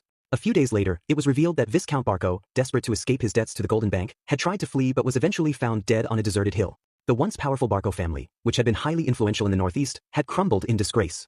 The scene shifts to Dimitri's palace, where Hans sees young Master Roman. Curious, Hans asks Roman why he's out late at night, noticing that Roman's clothes are covered in blood. Roman, smiling, says that the moonlight inspired him to take a walk since it had been a long time. As Roman changes, Hans shares his concern, saying that everyone worries about him. Hans is glad that people care about Roman but is nervous about Roman's habit of risking himself, especially with dangerous things like war. He advises Roman to be more careful, and Roman replies that he's heard this from Hans before. Roman reminds Hans that he is one of Roman's people, and Hans agrees, remembering a past life when Roman, then known as Baek Jung-hyuk, had killed many enemies. In that life, Roman had a rule that helped him become a heavenly demon. Protecting those who served him was most important. Roman explains that one person he cares about is worth more to him than countless enemies. He ends by promising to do his best to protect those under his care. During the uproar around the Barco family, the Malok family arranged a social gathering to adapt to the shifting power alliances. Leading the Malok family was Helena Malok, a poised and influential woman who believed Dimitri would become the main figure in the northeast. As the night progressed, Helena, as the head of the Malok family, directed the event carefully, seeing this as the right moment to reinforce their support for Dimitri. The gathering was a subtle but clear show of loyalty that had always been there. Guests arrived with a sense of anticipation. Helena, dressed in elegant attire, welcomed Rihanna Dimitri, the strong lady of the Dimitri family. As Baron Dimitri's wife, Rihanna had played a key role in handling the complex politics of the aristocracy. Her connections with noble ladies weren't just social, they were carefully planned steps to build power. Baron Romero, her husband, didn't have her skill for politics. The interference from the Barco family threatened Dimitri's rise among the aristocrats. However, Rihanna, with her sharp political sense, had prepared in advance, stopping the Dimitri family from falling apart due to Barco's interference. She thanked the noble ladies present, recognizing their importance in what was unfolding. She stressed that this gathering was more than just a social event, it was a platform for unity and understanding in the region. Her words were powerful, highlighting the need for people in the same area to come together during changing times. As the ladies gathered around the table, a sense of purpose filled the room. Helena Malok seized the moment and focused on Rihanna Dimitri. With a thoughtful look, she asked Rihanna what she thought about her daughter Veronica. Helena believed Veronica would be a good match for Roman, which surprised the group. Roman, at 25, Helena said, was ready to take on responsibility. It was time for him to find a wife and start a family, a strategic move that would secure the future of the Malok family in the aristocratic society. This was a delicate matter, and Helena wanted to make it clear that her suggestion wasn't just because of her own preferences as a mother. With sincerity, she assured Rihanna that she didn't support Veronica as a match for Roman only because they were family. She truly thought Veronica had the qualities that would make her a good partner for Roman. Before Helena could explain further, other noble ladies at the table interrupted, casting doubts on her proposal. They pointed out that Veronica was already in talks for a marriage with another family, effectively shutting down Helena's suggestion. The atmosphere shifted, now filled with disappointment and curiosity as the attention turned from Helena's family to potential suitors for Roman. Sensing an opportunity, other noble ladies eagerly pulled Rihanna into the conversation, expressing their interest in their daughters becoming potential matches for Roman. Each lady hoped to secure Roman's hand in marriage for her daughter. Rihanna, who understood the complex world of aristocracy well, paused to reflect on the past 6 years. Roman, the oldest son of the Dimitri family, had often been sidelined and seen as a burden in aristocratic circles. His position was further complicated by the fact that he wouldn't inherit the family's wealth. However, his recent rise to the rank of a 4-star knight had changed everything, giving him a promising future he had long been denied. As Rihanna considered how Roman had transformed from an outcast to someone of interest, she shared her thoughts with the ladies around her. She appreciated their respect for her son, but she explained that Roman had already been through many challenges. Instead of marriages based purely on family arrangements, Rihanna said she wanted Roman to find someone he genuinely loved. Rihanna boldly announced that she was ending all talks about arranging a marriage for Roman. Instead, she declared that whoever won Roman's heart first would be the one to marry him. The noblewomen welcomed this new plan, as it freed them from complicated family negotiations, and they were excited about it. The scene then shifted to Lawrence Palace, where Flora sat in the library, thinking deeply about the harsh realities of power and control. Lawrence had lost to Barco, and Flora had hoped they could hold on until winter to find a chance for redemption. But unexpected events crushed those hopes. In contrast, Flora realized Roman had been clever and strategic, seeing through the complex situation. As she thought about him, she felt herself blush. Although she initially disliked him, she found herself admiring Roman's strength and his ability to face challenges directly. This admiration changed her view of him. In the social world full of rumors, Roman was known as a proud and arrogant man, one who seemed only focused on his own goals. But as Flora thought more about him, she wondered where his strength came from and who he really was behind that reputation. She closed her book and went outside to clear her mind, realizing that she was curious about Roman. Though he remained somewhat mysterious to her, Flora accepted that their lives had moved in different directions after their engagement was called off. She believed she would have no reason to meet Roman Dimitri again. However, this thought was interrupted when someone suddenly called out, "Sis?" Surprised, Flora turned to see her cousin, Sylvia Lawrence, who had shown up unexpectedly. The unexpected visit made Flora wonder why Sylvia was there. Deciding to get answers, Flora went straight to her father, the Baron, and asked him about a party in Dimitri that Sylvia had mentioned. She was surprised that she hadn't known about it. In response, Viscount Lawrence openly explained that recent events had led him to reconsider some family matters. He praised Flora for her sharp thinking and wise judgments, especially since she had brought Roman Dimitri in during a crucial battle, helping them secure a victory in the war. Viscount Lawrence was grateful for Flora's hard work and admitted that he had underestimated her before. He regretted not recognizing her value sooner and promised Flora that he would never make that mistake again. He vowed to fully support her dreams and goals, freeing her from the family expectations that might have held her back. Flora was touched by her father's words, but as she prepared to attend a party, she couldn't shake off a hint of doubt. Even though her father seemed sincere, Flora remained careful, knowing family relationships could be complicated. Curious by nature, Flora questioned her father about why he invited Sylvia. She grew suspicious, wondering if there were hidden reasons behind Sylvia's trip from the capital. To her surprise, Viscount Lawrence openly admitted that his motives were somewhat selfish. Flora realized he was trying to rebuild a bond between the Lawrence and Dimitri families through Sylvia. Acknowledging this, she gladly agreed to go with Sylvia to the event, seeing it as a way for Lawrence to return a favor to Roman Dimitri. Viscount Lawrence then assured Flora that she didn't need to worry, he would make sure she stayed uninvolved with Roman. However, Flora, with determination, insisted on being cautious herself. The story then moved to the Valhalla Temple in the Cairo Kingdom, where Willis, the temple head and Valhalla ranking evaluator, received surprising news. He learned about a 25-year-old nobleman from a remote area who had defeated a 4-star Aura Knight in a single move. Intrigued, Willis thought this might be a new prodigy and decided he should personally verify the story. As the party neared, the noble ladies decided to visit the Dimitri family ahead of time. They were excited, especially about possibly meeting the mysterious Roman. However, Sylvia couldn't ignore the dark rumors about him. As they traveled deeper into the Dimitri region, they saw a landscape filled with the hard work of mining, fitting the area's reputation as a mining center. The scene was quite different from the elegance they were used to seeing in the capital. They began to question the quality of life in a neighborhood like this and doubted if Dimitri really held any broad appeal. Even the ordinary people in the capital, they thought, cared about keeping things presentable.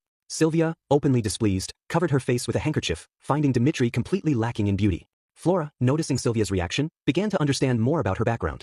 Sylvia's father was a merchant who had settled in the capital, and he was the younger brother of Viscount Lawrence. To Flora, the busy capital was entirely different from both Lawrence and Dimitri, which now seemed more like the countryside compared to the city she knew.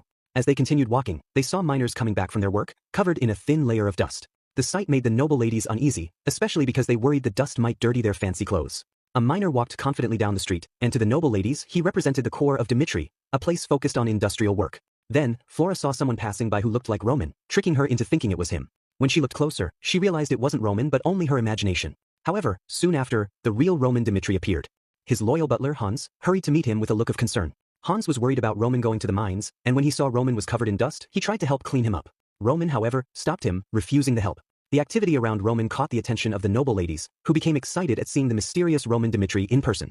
Sylvia, in particular, found Roman even more charming than the rumors suggested. Thinking about the gossip that Roman, the second son of Dimitri, might lose his place as an heir, Sylvia wondered if those rumors could be true. In her opinion, no family would make their heir work in the mines if he was destined to lead.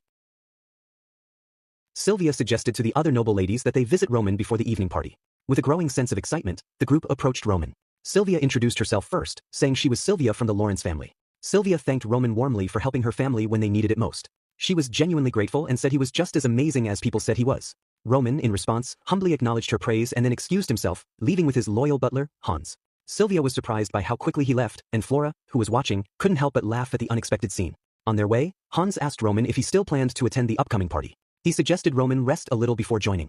Roman hesitated, explaining that he preferred being around people who genuinely appreciated him. Seeing the noble ladies mock Dimitri's mining industry had made him rethink going to the party. Hans, still concerned, asked how long Roman had worked in the mines and wondered if the Lord had ever directly told him to. Roman then explained what Dimitri was truly about, a land known for blacksmithing and iron mining. He described how miners work hard to dig out iron ore, saying this was the essence of Dimitri. Roman wanted to share in the people's experience, knowing that just talking about it wasn't enough to understand their reality. This sincerity impressed Hans, who felt touched and reflected on how much Roman had grown over time. The scene shifted to Dimitri's training grounds, where soldiers were practicing under the guidance of Chris. Roman valued Chris's experience from the war against Barco, knowing it had earned him the soldiers' respect and loyalty. Along with the magical training Roman had given them, Chris also incorporated Azura cultivation techniques and Azura sword skills. This approach helped Roman reach his potential as an aura user, proving to him that knowledge and training were vital to mastering power. Yet Roman realized he needed more than just these basics for the path ahead. Recognizing his strong analytical skills, he knew he needed his own intelligence force, though he currently lacked the money and people for it. To address this, he called Chris over for a talk. When Chris arrived, Roman asked him how the training was progressing. Chris excitedly shared that the soldiers were eager to learn and quick to pick up new skills, suggesting they would soon show great progress. At that moment, Roman mentioned his plan to teach Chris a new sword technique. Chris was surprised by the offer and listened closely as Roman explained. Roman noted that Chris had a unique way of doing things that set him apart from the others. He acknowledged that Chris had already created his own style, which made it harder for him to learn new methods. However, Roman believed Chris was now ready for a fresh challenge. With anticipation, Roman announced the name of the sword technique he wanted to teach Chris, Lightning Flash. This technique was once highly respected in the Murim and was tied to a famous event called the Great Master of the World. For Chris, learning Lightning Flash was the next step in his martial arts journey, promising new growth and skill. Meanwhile, the Dimitri Palace was lively with a party in full swing. The butler announced Roman's entrance, sparking excitement among the noble ladies. When Roman walked in, his charm immediately drew everyone's attention. The noble girls blushed, captivated by his presence, and quickly gathered around him to find out why he had left earlier in the day. With a warm smile, Roman explained that he had finished his work and wanted to be more presentable for the event. His simple answer and easygoing nature won over the curious ladies. Sylvia, one of the nobles, couldn't hide her admiration, saying that Roman matched the impressive rumors about him. Jokingly, she commented on how unusual it was for a noble heir to mix with minors and wondered if her own life might change with someone like Roman as her husband. Roman, humble as ever, brushed off the compliment, saying Sylvia was being too kind. The party continued with Roman engaging effortlessly with the noble ladies, his friendly manner making him the center of attention. Later, Roman stepped out to the balcony for a quiet moment alone. Without him noticing, Flora came up behind him. She praised Roman's social skills, surprising him, as she had always seen him as someone uninterested in relationships. For her, it was unexpected to see him take on such a social role. Roman explained why he acted the way he did at the party, highlighting that it was different because his parents and their guests were there. As they talked, Roman remembered the first time he met Flora, comparing it to their current situation. Flora recognized his point, tossed her hair back, and showed that she understood better now. She realized that her earlier disrespect didn't change how Roman treated her. Curious about his steady behavior, Flora wondered about the life experiences that shaped his strong beliefs. She was also puzzled by Roman's sudden interest in mining that day. To her, it seemed strange for a future leader to work in the mines, as it didn't seem to match the usual duties of someone in his position. Interested, she asked Roman why he chose this unusual path. Instead of answering directly, Roman turned the question back to her, making her think about how the Lawrence family had become successful. Surprised by the question, Flora mentioned that people believed the family thrived because of their fertile land and good crops. However, Roman revealed a different story. The Lawrence family got rich through business. They sold or traded their own produce, which helped them rise in status. This new information gave Flora a fresh perspective, especially when Roman pointed out that Viscount Lawrence's brother had become a merchant in the capital. Flora was shocked by this revelation and Roman's knowledge of Dimitri's background. She wanted to know how this related to Roman's time in the mines. Roman explained that Dimitri's roots were in the iron mines. The hardworking miners, who got dirty every day extracting iron ore, were crucial to Dimitri's success. Roman felt that spending time in the iron mines helped him understand and empathize with the miners. He believed it was important for someone with the Dimitrian name to recognize their struggles. Flora was taken aback by the depth of what Roman said and thought carefully about his words. Sensing he had overstayed his welcome, Roman decided it was time to leave. As he walked away, Flora was left alone, gazing at the sky with a smile and a new sense of clarity. Meeting Roman had helped her think more clearly and made her feel ready to make a decision. The story moved to a few days later when Flora was leaving Lawrence for the capital. This was an important moment, showing Flora leaving the safe greenhouse of Lawrence and stepping into the bigger world outside. Her choice to explore beyond what she knew suggested that she was about to go through a big change. Next, the scene shifted to the iron mines, where Jacob, the master of the mines, was talking with Hendrik, the master blacksmith, about the recent work. Jacob spoke confidently, telling Hendrik that the Lawrence mountain had only been partly explored. He assured Hendrik that even if the Dimitri family kept mining it for many years, the iron would not run out. With his many years of experience, Jacob promised that the mine would remain rich for a long time. Hendrik, curious about recent rumors, asked Jacob why Roman Dimitri had been acting differently and spending time in the mines over the past 2 weeks. Hendrik felt there was a strange quietness lately that he couldn't explain. The story then flashed back 2 weeks ago, when the miners heard that Lord Roman Dimitri would be joining them in the mine. Some miners thought he would just come to check things out and leave quickly. Morkan, a seasoned miner, was doubtful and said that Lord Dimitri had lost his touch. He believed that if Baron Dimitri wanted to teach his successor, he should have started much earlier. Morkan argued that Baron Dimitri had always supported blacksmiths and had ignored the miners, who were crucial to the Dimitri family's success. He pointed out that the 3 Dimitri heirs had learned about iron forging from a young age but had never bothered to learn about mining. To him, this showed that miners were treated unfairly. While some of the other workers thought Morkan's view was a bit extreme, he firmly believed in it. He insisted that the Dimitri family's success came from the iron mine, even though the blacksmiths got all the recognition. Morkan was sure that Roman had been forced to do mining work against his will, but he still didn't plan to show any respect to Roman. He gathered his fellow workers and declared that they would show Roman how tough mining really was. When Roman finally arrived at the mines, Morkan took the lead in introducing everyone and announced that Roman would be working with the miners starting that day. Morkan stressed that safety was the most important thing and told his workers to keep it in mind. As everyone went back to work, Roman noticed that the miners were ignoring him. He was not bothered by their lack of interest and chose not to let it get to him. In the background, the city of mining Dimitri stood tall, making Roman think about the complex lives of the people, the power struggles happening, and how he could help this land. Roman imagined understanding everything about Dimitri, thinking about how he could use this knowledge in his future plans. As the workers began their daily tasks, Roman watched them work together in a steady rhythm. The workers moved with a smoothness that showed they were well organized. Every job, from digging the earth to moving materials, was done carefully, showing they were used to this routine. Roman found himself thinking about the details of their work. He noticed how the workers shared their tasks evenly. As Roman observed this busy scene, his thoughts turned to the famous Dimitri ironwork.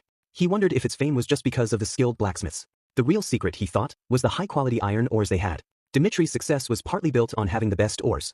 Unlike other places struggling with losses from selling iron, Dimitri seemed to avoid those problems. Roman figured out that Dimitri thrived because it handled all the processes itself. The estate kept a big share of the money that other places lost during complicated trades. The smooth cycle of getting or processing it in the forge and then selling it was a self-sufficient system that helped make Dimitri wealthy. This way of working had supported the estate for many years. A key part of Dimitri's economic strength was its ability to supply and sell materials within its own borders. Its location in a city full of blacksmiths made the estate even richer. The focus on having resources flow easily inside Dmitry was crucial to its success. Roman was amazed at how carefully the business worked, with every step planned out to keep Dmitry as the leading name in ironwork. As he thought about all this, he realized how much wealth Dmitry had built up over the years, which was more than he had expected. This was a sign of the lasting success of Dmitry Ironwork. His peaceful thoughts were interrupted by Morkan, an experienced manager of the mining operations. Morkan's rough personality showed he was in charge as he scolded Roman. This was not a place for casual talking, it was a place for hard work. Morkan made it clear, focus on your tasks or leave. Roman realized he had been distracted, so he apologized to Morkan and promised to focus on his work. Days turned into a week, and the hard work continued. Roman found himself working alone, even though he was busy. During lunch breaks, he noticed that the workers rarely talked to each other, and when he tried to join in, they were not very open. There was an unspoken sense of territory among the workers. Amid this quiet situation, Morkan approached Roman with curiosity in his eyes. He had a question that had been on his mind all week. Why was Roman, a newcomer, working in the mines when even Rodwell, the strong second-born son of Dmitry, had never been seen in the iron mines? Roman, who was the eldest son of the Dmitry family, was pretending to be a successor in training. To Morkan, who was an experienced overseer of the mining operations, it seemed like Roman was not taking the hard work of mining seriously. This made Morkan pay close attention to everything Roman did. However, Morkan was surprised to see that Roman was not lazy at all. In fact, Roman worked with such enthusiasm that he impressed even the tough overseer. He consistently met and often exceeded his work goals, becoming a valuable member of the mining team. The mystery of why Roman was in the mines deepened when a servant from the castle mentioned that Lord Dmitry had not told young Master Roman to work in the iron mines. This hinted that Roman had chosen to take on this tough job on his own. Morkan, still unsure of Roman's motives, decided to ask him directly. In their conversation, Roman asked Morkan if he wanted to hear an idealistic or a realistic answer. Morkan suggested that Roman should give both. So, Roman started with his idealistic view. He talked about wanting to truly understand the lives of the people in Dmitry. He saw the city as a mining center and felt a genuine curiosity about the daily struggles of the workers in the iron mines. He wanted to experience firsthand what it was like to be part of the labor force that was essential to Dmitry's success. In response, Morkan questioned why Roman felt this personal journey was necessary. Roman firmly believed that as long as he had the Dmitry name, he had to learn about the lives of the people who helped make the city rich.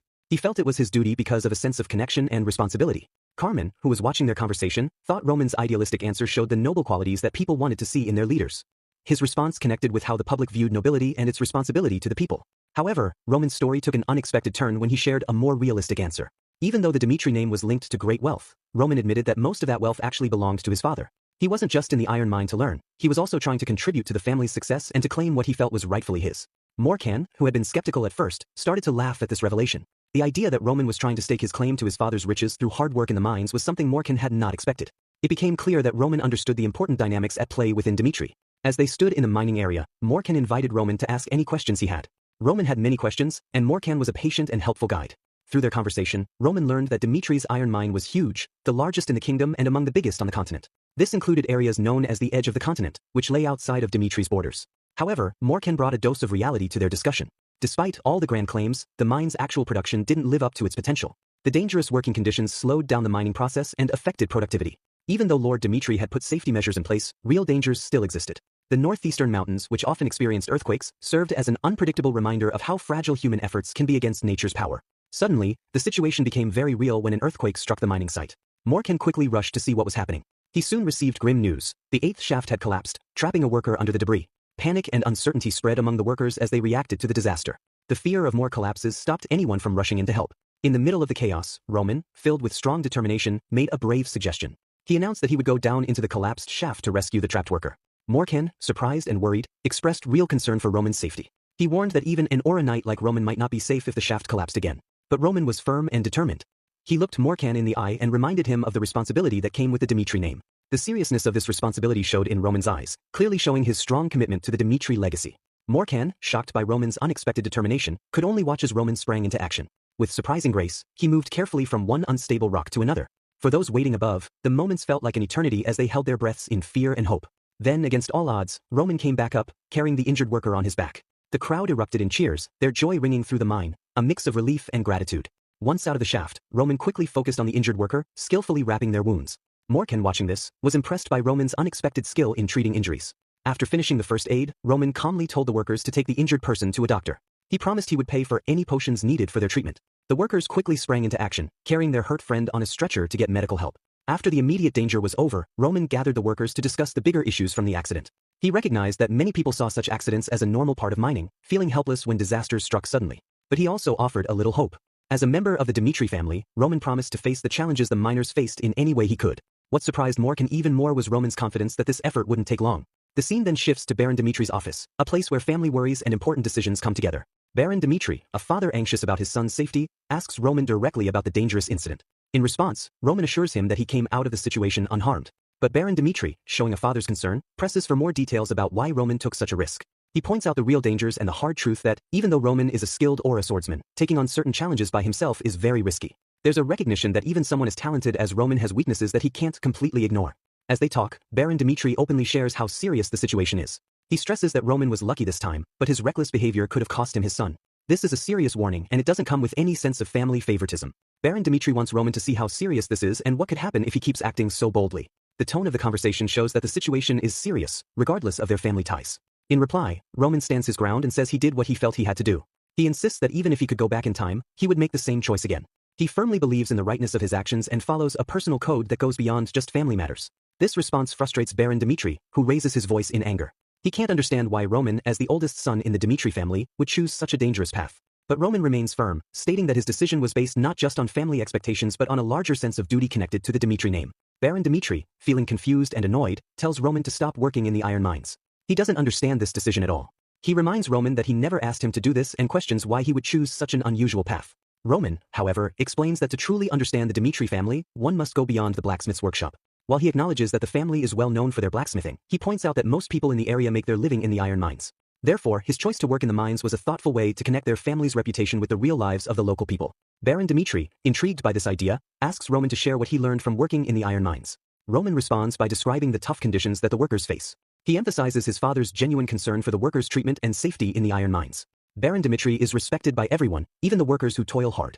But no matter how much they try to keep things safe, the risk of danger is always there. The workers live with the worry that the ground might shake and cause the mine to collapse. After such incidents, Baron Dimitri admits that there are real dangers, and he understands that being prepared can't completely stop bad things from happening. Roman, who is clever and resourceful, suggests a way to reduce the risks, using magical artifacts. He believes these enchanted items can make the mine safer. Baron Dimitri agrees that the artifacts might help but questions whether it is practical because they would be very expensive. Roman, however, is not discouraged by the costs. He talks about how the benefits could be much greater than just safety. Roman introduces the idea of opportunity cost, explaining that while buying the magical artifacts would cost a lot upfront, the increase in iron ore production could make up for it. He imagines a situation where safety improves and new mines can be developed without problems. This is a smart plan that aims to turn a cost into a long-term investment. Additionally, Roman suggests creating a special team dedicated to safety. This team could work hard to lower risks and improve safety overall. He also proposes using some of the extra profits to help the workers, creating a plan that not only protects lives but also improves the well-being of those who contribute to Dimitri's success.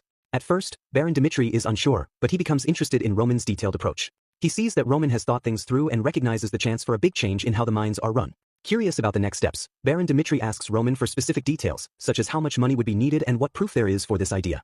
This moment is important, showing how family issues mix with money and social concerns, highlighting the delicate balance needed to manage Dimitri's lands. Meanwhile, the story expands to the wider Miram world, where there is a clear divide between the strong and the weak. In this complex system of power, two groups are known for their skill in gathering information, the Beggars sect and the Ignoble clan. The Beggars sect listens to people's stories through beggars spread all over the world to collect information. The Ignoble clan works with groups that are socially vulnerable, using their connections to gather important information. Roman decided to go into the iron mines instead of becoming a blacksmith. He wanted to learn more about the Northeast region. With his father's money and a strong team, Roman planned to make Ignoble clan the top source of information in their world. However, he knew he needed to grow this effort. While Ignoble clan would be powerful in the Northeast, Roman understood that they had to reach out to other areas as well. To collect information effectively, he realized his current team was not enough. He needed someone skilled at gathering and organizing data. He also wanted to build better relationships with the higher-ups in Dimitri to support this goal. The story then shifted to Dimitri's training ground, where Chris called the soldiers together for an important announcement. He shared Roman's gift, training in how to use mana and swordsmanship. The soldiers were surprised by this news but soon recognized its importance. Chris addressed any doubts about the mana training, stressing its true value beyond what people might think. Lucas, one of the soldiers who initially questioned this training, thought Roman might just tell them to do silly things to find treasure. But then Chris revealed the name of the mana method, Azura, which means the ghost of the battlefield in a faraway language. This made the soldiers see the training as something powerful and meaningful, not just a trick. As the soldiers started practicing the Azura method, Lucas, who had been doubtful, went through a surprising change. In just a few days, he felt more aware, noticing the wind against his skin like never before. The Azura sword method had 108 ways to fight an enemy, making it a complete and powerful technique. Lucas was shocked and couldn't believe the mystery behind Roman Dimitri. He kept asking himself, who is Roman Dimitri? While thinking this over, Lucas considered the unique skills that Roman had, the Azura and the Azura sword. If Lucas found himself with such special abilities, he decided he would keep that knowledge a secret, not just from his fellow soldiers but even from his family. Having lost all his wealth, Lucas understood how hard life could be. Despite the troubles and challenges in his life, training with the Azura method became a source of joy and strength for Lucas. It was during this time of reflection and personal growth that he discovered himself. The story then moved to Roman's office, where Lucas found the courage to share an important decision. Instead of joining the Information Guild, Lucas said he wanted to work with Master Roman. Roman thought that turning him down was not an option. Given Lucas's extensive experience with skilled mercenaries and his ability to build strong connections after facing many trials and life-changing experiences, Roman believed Lucas was the right person for the job. Lucas then told Roman that if he took charge of the Information Guild, he would have to leave Roman behind. During the war with Barco, Lucas had promised to dedicate his life to protecting Roman. He urged Roman not to send him away. Even though Roman recognized Lucas's talent, he couldn't help but ask him where he learned the aura skill and the Azura sword techniques. In response, Lucas admitted he didn't know, leading Roman to remind him of the gifts he had received as signs of loyalty. Intrigued, Roman asked Lucas how he saw him. Roman made it clear that he did not want blind loyalty. He wanted Lucas to understand the true cost of following him into battle and risking one's life. Wanting to dig deeper into loyalty, Roman asked what Lucas thought he could provide to someone who deserved more than Roman soldiers. Surprised, Lucas wondered if there was anything more valuable than the aura method. Determined, he promised to obey Roman's orders and vowed to create the best information guild on the continent. Recognizing Lucas's sharp and logical thinking, Roman appointed him as the head of the Ignoble Information Guild. The scene then shifted to the iron mines, where miners joyfully welcomed Roman during his visit. Grateful for saving a miner's son, the workers showed deep appreciation, and one even pledged his life to serve Roman if needed in the future. Roman expressed his gratitude and looked forward to working together in the future. From that day on, public opinion about Dimitri shifted in favor of Roman, creating a situation that annoyed Baron Romero. A month had quickly passed since the battle with Barco, and now, members were gathered in the halls of Dimitri's house for an important meeting. The atmosphere was heavy with the weight of recent victories as an elderly man, likely a respected member of the council, spoke to the group. House Barco, once a powerful enemy, was now destroyed. An old man, whose voice showed his wisdom, said that no one in the northeast could match Dimitri's strength. Even those who used to support Barco were now wanting to join Dimitri, who had become the strongest. The situation had changed, and the old man shared these updates with everyone around him. However, the news turned serious when he talked about a sensitive issue. Dimitri had previously decided not to negotiate with Barco's forces because they had been openly hostile. The old man asked Baron Dimitri how to deal with these former enemies. Dimitri replied that being generous in this situation was not an option. Teaming up with those who had hurt him before would not be a kind act but an arrogant one. He firmly told the old man never to negotiate with them and promised to show them the consequences of opposing him. Once that was clear, Baron Dimitri shifted the conversation to Jonathan, who shared a strategic view on the recent conflict. Jonathan pointed out that Barco had brought in outside forces, which complicated things. He stressed that if Dimitri and Barco had fought directly, it could have been a huge threat to Dimitri. Jonathan mentioned variables like Flare and Homeros and suggested that Dimitri should expand its military to deal with these unexpected dangers. He also recommended acquiring magical weapons to strengthen Dimitri's defenses. Baron Dimitri agreed with Jonathan's ideas, understanding that military strength and security were crucial. The safety of Dimitri depended on its ability to adapt to new challenges. The talk then moved to the financial side of strengthening Dimitri's military. Even with the large expenses of installing artifacts in the mining shafts, Baron Dimitri assured everyone that Dimitri was financially secure thanks to the efforts of young Master Roman. The young master had played a key role in keeping Dimitri's economy strong. The artifacts not only protected the mining operations but also increased iron ore production by 30% in a short time. The old man, using his experience, predicted a bright future for Dimitri. He claimed that if the growth continued at this rate, they could expect a 100% increase in output soon. Baron Dimitri, always careful about finances, asked for specific information about the losses from installing the artifacts. A person spoke to Baron Dimitri, saying that the money situation was good because earnings had gone up. Baron Dimitri silently agreed with Roman's assessment. Roman worked in the iron mine himself, which helped him understand the problems there and come up with clever solutions. This hands-on experience changed how people saw him, marking a shift in their opinions. Jonathan, who was always sharp, brought up the sensitive issue of succession with Baron Dimitri. The Baron acknowledged that plans for succession had already started. Jonathan reminded him of the decision made 3 years earlier when Baron Dimitri chose young Master Rodwell as the heir. At that time, Roman didn't seem fit for such an important role because of his behavior. But things had changed a lot since then. The war against Barco, worries about the safety of the iron mine, and Roman's skills as a swordsman changed the situation. Jonathan argued that Roman's recent actions showed he could be a good leader. The others at the table agreed with Jonathan, recognizing that Roman's reputation was growing. Then, the old man suggested having a fair competition between Roman and Rodwell for the heir position. Even though this wasn't an official announcement, it created some tension in the usually calm discussions of Baron Dimitri. The Baron thought about the idea of a competition, considering Roman's quick rise compared to Rodwell's long-standing role as the expected successor. Aware of the importance of this choice, Baron Dimitri decided to wait and see how things unfolded. After the meeting, Baron Dimitri went to his office to think more deeply. He realized that deciding on a successor wasn't just up to him. He needed the agreement of important people who held a lot of influence in his power structure. The vassals who provided loyalty and support were key to this decision-making process. Their support could greatly affect the outcome of the succession battle. Another important figure was the Iron Mine Master, who managed a vital part of Dimitri's economy. Baron Dimitri needed to ensure that the economic strength of his house was secure. Lastly, there was Hendrik, the master blacksmith, whose skills and influence in weaponry and strategy were essential. Baron Dimitri understood that any choice about succession would not be complete without Hendrik's backing and approval. Baron Dimitri called Hans to ask if young Master Roman was a good choice to be the next leader of House Dimitri. When Hans entered the room, the Baron got right to the point and asked for his thoughts. Hans explained that if he had been asked this question 3 months ago, he would have said no without hesitation. But recently, he noticed a significant change in Master Roman's behavior. Hans had been watching Roman closely and believed he had grown into a man who could take on the responsibilities of the successor. Curious, Baron Dmitri wanted to know more about this change. Hans described how dedicated Roman had become in learning about the people of Dmitri. Instead of leading from afar, Roman had shown humility by working in the iron mine. He wanted to understand the lives of the miners and faced the tough realities of Dmitri directly. Hans pointed out that Roman now truly cared about what it meant to carry the Dmitri name. Satisfied with Hans's observations, Baron Dmitri let him go to think about what he had learned. Next, Baron Dmitri called in Jacob, the Iron Master, to discuss an urgent issue. They needed to talk about a recent incident in the iron mine. Jacob came in with Morkan, a man who had been at the site of the incident. As Morkan nervously introduced himself, Baron Dmitri recognized his name from past dealings. Without wasting time, the Baron asked Morkan to explain what happened the day the mine shaft collapsed. Morkan, feeling nervous, began to recount the events that took place just a week after Master Roman started working in the mine. The collapse trapped a worker underground, leading to a heated discussion among the miners about what to do next. Some were scared of another collapse and were hesitant to act, wanting to stick to the safety rules in the manual. In the midst of this confusion, young Master Roman stepped up decisively. Not afraid of the risks, he said he could save the trapped worker. Despite the disagreement around him, Roman went straight to the site of the collapse. In a brave and skilled move, he successfully rescued the trapped worker from danger. Morkan admitted that at first, he didn't think highly of young Master Roman. However, after seeing Roman's bravery and leadership during the crisis, his opinion changed completely. In the quiet moments that followed, Morkan began to think about how silly his earlier doubts seemed. He couldn't forget the time when young Master Roman stepped up and said he would take care of the people's problems as the eldest son of House Dmitri.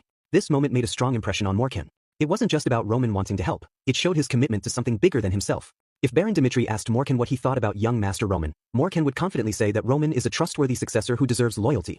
Baron Dmitri listened to Morkan and found that his opinion matched what everyone else thought about Roman. Still, the important decision of choosing a successor was a difficult one for Baron Dmitri to make. The heavy responsibility of this decision weighed on him like an unfinished task. The scene shifted to the busy smithy, where a worker was asking Hendrik for advice. Many items were brought in for repair under young Master Roman's name, and the worker wasn't sure what to do. He turned to Hendrik for help. After thinking it over, Hendrik, feeling a bit hesitant, suggested that the worker should accept the items for repair. This decision came with a touch of regret, influenced by Jacob's stories about the iron mine incident and a new respect for young Master Roman. When the equipment arrived, the workers were shocked by how worn out the items were. One worker couldn't believe how dedicated the soldiers were, as their training had clearly taken a toll on their gear.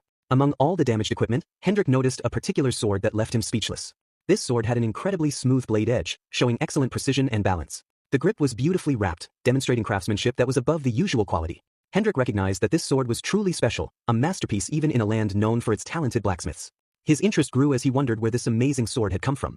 He was surprised to find that it had mana sensitivity, which suggested it could have a significant impact, especially for aura swordsmen. Hendrik thought about what it meant to have a sword with such remarkable qualities without needing mana to enhance it. Even though he was proud of being known as the best blacksmith on the continent for making ironworks, Hendrik felt humbled and amazed by the skill shown in young Master Roman's sword. He realized that improving mana sensitivity was a completely different challenge altogether. He decided he needed to talk to Roman about the sword. The scene changed to when all the repaired equipment was given to Chris. Chris was surprised that the repairs were finished much faster than he thought, something that usually took 2 weeks. A worker explained that Master Hendrik was very motivated this time, getting all the blacksmiths to focus on the job. With a serious look, Hendrik approached Chris, eager to ask about Roman. Next, Hendrik questioned Roman about the sword. With a stern expression, he pressed Roman to tell him everything about it. Roman felt everything was going as planned. He told Hendrik that he had not gotten the sword from anywhere else. Surprised, Hendrik asked where the sword came from, and Roman confidently said that he made it himself. Hendrik's frustration grew as he heard this bold claim, and he couldn't hide his disbelief. He confronted Roman, asking if he really expected him to believe that Roman had crafted the intricate sword, the salamander, all on his own. In response, Roman stood firm, insisting he was telling the truth. He declared that the salamander was a unique creation, unlike anything else on the continent. Determined to prove himself, Roman confidently told Hendrik that he would show him the reality of his craftsmanship. He believed that only by using his unusual methods could Hendrik truly understand and accept the truth of his work. The scene shifted as both of them entered the busy blacksmith shop. In a straightforward way, Roman shared the story behind the salamander and his forging experiences. He explained how, while preparing for the upcoming war against Barco, he realized he needed a sword he could trust with his life. Driven by this need, Roman faced the intense heat of the furnace, hammering the steel tirelessly until it became almost meditative for him. Surprisingly, the blacksmith shop became a safe space for Roman during those intense moments. Looking at Hendrik, Roman believed that the experienced blacksmith could feel the deep emotions connected to forging. Roman knew he would soon have to take on the responsibility of defending others, and that thought motivated him to create a new sword, one to replace the old salamander. With determination in his eyes, Roman began to prepare for the forging process, taking off his shirt as he got ready to craft the new blade. Hendrik, seeing this, thought Roman was ignoring safety rules and trying to forge without the right protective gear. He realized that Roman didn't know the basics of blacksmithing, which affected how he thought about him. But to Hendrik's surprise, when Roman started hammering the blade, he saw something incredible happen. The way iron was handled was different in this world compared to Miram. In this world, people struggled with controlling mana and spent a lot of time and effort perfecting their swords. In contrast, people from Miram focused on the smooth flow of ki, which helped them make swords that increased chi intensity. Roman, who had experienced both worlds and their different methods, showed a skill that went beyond normal blacksmithing standards. As Hendrik watched Roman craft the blade with amazing skill, he realized that Roman's techniques were unusual but very effective. Hendrik was amazed and found it hard to believe what he was seeing. Roman, who had once been doubted, now showed incredible talent in blacksmithing. The way Roman worked with the steel, the speed of his strikes, and the perfect rhythm of hammer hitting steel all came together beautifully.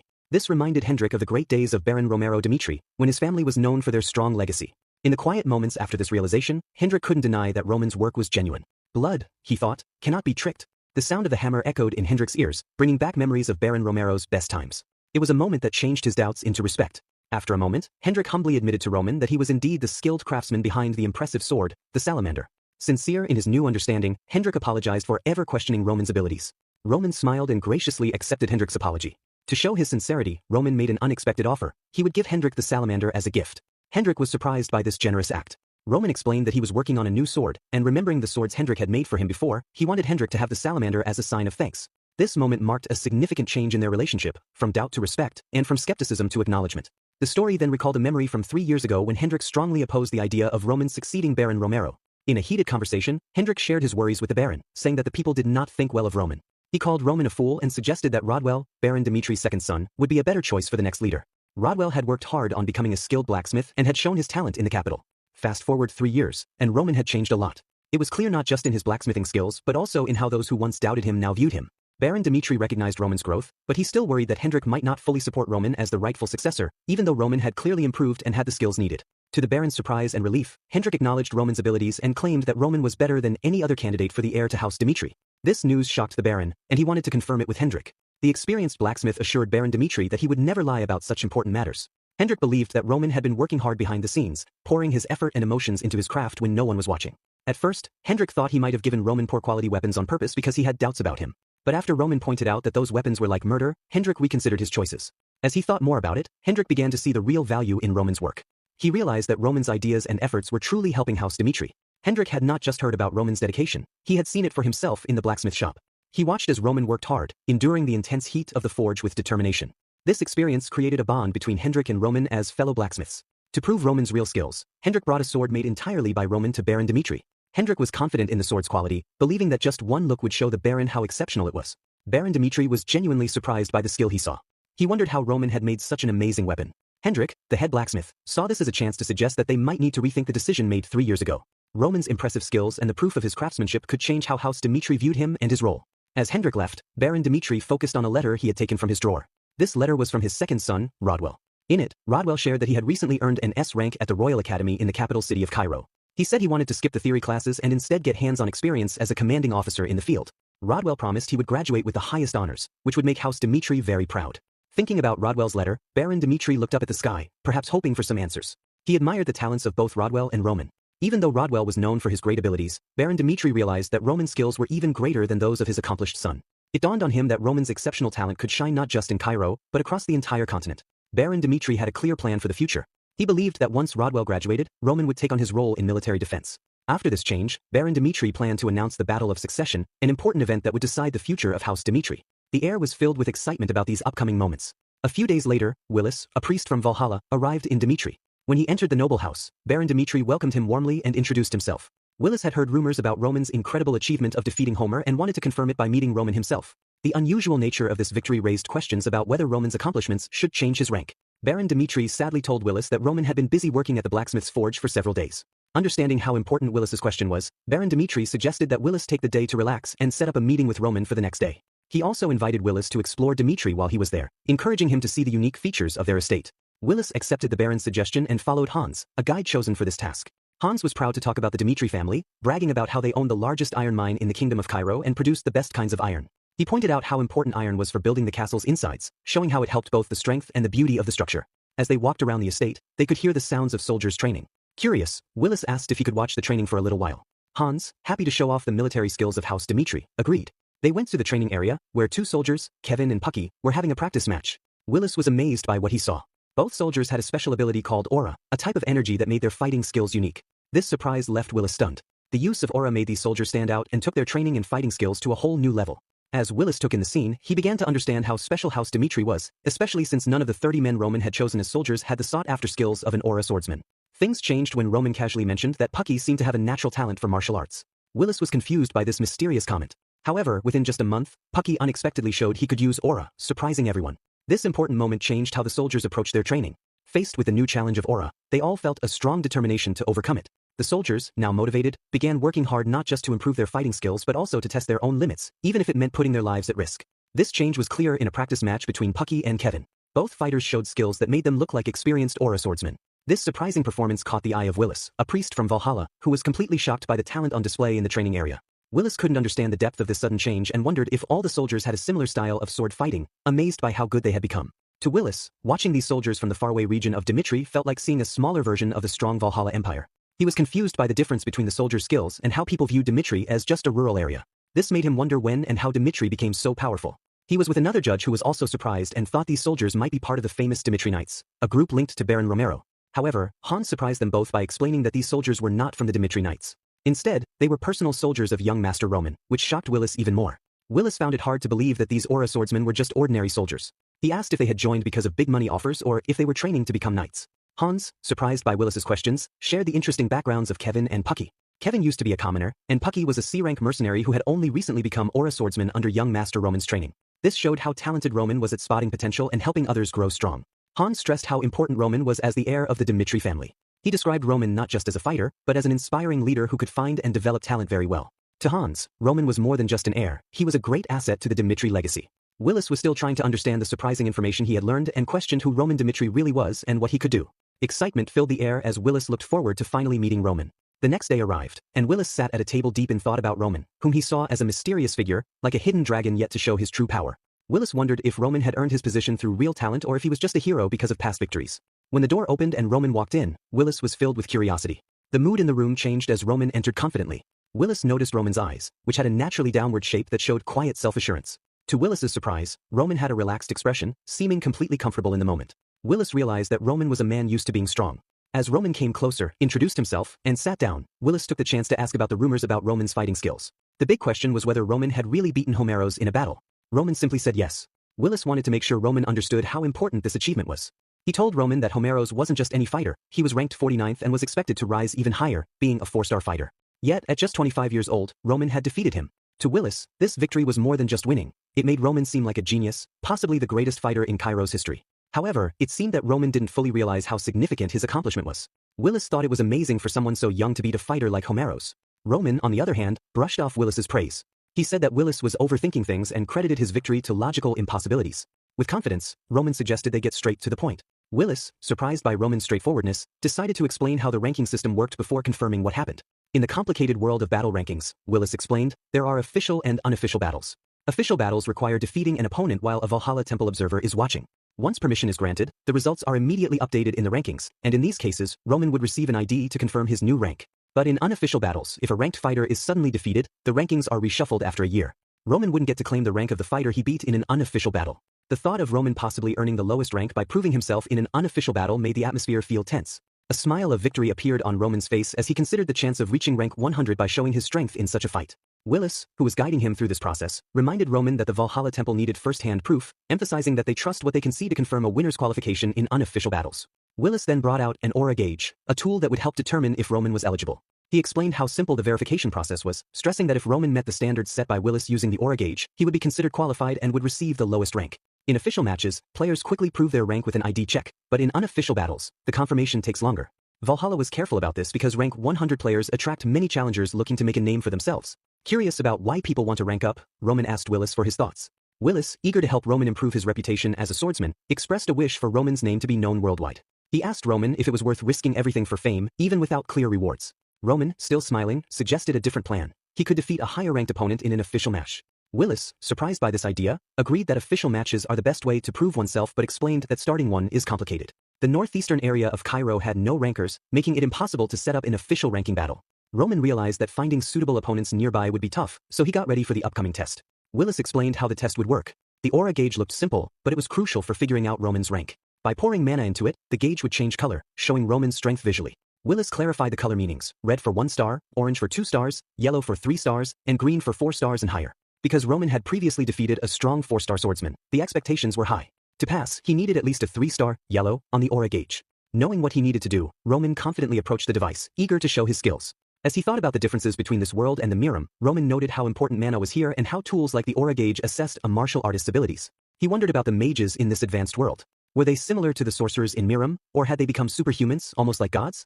The power of magic in this world was something Roman knew he couldn't ignore. When Willis gave the signal to start, Roman recognized the differences in logic between the two worlds and wondered what would happen if he used his mana in the way this world required. He couldn't help but smile. It felt like a chance to test his limits and see how powerful this world's magic truly was. With determination, Roman began the test by pouring mana into the aura gauge. A powerful energy surrounded him, creating a bright purple aura that spread into the space around him. Willis, who was watching, was visibly shocked by this unexpected display of energy. As Roman continued to add his mana to the aura gauge, the room was filled with a surprising sight. Willis, who was in charge of this unusual test, could hardly believe what he saw as the gauge quickly changed from orange to yellow. This rapid change was unusual, especially since the normal measurement process took about 5 minutes. Even for a skilled 4-star swordsman like Roman, this unexpected result left Willis in disbelief. Roman, aware of the limitations of the testing methods in this world, decided to explore the techniques from the Miram, a place that had helped him develop his impressive skills. He started to pour mana into the gauge again, and this time he was able to change the gauge to green. However, his moment of victory was short-lived when the aura gauge, a highly respected item created by the continent's greatest minds, suddenly broke. This unexpected event left Willis confused as he tried to understand what the broken gauge meant. Willis explained how important the aura gauge was. It was carefully designed for accurate assessments and was made by channeling the mana of a 6th-star swordsman into it. The gauge was incredibly strong, and its colors went up to green, representing the highest level of achievement. Even if the mana exceeded its limits, the aura gauge was supposed to work without any issues. The fact that it broke was completely unexpected. When Roman asked if the gauge was defective, Willis, taken aback, struggled to answer. He remembered that just before the gauge broke, it had shown a bright green light. This realization made Willis rethink Roman's abilities. No longer just a hidden talent, Roman now appeared to be a fully developed monster, something Willis found hard to accept. This revelation had serious implications. Roman, as a swordsman capable of reaching 6-star rank, could be a major threat to the established order. Willis imagined the consequences not only for the Kingdom of Cairo but for the entire Salamander continent. Just having a warrior like Roman could change the current rankings and shake up the existing power structure. As Willis processed this new information, he realized how unusual the situation was. The broken aura gauge was something he had never seen before, which made him careful not to jump to conclusions. Feeling a sense of duty, he promised Roman that he would share the results soon. When he left the room, he felt a strong sense of urgency. Meeting Roman Dimitri had opened his eyes to the fact that there was a lot more to learn about this mysterious person. In Willis's office, a look of confusion crossed his face as he struggled to understand who Roman really was. Focused on his work, he started looking into Roman Dimitri's history. The records told a detailed story of Roman's life before he turned 25, showing a major change in him. The defeat of the Blood Fang and the fight against Barco were important parts of his story that highlighted his incredible growth. What struck Willis most was how dramatic this change was, a transformation that seemed almost unbelievable. Roman's skillful approach to challenges revealed a lot about his character. Willis found himself questioning how someone could change so much. Roman's ability to manage tough situations with skill and determination proved that he had strong resolve, even when facing danger. He showed incredible bravery, putting his life on the line to reach his goals. Willis was impressed not just by Roman's immense power, but also by his intelligence. The aura gauge, which was supposed to measure Roman's strength, was now a useless piece of equipment in Willis's hands. It confirmed that there were no abnormalities. The only reason for the gauge's unexpected break was the incredible power it had encountered.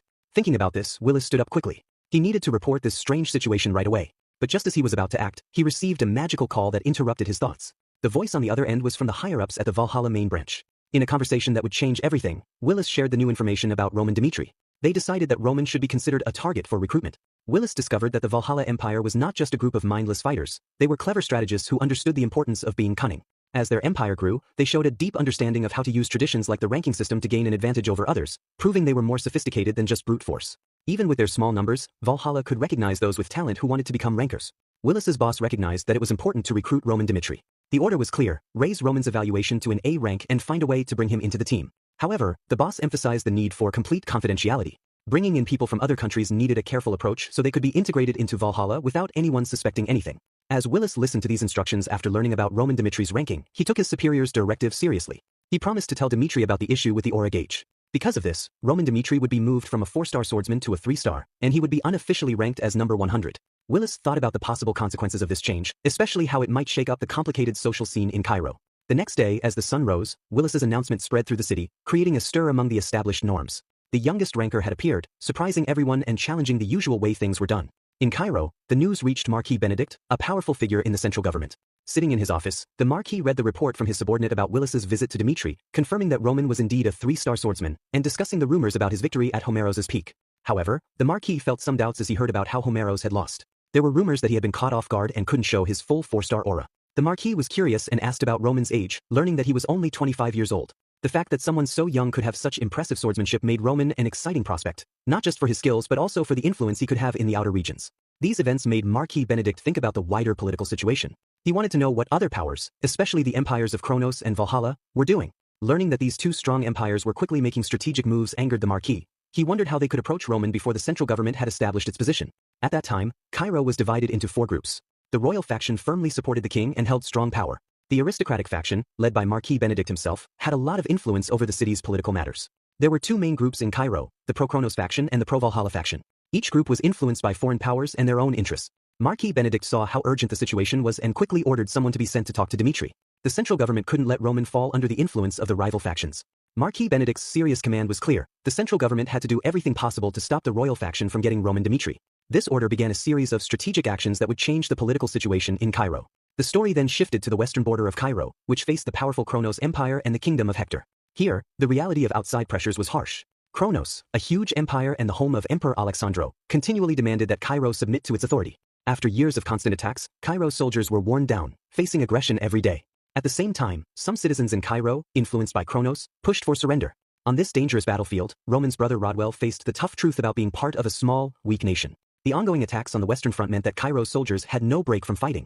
In the middle of this chaos, a fellow soldier brought news to Rodwell. His brother Roman had become a ranker. Rodwell felt frustrated, thinking that Roman, in his view, couldn't have earned a 3-star ranking. He dismissed it as just a rumor, insisting that Roman, the brother he knew, couldn't even defend himself. He believed that the truth would eventually come out. Next, the scene changed to Dimitri Palace, where Roman had an unexpected visitor. As they sat together, the visitor pledged loyalty to the king of Cairo and explained why they were there: to make Roman a royal knight of the royal family. The goal was clear: to secure Roman Dimitri, known as the hidden dragon of the frontier. With this new role, the 4 factions in Cairo started to make their strategic moves, setting the stage for complicated power struggles and political actions. As the factions moved, Roman Dimitri, the hidden dragon, stood at the center of the unfolding drama. In a quiet moment between Roman and the older man, the weight of the offer was clear. The elder explained how important it was to become a royal knight, the highest honor for a knight, and that this was a rare chance for Roman to avoid the usual tough trials by directly pledging loyalty to the majesty. Roman was curious but asked the old man why the proposal was so unusual. The man explained that since Roman was the oldest son of the Dimitri family, he was seen as special. He offered Roman a chance to go to the capital and swear loyalty, which would allow Roman to quickly become one of the respected royal knights. Roman, however, didn't seem impressed and wanted to know if this was all the royal family had to offer. He asked if having his own mansion and raising his family's title were the best rewards available. The old man looked surprised by Roman's lack of excitement. Noticing Roman's hesitation, he asked if Roman was really turning down such a great opportunity. Roman took on a serious expression and said this was a normal reaction for him. As the eldest son of the Dimitri family, he felt he had everything he needed and questioned why he should travel to the capital to become a royal knight. The old man, unfazed, explained again the rewards that awaited Roman: his own mansion and a higher title for his family. Still unimpressed, Roman pressed on, asking if those were truly the best rewards the royal family could offer. This led Roman to share that just 5 days ago, someone from the famous Gregory family had come to him with a tempting offer. In return for Roman's loyalty, the Gregory family promised him a mansion in the capital, lots of land, a large sum of gold and silver, and even suggested a marriage that would make Roman part of their family. The old man looked shocked and upset by this news. He warned Roman that he was making a huge mistake. The old man explained that the emperor was interested in Roman not just for what he was now, but for what he could become in the future. He argued that being a royal knight came with rewards far greater than what someone like Roman could imagine and felt that the powerful Kronos Empire was already plotting something complicated. Roman then continued to recount what had happened in the last few days. 3 sunsets ago, a representative from the Denver family had come to him with an unexpected offer. The envoy talked about providing support, giving Roman hope in the uncertain path ahead of him. Last night, Roman met with someone from the Benedict family, and their offer was unusual and different from others. The conditions were better than those from other families, and there were 3 main points to it. However, Roman surprised the old man by saying that next month, he intended to make Dimitri, who is likely an important ally, independent. The old man thought this was a bad idea and urged Roman to join the royal faction instead, saying that the others were traitors who wanted to ruin the whole kingdom. Cairo's top swordsman and the knight commander of the Royal Knights was known for stopping the rebellion and keeping things under control. Still, the royal family was struggling with running the kingdom because they couldn't get important information. The old man realized it would be hard to convince the nobles in the small country of Cairo. He could only promise Roman a position as a royal knight and respectfully asked him to support the royal family. Roman, seeing a similarity to his own situation as the 12th son of the heavenly demon, didn't find the earlier offers appealing. He wouldn't say no to them, but he wouldn't say yes either. The old man felt hopeful because Roman didn't completely reject the offers. Roman then asked the old man to leave for the day and mentioned that he would wait until he was ready to pledge his loyalty to the royal family. With 4 offers and 4 refusals, Roman had no plans to side with any group. Expecting some conflict, he decided to take his time and keep his options open with all 4 factions. Outside, Roman is deeply focused on his training when a stranger comes up to him, greeting him. Roman turns to find a man named McKean, who, to his surprise, works for Valhalla's intelligence department. However, McKean is wearing a uniform with Dimitri's staff insignia, which confuses Roman. Anger flares in Roman as he questions McKean's sudden visit, since Roman had already communicated with the Denvar family days ago. Picking up on Roman's frustration, McKean quickly apologizes for the surprise, explaining that urgent circumstances have forced him to reach out personally. He assures Roman that this visit reflects Valhalla's true feelings, recognizing Roman's complicated situation, his nationality, and his difficulty in leaving Dimitri. McKean then makes a surprising offer. He proposes to give Roman a title, an iron mine, and a piece of fertile land. This, he explains, would allow Roman to continue his work as a blacksmith while also addressing his family's needs. Roman thinks over the unusual offer, weighing the benefits against his responsibility toward his family. The weight of this decision makes him feel the pressure as he considers what it might mean to align himself with Valhalla. Sensing Roman's hesitation, McKean stresses the importance of power for a swordsman. To make the offer more tempting, he tells Roman that Valhalla would grant him access to their top-tier treasury, a collection of valuable records that include rare methods for strengthening the mind and ancient sword techniques. These records, carefully organized by topic, contain secrets passed down through generations. Roman is stunned by the offer, intrigued by the mention of the treasury and its high-level records. Valhalla, it seems, guards rare knowledge about mind techniques and swordsmanship, preserving their ancestors' wisdom. This revelation adds a new level to the offer, making Roman even more interested in the idea of joining Valhalla. McKean then talks about Valhalla's big ambition, to conquer the whole continent and establish themselves as the only empire. Staying in the Kingdom of Cairo, he argues, would help speed up this goal. The idea of Roman playing a role in Valhalla's rise stirs the atmosphere with a sense of destiny, one that seems linked to the birth of an empire. As McKean describes this grand vision, he appeals to Roman's purpose, encouraging him to join Valhalla's cause. Roman's path to a promising future seems to lie in aligning himself with a powerful ally. McKean believes that with fair pay and a bit of pressure, Roman could follow this path with benefits and safety. Most people would find it hard to refuse such an offer from McKean, but Roman stands firm in his rejection. The atmosphere grows tense as McKean shows surprise at this unexpected response. As anticipation fills the air, Roman feels he must explain his choice, which may seem unusual. It's not because Valhalla's offer lacks compensation, nor is it due to weak loyalty to his homeland. Instead, Roman shares the complex thoughts running through his mind. Recently, he has received many offers that promise him status without binding him to any specific commitment. This attention mirrors the complicated political scene in the Kingdom of Cairo. Key figures, including the royal knights, Marquis Benedict, Count Gregory, and Count Denver, are all eager to win Roman's loyalty. What looks like an easy choice is actually a complicated process. Roman explains the delicate balance he must maintain amid these power struggles. Swearing loyalty isn't just a formality, it's a strategic decision with significant consequences. The kingdom's politics are like a chess game, and Roman, an unwilling player, must tread carefully. Roman admits to McKean that he feels torn, not only by the many offers but also by his need to understand what is truly worth risking his life for. The kingdom's complex politics require a thoughtful response. Roman's hesitance to pledge loyalty is more than hesitation. It's part of a carefully planned approach to show his dedication to McKean and others. McKean, moved by Roman's openness, begins to grasp the depth of Roman's inner struggle. Realizing the urgency, McKean warns Roman about the pressure of time. With the political situation in Valhalla shifting quickly, decisions must be made soon, or Roman may miss his chance. With a gentle but firm tone, McKean urges him to act before it's too late. Roman knows how serious things are and promises McKean he'll give an answer within the deadline. As McKean is about to leave, he turns back with an intrigued look, promising a parting gift as a symbol of the growing bond between Roman and Valhalla. He also gives a cryptic warning about the southern front, which feels like a ticking bomb, making Roman stay on high alert. Moving to the Grand Dimitri Palace, Roman says goodbye to his father, carrying the responsibility of defending his nation and promising to return safely. As Roman is about to leave, his mother, calm and confident, reassures his father, Romero Dimitri, not to worry too much. She explains that Roman isn't going to the dangerous western front, where the border with the Kronos Empire lies. Instead, he's assigned to the safer southern front. With strong belief in her son's safety, she assures Dimitri that Roman will come back unharmed, reflecting a mother's unwavering faith in her child's well-being. Outside, Roman steps into his role as a leader, addressing his soldiers with confidence. He urges them forward, marking the beginning of their journey, a path filled with both duty and destiny. Soon, they reach a final stop before the southern front, a temporary resting spot where they'll stay until dawn before continuing toward the front line. As the soldiers settle in, a disturbance catches Roman's eye. He finds Kevin and Chris locked in a heated argument with Henry Albert, the eldest son of the noble Albert family. A few hours earlier, Roman had read a letter from the central government. Benedict, concerned for Roman's safety and impressed by his loyalty to the kingdom, arranged for him to be stationed at the relatively safe southern front, sparing him from the harsher western environment. Reflecting on Benedict's actions, Roman realizes that over the last few months, the Marquis leading the aristocratic faction has shown consistent support for him. It's clear that the Marquis values Roman's unique skills, especially his ability to face off against the royal knights, and doesn't want to lose him. Despite these efforts, Roman still had doubts about how safe the southern front really was. Intelligence from Valhalla painted a very different picture, describing it as a ticking time bomb ready to go off. Back in the story with Henry Albert, we see a clash of social statuses unfold. Henry, proud of his heritage as part of one of Cairo's top families, demanded to use the inn. He looked down on people like Chris, calling them lowlives and wondering how they dared to speak against someone of his high status. In the middle of the argument between Chris and Henry Albert, Roman showed up and asked what was going on. Chris explained that Henry wanted him and the others to leave the inn because Henry wanted to use it. However, Chris firmly refused, saying he had already booked the whole place. Henry didn't seem to care about Chris's protest. Watching all this, Roman recognized that the Albert family was still acting with an old sense of power, maybe unaware of how much their status had slipped. Seeing a chance to step in, Roman asked Henry why he thought they should leave, challenging the sense of entitlement the Albert family displayed. Unbothered, Henry then asked if Roman was in charge of the soldiers. When Roman confirmed, Henry warned him about the trouble he'd caused by not listening.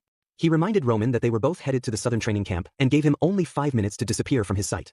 Thinking about how House Dmitri, a small and less important family, was treated, Roman decided not to give in to Henry's demand. Instead, he chose to face the situation head-on. Roman drew his sword, making it clear he was challenging Henry to a duel. He suggested that if Henry could defeat him, he'd leave the inn without argument. Henry, surprised by this sudden turn, prepared to attack Roman. But before their swords could meet, Henry's own soldiers stepped in, holding him back. In a surprising turn, they started explaining who Roman was, showing Henry just how serious this situation was. The soldiers described Roman's impressive skill and told stories of how he'd risen to become the youngest-ranked fighter in history. They talked about his achievements in the war against Barco, mentioning how he had killed Baron Barco's eldest son in a direct fight. They portrayed Roman as a fierce, unstoppable force on the battlefield, a warrior with no mercy. Now, with this new understanding of Roman's strength, Henry stood frozen in his place, realizing he was facing a very dangerous opponent. The soldiers warned him about the serious consequences of dueling with Roman. They described Roman as a powerful fighter, someone not to be underestimated. Henry realized the risk he was facing, but quickly made an excuse, saying he'd forgotten a prior commitment. Trying to save face, he suggested they drop the issue. However, Henry still wanted to find a way to punish Roman, feeling that Roman had shown disrespect to House Albert. As Roman stepped right in front of Henry, Henry felt a chill and quickly moved to the other side of the room in fear. Watching him, Roman thought this kind of reaction might be typical on the southern front. That day, 3 people backed down just upon hearing Roman's name, showing the strong reputation he had built. Later, Roman spoke to the innkeeper, trying to understand the southern front's strange dynamics. The innkeeper, who had seen such reactions before, explained that the southern front was unlike the dangerous western front. Here, they had a friendly relationship with Hector, so noble sons, who couldn't avoid conscription, chose the southern front, nicknamed the resort. Here, training was easy, without life-threatening risks, making it a comfortable place for nobles to complete their national duty without much danger. As Roman looked over a map, he remembered events from 48 days ago when scouts from the kingdom of Hector crossed the border. The scouts pulled back after confirming activity on the southern front but continued to watch from afar. Roman understood that Hector's intentions were uncertain. It wasn't clear if they were preparing for war. But based on what he knew, he believed the southern front wasn't as safe as people thought. A slight smile formed on Roman's lips as he sensed the inevitability of conflict, catching the familiar scent of blood in the air. The story then moved to the next day, where Viscount Bale Frank, commander of the southern training camp, introduced himself. He explained that the camp was a basic training ground for soldiers assigned to the southern front. After 3 weeks of intense training, all noble recruits would join a reserve corps and finish their service on the southern front. This moment was an important step in their military journey. Speaking to the gathered noble recruits, Bale gave them a serious message, telling them to leave their titles behind when entering the camp. Here, everyone was simply a soldier with a duty to serve. Bale stressed discipline, warning them against breaking any rules. The punishment for disobedience would be deployment to the Western Front, which Roman thought was a fairly mild consequence. After this, Viscount Bale Frank, the commander in charge of training the noble recruits at the southern camp, spoke again. He told the soldiers they would receive detailed information about the training schedule that evening. For now, he encouraged them to get settled into their quarters. A little later, one of the soldiers came up to Roman with a message that the commander wanted a private talk with him. Roman agreed and went to Bale's office. When he entered, Bale greeted him warmly and asked if his trip south had been comfortable. Roman replied that the journey had been smooth.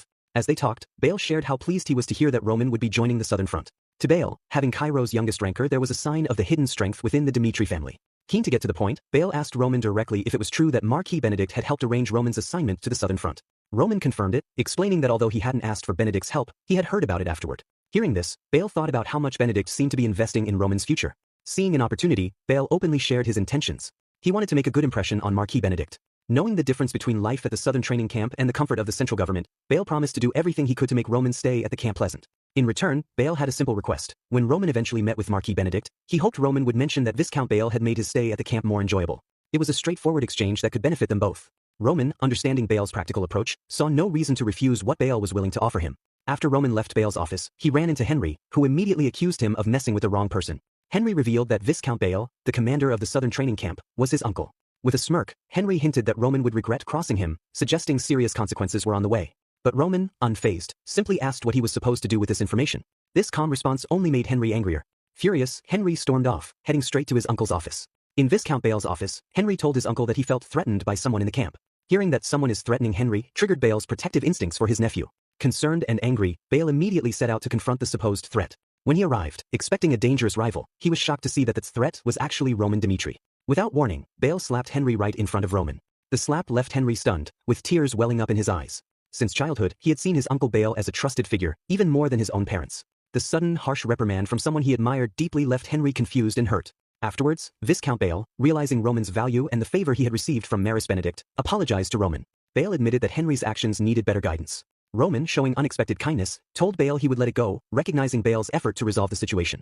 As Bale and the still upset Henry walked away, Bale's frustration turned toward his nephew. Outside, he warned Henry against making an enemy of someone like Roman, who had caught Maris Benedict's attention. Henry, still shocked from the slap, asked his uncle why he had reacted so strongly. Bale sternly told Henry to grow up and take responsibility, warning that if he kept acting recklessly in the camp, as he did back at the Albert estate, he wouldn't be able to protect him from the consequences. To prevent further conflict, Bale made a strategic decision. He announced that Henry would now be paired with Roman in all activities, from training to the formation of the Reserve Corps.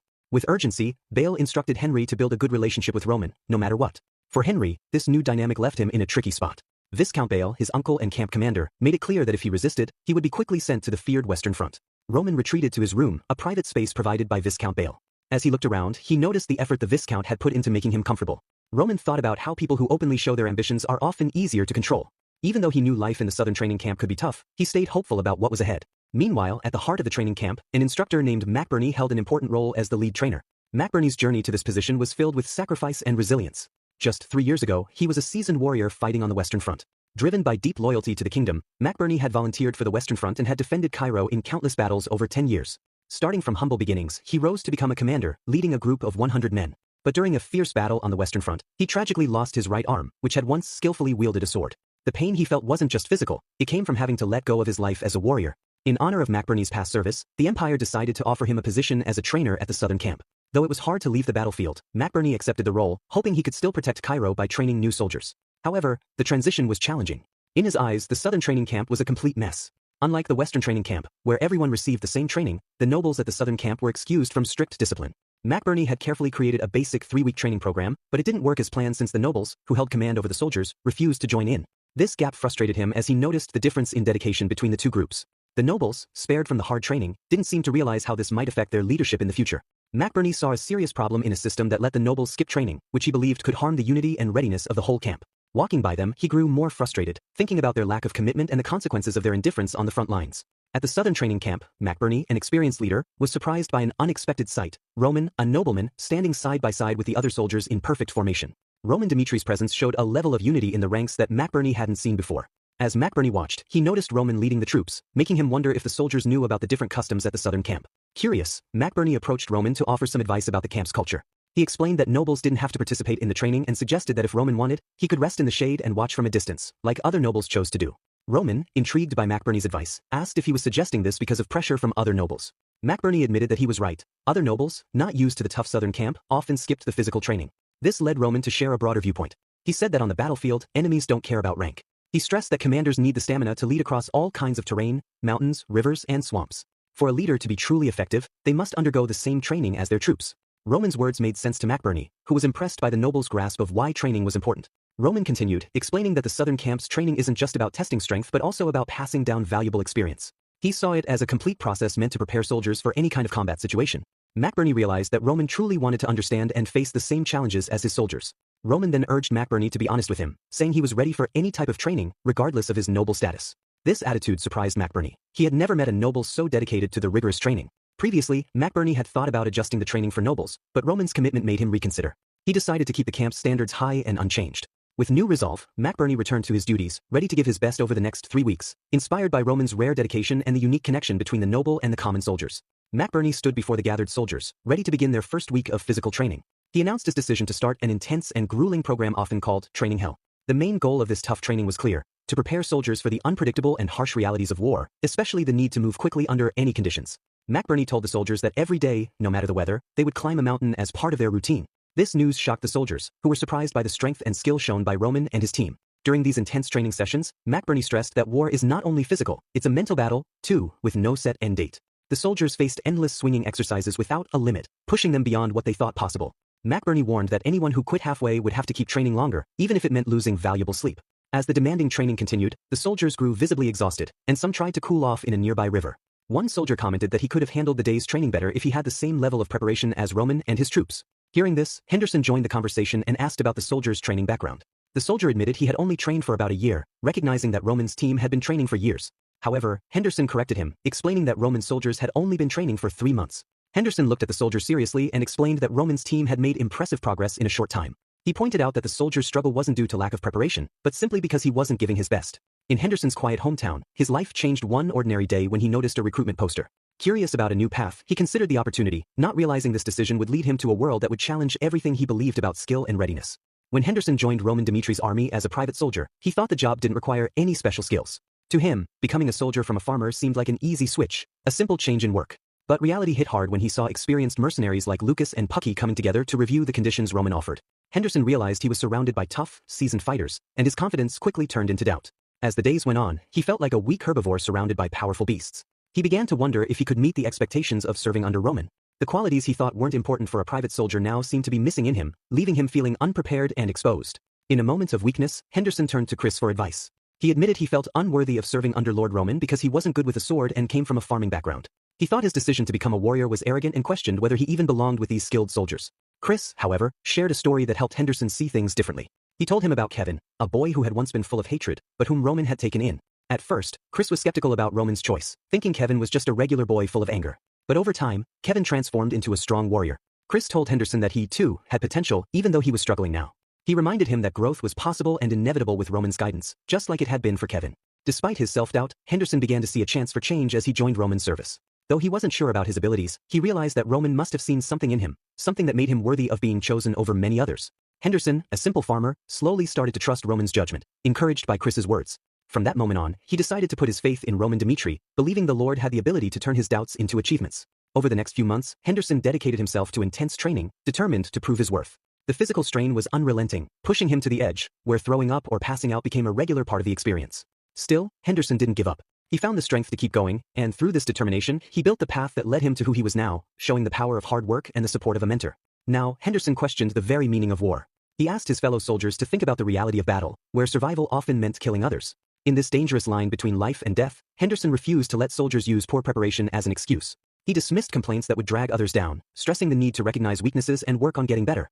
As Henderson left, his words stayed with his fellow soldiers, leaving them silent for a moment. Looking at Roman soldiers, it was clear they were already deeply focused on the mindset of war.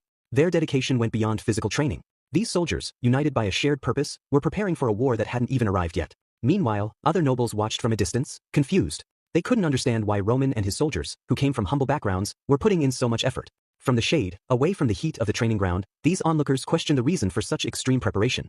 The southern front, far from the real battlefields, didn't seem like the place for such tough training. Among these watchers was Henry, who couldn't understand why someone like Roman didn't try to make connections with other nobles. The nobles doubted the usefulness of Roman soldiers' hard work, seeing it as unnecessary. But in this effort, there was a deeper truth. The soldiers born under the banner of Dimitri were trying to prove their worth and earn respect, even when they weren't near the front lines. Henry found himself puzzled by Roman's seeming disregard for the importance of alliances and talking to other nobles. He wondered if this was a common issue for those born to common families, not realizing how important relationships were in the world of politics. This thought stayed with him as he considered what might happen if such a mindset continued. The story then moved to the grand halls of Hector Palace, where important decisions were made that shaped the future of the kingdom. Jackson, a strong soldier and captain of the Ranger Corps, stood in front of the king of Hector. In his detailed report, Jackson revealed the hard work of the Ranger Corps, which had successfully infiltrated and investigated Cairo's southern front defense line 48 times over the past year. Jackson's findings showed that the defensive strength of the southern front was focused on the western side because of the ongoing battle with the Kronos Empire. This made the southern front weak and open to attack. Based on this, Jackson concluded that taking control of the southern front would be an easy task. This information was very important for the kingdom of Hector in the larger political situation of the continent. The story then shifted to the history of Hector. Once a powerful nation, like the Kronos Empire, Hector suffered a crushing defeat in a war with Valhalla. After this loss, Hector's strength was greatly weakened and became equal to that of Cairo. The kingdom, once a mighty force, now struggled to keep up with the more powerful empires and had become just one of the 6 smaller kingdoms. In this time of decline, Prince Edwin Hector came to his father, the king, with bad news. Edwin explained the difficult situation Hector was facing: 5 years of poor harvests and the heavy burden of paying back loans from the Golden Bank with high interest. The kingdom was close to financial collapse, and Edwin was worried that if things didn't change, Hector might lose its identity as a kingdom. In an honest moment, Edwin explained that Hector's problems started when the kingdom had intentionally avoided war after its defeat. However, Edwin believed that this period of avoiding conflict must end. He revealed that Hector had been preparing for war over the past year, knowing that it was inevitable. With urgency, Edwin told his father that the time had come to make a choice: war. He understood the serious situation of the people and the kingdom, and he argued that war might be the only way to save Hector. In the royal palace of Hector, the king sat with the heavy thought of war. For him, the word war was not something to be taken lightly, especially when spoken by his own son, Edwin, who was determined and firm in his belief. Seeking reassurance, the king asked Edwin if he was truly confident in choosing war. Edwin, firmly believing in his decision, reassured his father that he wouldn't have suggested it if he wasn't confident. With an important decision to make, the king gave up all power related to the upcoming war to his only son, Edwin Hector. Taking on this responsibility, Edwin showed he was ready to follow the king's orders. This change of leadership marked a big moment, preparing Edwin to lead Hector into uncharted territory. The story then shifted smoothly to the southern camp, where 3 weeks of training had finally come to an end, and the soldiers felt proud of what they had achieved. Bale, delivering good news, happily told Roman and the other soldiers who had completed the training that they were now part of the respected 5th Defense Line's Reserve Corps. He explained that this position was highly desirable and that he had used his connections to get Roman assigned to it. Grateful for the opportunity, Roman thanked Bale, but Bale, showing a friendly gesture, waved away any thanks and assured Roman that he could always rely on him if anything came up beyond the training camp. A moment of thanks followed as McBurney expressed his gratitude to Roman. The past 3 weeks had given McBurney a renewed sense of purpose, and he appreciated Roman's guidance. He handed Roman a piece of paper with information and details about the southern front, hoping it would help him if war broke out. He also wished Roman safety. Roman, touched by the gesture, thanked McBurney for the thoughtful preparation. As McBurney reflected on the time he spent training, he realized something deep inside. He had developed a strong respect for Roman and felt he wanted to follow him. However, this new admiration came with a sense of uncertainty. McBurney, a one-armed man who wasn't skilled with a sword, felt that he might not fit in with the elite warriors under Roman's command. As McBurney said goodbye, a feeling of doubt filled him. He worried that his presence might hold Roman back. But as they parted, a simple act carried a lot of meaning. Roman, looking at the map McBurney had carefully prepared, realized how difficult it was even for experienced people like Lucas to gather such detailed information. In McBurney's unselfish gesture, Roman found a deep respect, recognizing the kindness behind it. The story then moved to the center of the conflict, the 1st Defense Line on the southern front. A soldier's loud shout filled the air as the enemy's attack began. The chaos and confusion of battle spread quickly, setting the stage for what was to come. At the same time, the scene changed to the Reserve Corps base camp at the 5th Defense Line. Here, Henry struggled with the meaning of his uncle Bale's words. Bale had purposely placed Henry in the same Reserve Corps as Roman and had told him how important it was to form a good relationship with Roman over the next 2 years. Henry, unsure how to connect with someone like Roman, found himself in a situation that required both strategic thinking and personal effort. Suddenly, the camp's quiet was broken by the loud sound of an emergency siren, signaling Hector's declaration of war. Soldiers quickly got ready for the upcoming battle, with tension in the air. But amidst the rush, Henry realized that Roman Dimitri, the person he was meant to work with through this journey, had disappeared from sight. As the war began, the 1st Defense Line became the main target of Hector's attack. Hector's soldiers broke through the gate, threatening the security of the once strong fort. Baron Bruce, the commander of the 5th Defense Line, was deeply concerned about the situation. He thought back to how the 5th Defense Line had changed, sadly noting that it had lost its true purpose as a battlefield. What was once considered a paradise for the southern front had become a place where nobles lived in luxury, caring more about personal interests than their duties as soldiers. The corruption and neglect, which Baron Bruce himself had allowed, had weakened the line's ability to defend against a real threat. Realizing that staying and fighting to the end would mean certain death, Baron Bruce ordered his soldiers to hold their ground. He reminded them that if Hector's soldiers broke through, innocent civilians would be at risk, stressing the heavy responsibility they carried. Despite his strong words, Bruce's calls for his soldiers to stay firm were in vain. The battle raged on, and Bruce himself began to lose his confidence. He told his soldiers to buy him some time and revealed that he planned to contact the royal family to ask for reinforcements. Meanwhile, Roman, recognizing the urgency, quickly took control and ordered all soldiers to head immediately to the struggling 5th Defense Line. As the group moved forward, Roman thought about the poor condition of the southern front's defenses. There were many problems: broken equipment, low morale, and a commander who wasn't effective. These issues made the military forces very weak. The Reserve Corps, which was meant to be called in for emergencies, was placed 2 hours away from the front line, making Roman's task even more urgent. The goal was simple: get to the 5th Defense Line within an hour. While moving quickly, Roman noticed Baron Bruce, the commander of the 5th Defense Line. Bruce seemed disconnected from his soldiers and gave an order that went against Roman's mission. Bruce told Roman to take him to the rear, prioritizing his own safety over the need to reinforce the defense line. Roman didn't just follow orders without thinking. He asked Bruce why the commander was alone, away from his soldiers, in the middle of a dangerous battle. Bruce, speaking authoritatively, scolded Roman for questioning him. Feeling frustrated, Roman made it clear that he had heard enough. He grabbed Bruce by the neck and accused him of abandoning his soldiers. Roman reminded Bruce that desertion was punishable by execution, regardless of rank. In a hard decision, Roman, feeling betrayed by Bruce's actions, ended the commander's life on the spot. It was a harsh reminder of the tough choices soldiers sometimes have to make during war, where honor can clash with the need to survive. After this, Roman continued with his mission to reinforce the 5th Defense Line. The story shifted to the soldiers defending the line, where one soldier was holding off Hector's forces alone. This soldier, realizing that their situation was getting worse, was shocked by the sight of a commander abandoning them during the battle. At a critical moment when the 5th Defense Line was about to be overrun, Roman arrived just in time to stop Hector's soldiers. After the fighting paused, Roman spoke with a soldier named Stephen, confirming his identity. Stephen was told the bad news that Baron Bruce was dead. Now that Bruce was gone, the responsibility for the defense line was on Stephen. Roman remembered what Lucas had said about Stephen. Lucas had trusted Stephen to be the key person to defend the line. Roman asked Stephen what he thought was the best way to protect the area. He also told Stephen that if things looked hopeless, he, as the commander of the Reserve Corps, would not hesitate to order a retreat. This moment made Stephen sure he was with Roman Dimitri. Roman told Stephen that he needed his understanding of the battlefield. As Stephen looked at the battle's progress, he saw that retreating seemed safe for now, but he also realized it could lead to a major disadvantage. If they gave up their defense line to Hector, it would let him control important supply routes, which could drag the war on longer. Roman, facing this tough situation, suggested a daring plan. They would use railings to block the enemy's access through the gate. Roman promised to hold off the enemy long enough for the railings to be set up. Meanwhile, Stephen would get his forces ready for this risky move. Stephen, surprised by the boldness of Roman's plan, worried about the danger, especially with the enemy charging in. Roman reassured him that he wasn't going to take a foolish risk. With quick movements, Roman easily dodged an enemy attack, showing he wouldn't take on a mission that was impossible. As he took down an approaching enemy with a well-placed move, Stephen was both amazed and speechless. Amid the chaos of battle, Chris asked Roman what to do next.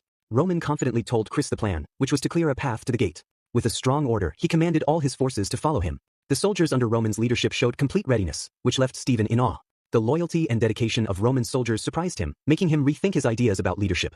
Seeing this, Stephen couldn't understand how the bond between Roman and his soldiers went beyond just duty. Roman turned to Stephen and told him to get ready, pointing out that the war had just begun. As Roman's soldiers smoothly took their positions, Stephen realized something important. Their loyalty wasn't just out of duty, but out of deep respect for Roman.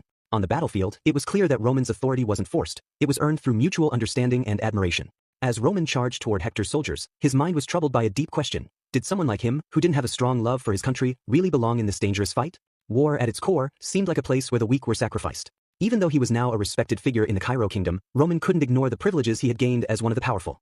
It was an inner struggle made harder by the harsh realities faced by smaller nations with little power or wealth. In the middle of the battle, with swords clashing and chaos all around, Roman found himself longing for the life he used to have. On the battlefield, he felt a sense of purpose because of the bonds he shared with his fellow soldiers, like Chris, Kevin, and the others. Together, they fought skillfully, taking down their enemies, and Roman's mere presence became a symbol of death. His number of kills kept rising, first 10, then 20, and with every enemy he defeated, the soldiers of Hector started to change. After the 10th kill, Hector's soldiers were still confident, but by the time Roman reached 20 kills, they realized their enemy wasn't just strong, he was unstoppable, someone they hadn't expected. Fear began to show on their faces, and rumors spread that Roman was a monster on the battlefield as the soldiers retreated. Meanwhile, Baron McCleary, the leader of Hector's forces, was confused by his soldiers' sudden retreat. They had seemed so close to victory when they broke through the castle gate, but now they were pulling back. McCleary didn't understand why. When he saw Roman, everything became even more puzzling. Their eyes met from across the field, and the shock on McCleary's face matched the strange turn of events. Watching Roman charge forward alone, McCleary assumed that Roman was arrogant and was coming for his head. Thinking Roman was foolishly acting alone, McCleary quickly ordered his soldiers to surround and defeat him. Believing Roman was isolated, the soldiers rushed at him with a sense of urgency. But Roman, always alert in the chaos of battle, saw the perfect moment to strike. He had learned from many past fights that the quickest way to end a war was to take out the enemy's leader. As the Hector soldiers were on the edge of collapsing, Roman saw his chance and decided to act.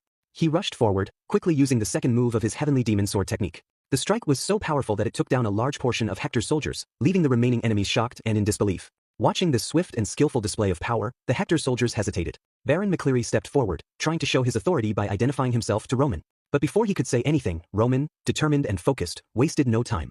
In one smooth motion, he struck again, cutting McCleary down before he could speak another word. The battlefield was loud with the sound of fighting and the cries of the fallen as Roman stood victorious. In the middle of the chaos, Roman shouted to get the attention of the Cairo soldiers. He spoke with authority, saying that he had successfully defeated the enemy commander. However, his tone changed as he warned about the remaining Hector soldiers, stressing that letting them live would only create more enemies for Cairo in the future. Even though the enemy had already lost many soldiers, Roman encouraged his own troops to keep fighting hard and finish off the rest of the enemy. On the other side, Henry, who had been watching Roman's actions, was left confused. He wondered how he could approach Roman after seeing such a change in him. The shift in Roman's behavior made Henry think about the complicated relationship between them in the heat of battle. Without their commander, the enemy soldiers were demoralized and scattered, trying to escape from Roman and his forces. Roman soldiers held strong at the 5th defense line and managed to push back the enemy attack. Chris, one of Roman's trusted soldiers, reported that none of the 30 soldiers, including himself, had been hurt. Roman praised his soldiers, recognizing their bravery and good work in the battle. Roman's leadership was not just about fighting and strategy. To everyone's surprise, he gave out potions to all of his soldiers. These healing potions, made in the magic tower, were highly valuable, yet Roman handed them out without hesitation. McBurney, who noticed Roman's strength, decisiveness, and generosity, was impressed by how Roman, Dimitri, and the soldiers had built trust through their actions. As the battle calmed down, Roman told Stephen to take charge of the aftermath and prepare for another attack. Roman knew the war wasn't over yet and felt that quick action was needed. He asked Stephen to find someone who knew the southern front's land well to guide them. Stephen, surprised, asked if Roman wanted to go there immediately. Roman confirmed, saying the war was still ongoing and they had to move fast. Stephen introduced Roman to Kobe, a local who knew the southern front's geography. With a map of the land, Roman asked Stephen about the quickest route to the rear camp. Kobe, who was familiar with the area, suggested a route through the mountainside. Roman, trusting his own judgment, estimated that the route would take about 2.5 hours to travel. Roman, always thinking ahead, suggested they take a shortcut to cut down the travel time to just 2 hours. Kobe was surprised by Roman's accurate estimate of how long it would take to get through the mountain route. He started to wonder how Roman knew such specific details. It occurred to Kobe that Roman wasn't just guessing, he seemed to know a lot about the southern front's terrain. This raised questions about how much experience or study Roman had done. Roman noticed Kobe's surprise and explained himself. While he had gathered some basic information, he admitted that he didn't know everything. That's why he asked for Kobe's help, someone who knew the area well to fill in the gaps. It became clear that Roman's plans were more thoughtful than just trying to find an easy military life like other nobles. His careful, well-informed approach made a strong impression on Kobe. Kobe, realizing that Roman's goals were more about helping and strategizing than seeking comfort, started to feel hopeful about the future of the Southern Front. He believed that with Roman's help, even the troubled region could improve. As Roman left the room, the atmosphere changed. Chris told him that a group of 30 soldiers, including himself, was ready to leave. The efficiency and readiness of Roman's forces showed the strong teamwork and discipline Roman had instilled in them. Just then, another unexpected person appeared, Henry Albert. Roman, curious about why Henry was there, asked him to explain. Roman's expression was serious, and he stared at Henry, clearly not expecting any tricks. Henry realized that if he admitted his true reason for being there, to get close to Roman, he would likely be dismissed.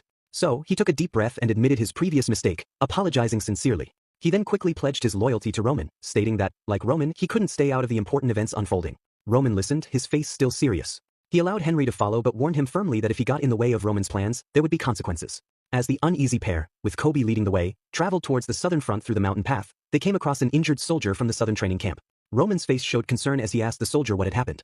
The soldier, clearly shaken, explained that the training camp had been attacked. Roman quickly figured out that the attack had come from the rear, not the front.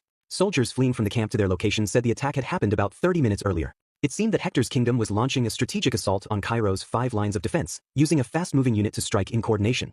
Roman realized what this meant and immediately ordered his soldiers to change course and head straight to the southern training camp. The urgency in his voice made it clear how serious the situation was. The scene shifted to the troubled southern training camp, where 2 Hector soldiers were enjoying tormenting McBurney. Anger burned in McBurney's eyes as he demanded they stop mocking him. Unbothered, he boldly declared he would face any challenge and was willing to risk his life to take down even one of the Hector soldiers.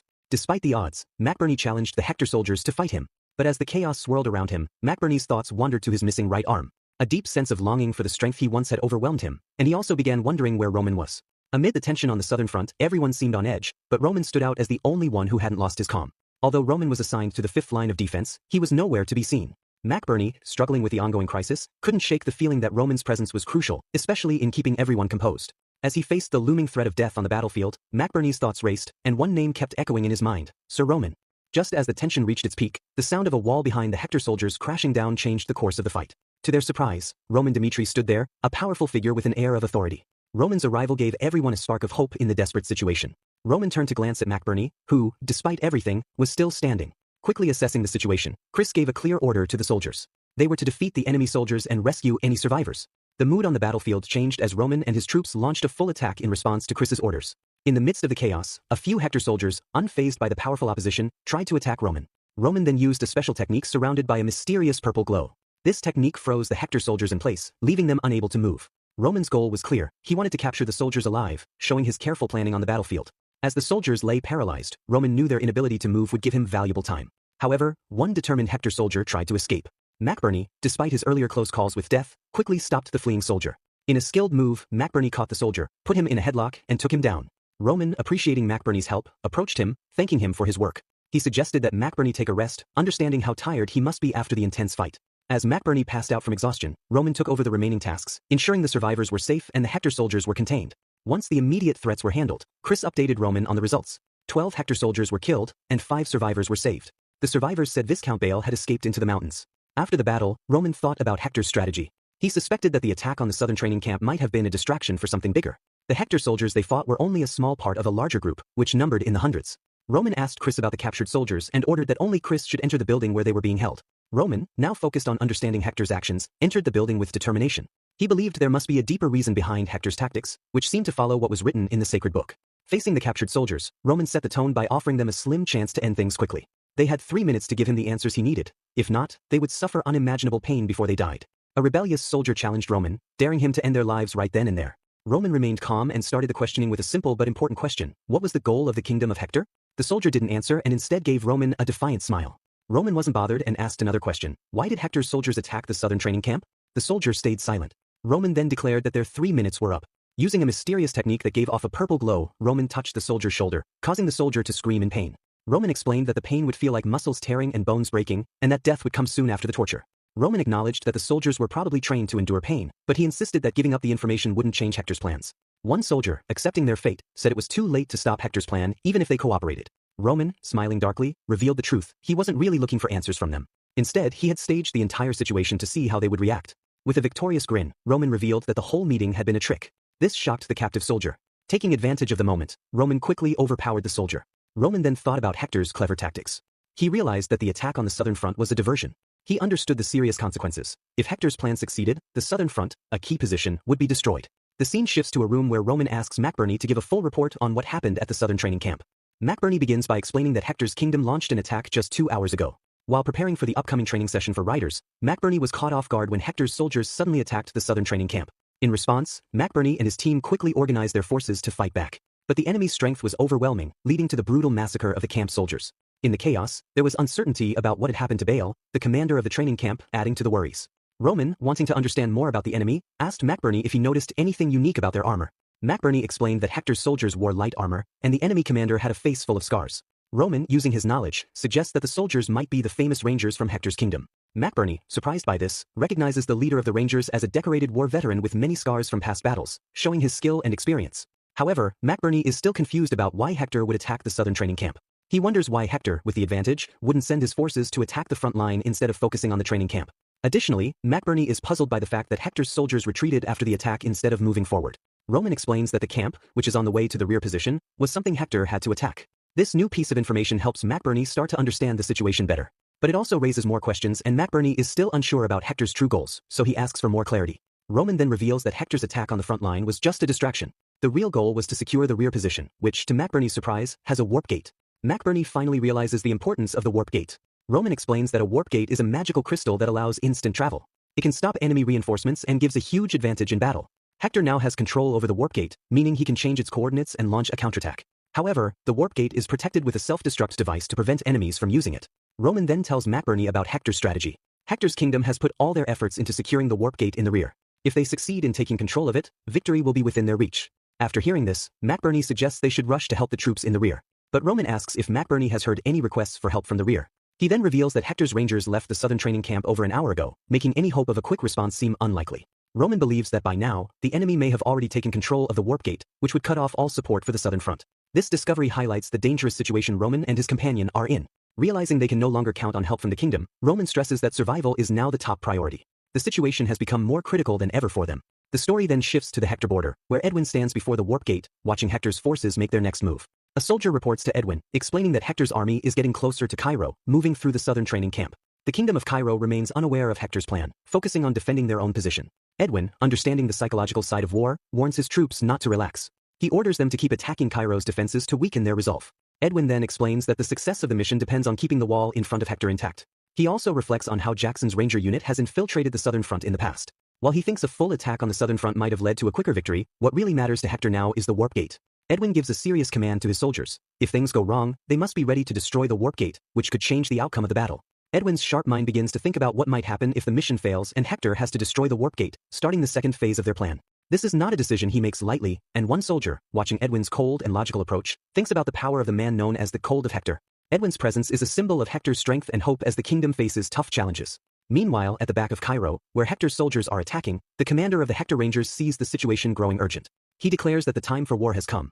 Their main goal is clear. They must make a connection without letting the enemy know about the warp gate. The success of this mission is crucial for Hector's chances of winning. The story jumps back to a year ago, showing an important conversation between Edwin and Jackson, the leader of the Rangers. Edwin, aware of the weakness of Hector's kingdom, talks about the growing pressure from the Golden Bank and the threat of running out of money because of poor harvests. In a move that shows how desperate things are, Edwin suggests a partnership to Jackson. He proposes that Jackson lead the defense on the southern front of the kingdom of Cairo with him. This offer becomes even more urgent because rumors say that the gods are angry with Hector due to the bad harvests, which could spell disaster for the kingdom. Edwin, known for being very clever in Hector's history, understands that the current time is chaotic and believes that a hero is needed to deal with the problems of the era. In a short time, Hector's forces take action. They scout the southern front 48 times and use spies to dig tunnels in the rear. The ranger unit carefully infiltrates the tunnels, gaining access to the important warp gate. Fast forward to the present, and Jackson and his soldiers have successfully connected with the warp gate. Through the swirling portal, Prince Edwin steps through, ready to take charge. Edwin, thinking ahead, assigns tasks. He leaves the 1st Battalion under Kellyan's control, telling him to manage the rear and fortify defenses in case Cairo's kingdom sends help. But even in this clear moment of planning, Edwin feels uneasy. He talks to Jackson about a problem. They've lost contact with Baron McLeary, who is in charge of the 5th defense line. Edwin asks Jackson if he knows what's happening. Jackson, who is in Edwin's army, tells him that his soldiers are checking the situation. To ease Edwin's worries, Jackson says that it's just the 5th defense line, not any crucial areas. Jackson guesses that the 5th line, which has always had problems, could fall with just a few soldiers attacking. Edwin agrees, noting that he would have told Jackson to continue the attack no matter what. Jackson agrees, knowing the importance of the order. But then Edwin reveals something serious. He says that after the operation, no matter what happens with Baron McLeary, there will be consequences. Despite Edwin's careful planning, he overlooked two unexpected factors. The situation becomes more complicated as they deal with the challenges of the changing battlefield. The story then shifts to the first line of defense in Cairo, where soldiers deliver a message to Count Donald, the commander. They've received a call from the southern training camp. Count Donald quickly answers the call and hears from Roman, who is stationed at the fifth line of defense. Roman gets straight to the point, providing crucial information. It looks like the Kingdom of Hector is using a smokescreen to try to take control of the warp gate at the rear position. Fearing they might be surrounded by enemy forces from both the front and the back, they decide to abandon the castle and retreat into the mountains. Roman stresses the need to gather all the remaining forces on the mountains. Count Donald, concerned about the difficult terrain of the southern mountains, worries about how hard the retreat will be. However, he assures Roman that he will personally check the situation and ends the call. Roman thinks about what this decision means, realizing that all the defense lines except for the fifth will be abandoned. He quickly tells the soldiers to pack their things as they prepare to head to the mountains. The story shifts back to the first defense line in Cairo, where Count Donald struggles to connect with the rear camp. Despite his efforts, he can't get through. Remembering Roman's earlier warning, Donald understands that it will take about a month for troops sent from the southern front and nearby areas to arrive. Feeling frustrated, he wonders if there is another way out of their situation. He thinks that if they can hold the fortress until reinforcements come, they might still have a chance. 4 hours later, Donald is shocked to find that they are completely surrounded. Hector's forces have taken control of Cairo's warp gate and sent in more troops, cutting off their defense lines from both the front and the back. Despite this, Donald stays calm and notices that his soldiers have done a great job fixing the fortress walls. The weapons are ready, and they've learned from the mistakes of their first battle.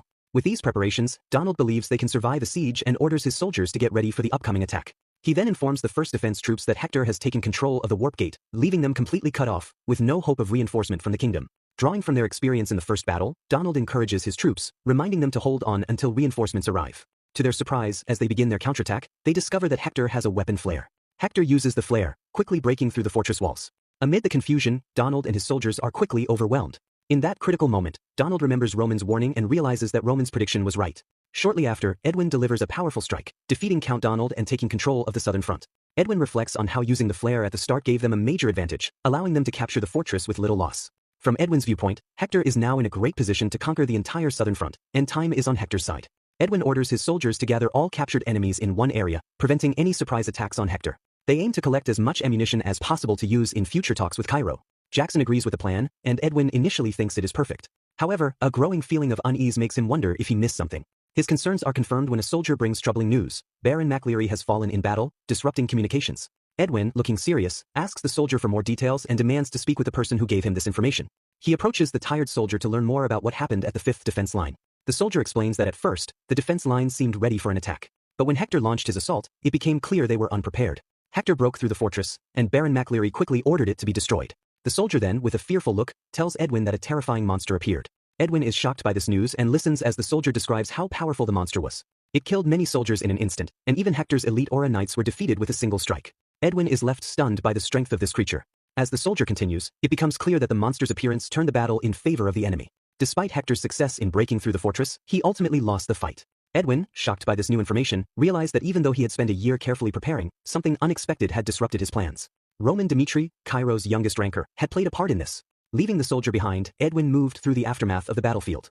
His mind was racing as he thought about the consequences of the monster's interference. He understood that negotiations and smart decisions were now crucial to handle this new challenge. Back at the command center, Edwin called Jackson to give an update on the situation. Jackson reported that they had checked the 5th defense line, but it had been abandoned by the Cairo soldiers. Jackson guessed that the soldiers had retreated into the mountains and suggested forming a pursuit team. However, Edwin, knowing that Hector now had the upper hand, refused the idea. He realized that talks with the Cairo kingdom were now the most important next step. Edwin decided to focus on diplomacy, knowing that the time had come to find a peaceful solution. With Hector controlling the southern front, they needed to explore possibilities for reconciliation. Meanwhile, in the Cairo royal palace, King Daniel was frustrated, just like the soldiers on the battlefield. He couldn't make decisions on his own and needed the approval of powerful aristocrats to move troops. Tension filled the palace as everyone waited for key figures to arrive. Marquis Benedict showed up late, still smiling despite the tense situation. He explained that his carriage had encountered problems on the way. Behind him came representatives from rival factions. Count Denver from the Valhalla faction and Count Gregory from the Kronos faction. Both factions had significant political power, making decisions even harder. In a tense meeting, Daniel shared troubling news. Hector Kingdom had crossed Cairo's borders and ambushed their camps. The southern front was in serious danger. The Marquis quickly suggested sending reinforcements to deal with the surprise attack. However, Daniel, looking serious, responded that he would assume there were already plans in place to send help. The situation became even more urgent when a soldier entered with alarming news. Hector had taken control of Cairo's warp gate. Benedict was stunned by this. The kingdom's command system, which had been split into 4 parts, was now a bigger problem, raising fears about the kingdom's overall safety. Daniel was frustrated as he asked the group how they planned to take responsibility for the growing crisis. He said that if he had been given the power to make decisions from the beginning, the Southern Front wouldn't be in such danger. He blamed everyone at the table, pointing out that their actions had led to the current situation. As the discussion heated up, a soldier rushed in to announce a magical communication from Hector. The group quickly gathered for the call, where Edwin shared Hector's demands. Hector wanted compensation for the war, and Edwin insisted it should be paid in gold, equal to what they thought Cairo's Southern Front was worth. Benedict and Denver, representing different factions, were angry and questioned if Edwin's demand was fair. They argued that the war was unjust and accused Edwin of starting the conflict in the first place. The tension in the virtual meeting room was thick as the leaders struggled with the ultimatum. Edwin stood firm and gave them a strict 3-day deadline. If they didn't meet the demands within that time, Cairo's Southern Front would be taken over by Hector. He warned that any delay tactics from Cairo would result in the deaths of hostages from the Southern Front. After the call ended, the group learned more about Hector's situation. Hector was facing economic troubles, including bad harvests and overdue payments to the Golden Bank, which were draining their resources. Even though Edwin no longer had a major role in Hector, he thought about the struggles of the common people. Determined to protect them, he made up his mind to do whatever it took, even if it meant becoming ruthless, to ensure the safety of those under his care.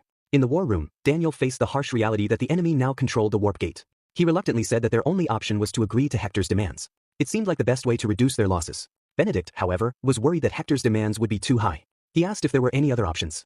Frustrated, Daniel shouted for anyone to suggest a plan. But the room fell silent, and Daniel realized the sad truth. Even though Cairo had its internal conflicts, when faced with a real crisis, they were completely powerless. He understood how serious the situation was as he reluctantly suggested they accept the terms offered by the Hector Kingdom. Count Denver, however, disagreed. He pointed out Roman Dimitri, a key soldier stationed at the Southern Front. A recent report showed that Roman had successfully defended Cairo's 5th line of defense. Denver believed that if Roman could make a difference, Cairo still had a chance to win. Though Daniel recognized Roman's talent, he remained doubtful. He argued that while Roman, a skilled 3-star swordsman in his 20s, was important, he alone couldn't change the outcome of the war. Marquis Benedict agreed with Daniel. He saw Roman as the future of Cairo Kingdom and believed the kingdom should focus on saving lives rather than risking its best fighters in unnecessary battles. But Denver hinted that not everyone understood how strong Roman really was. Information from the pro-Valhalla faction suggested Roman might be even more powerful than a typical 4-star swordsman. Denver believed that Roman could be the key to turning the war in Cairo's favor. However, he decided not to share this information with the group. Instead, Denver asked for just 3 days to show what Roman could do. Feeling the pressure of the decision, Daniel suggested a practical solution. If there's no significant threat from the Southern Front within 3 days, they should consider accepting Hector's terms. Daniel knew this was a critical moment and wanted to be ready for whatever might happen.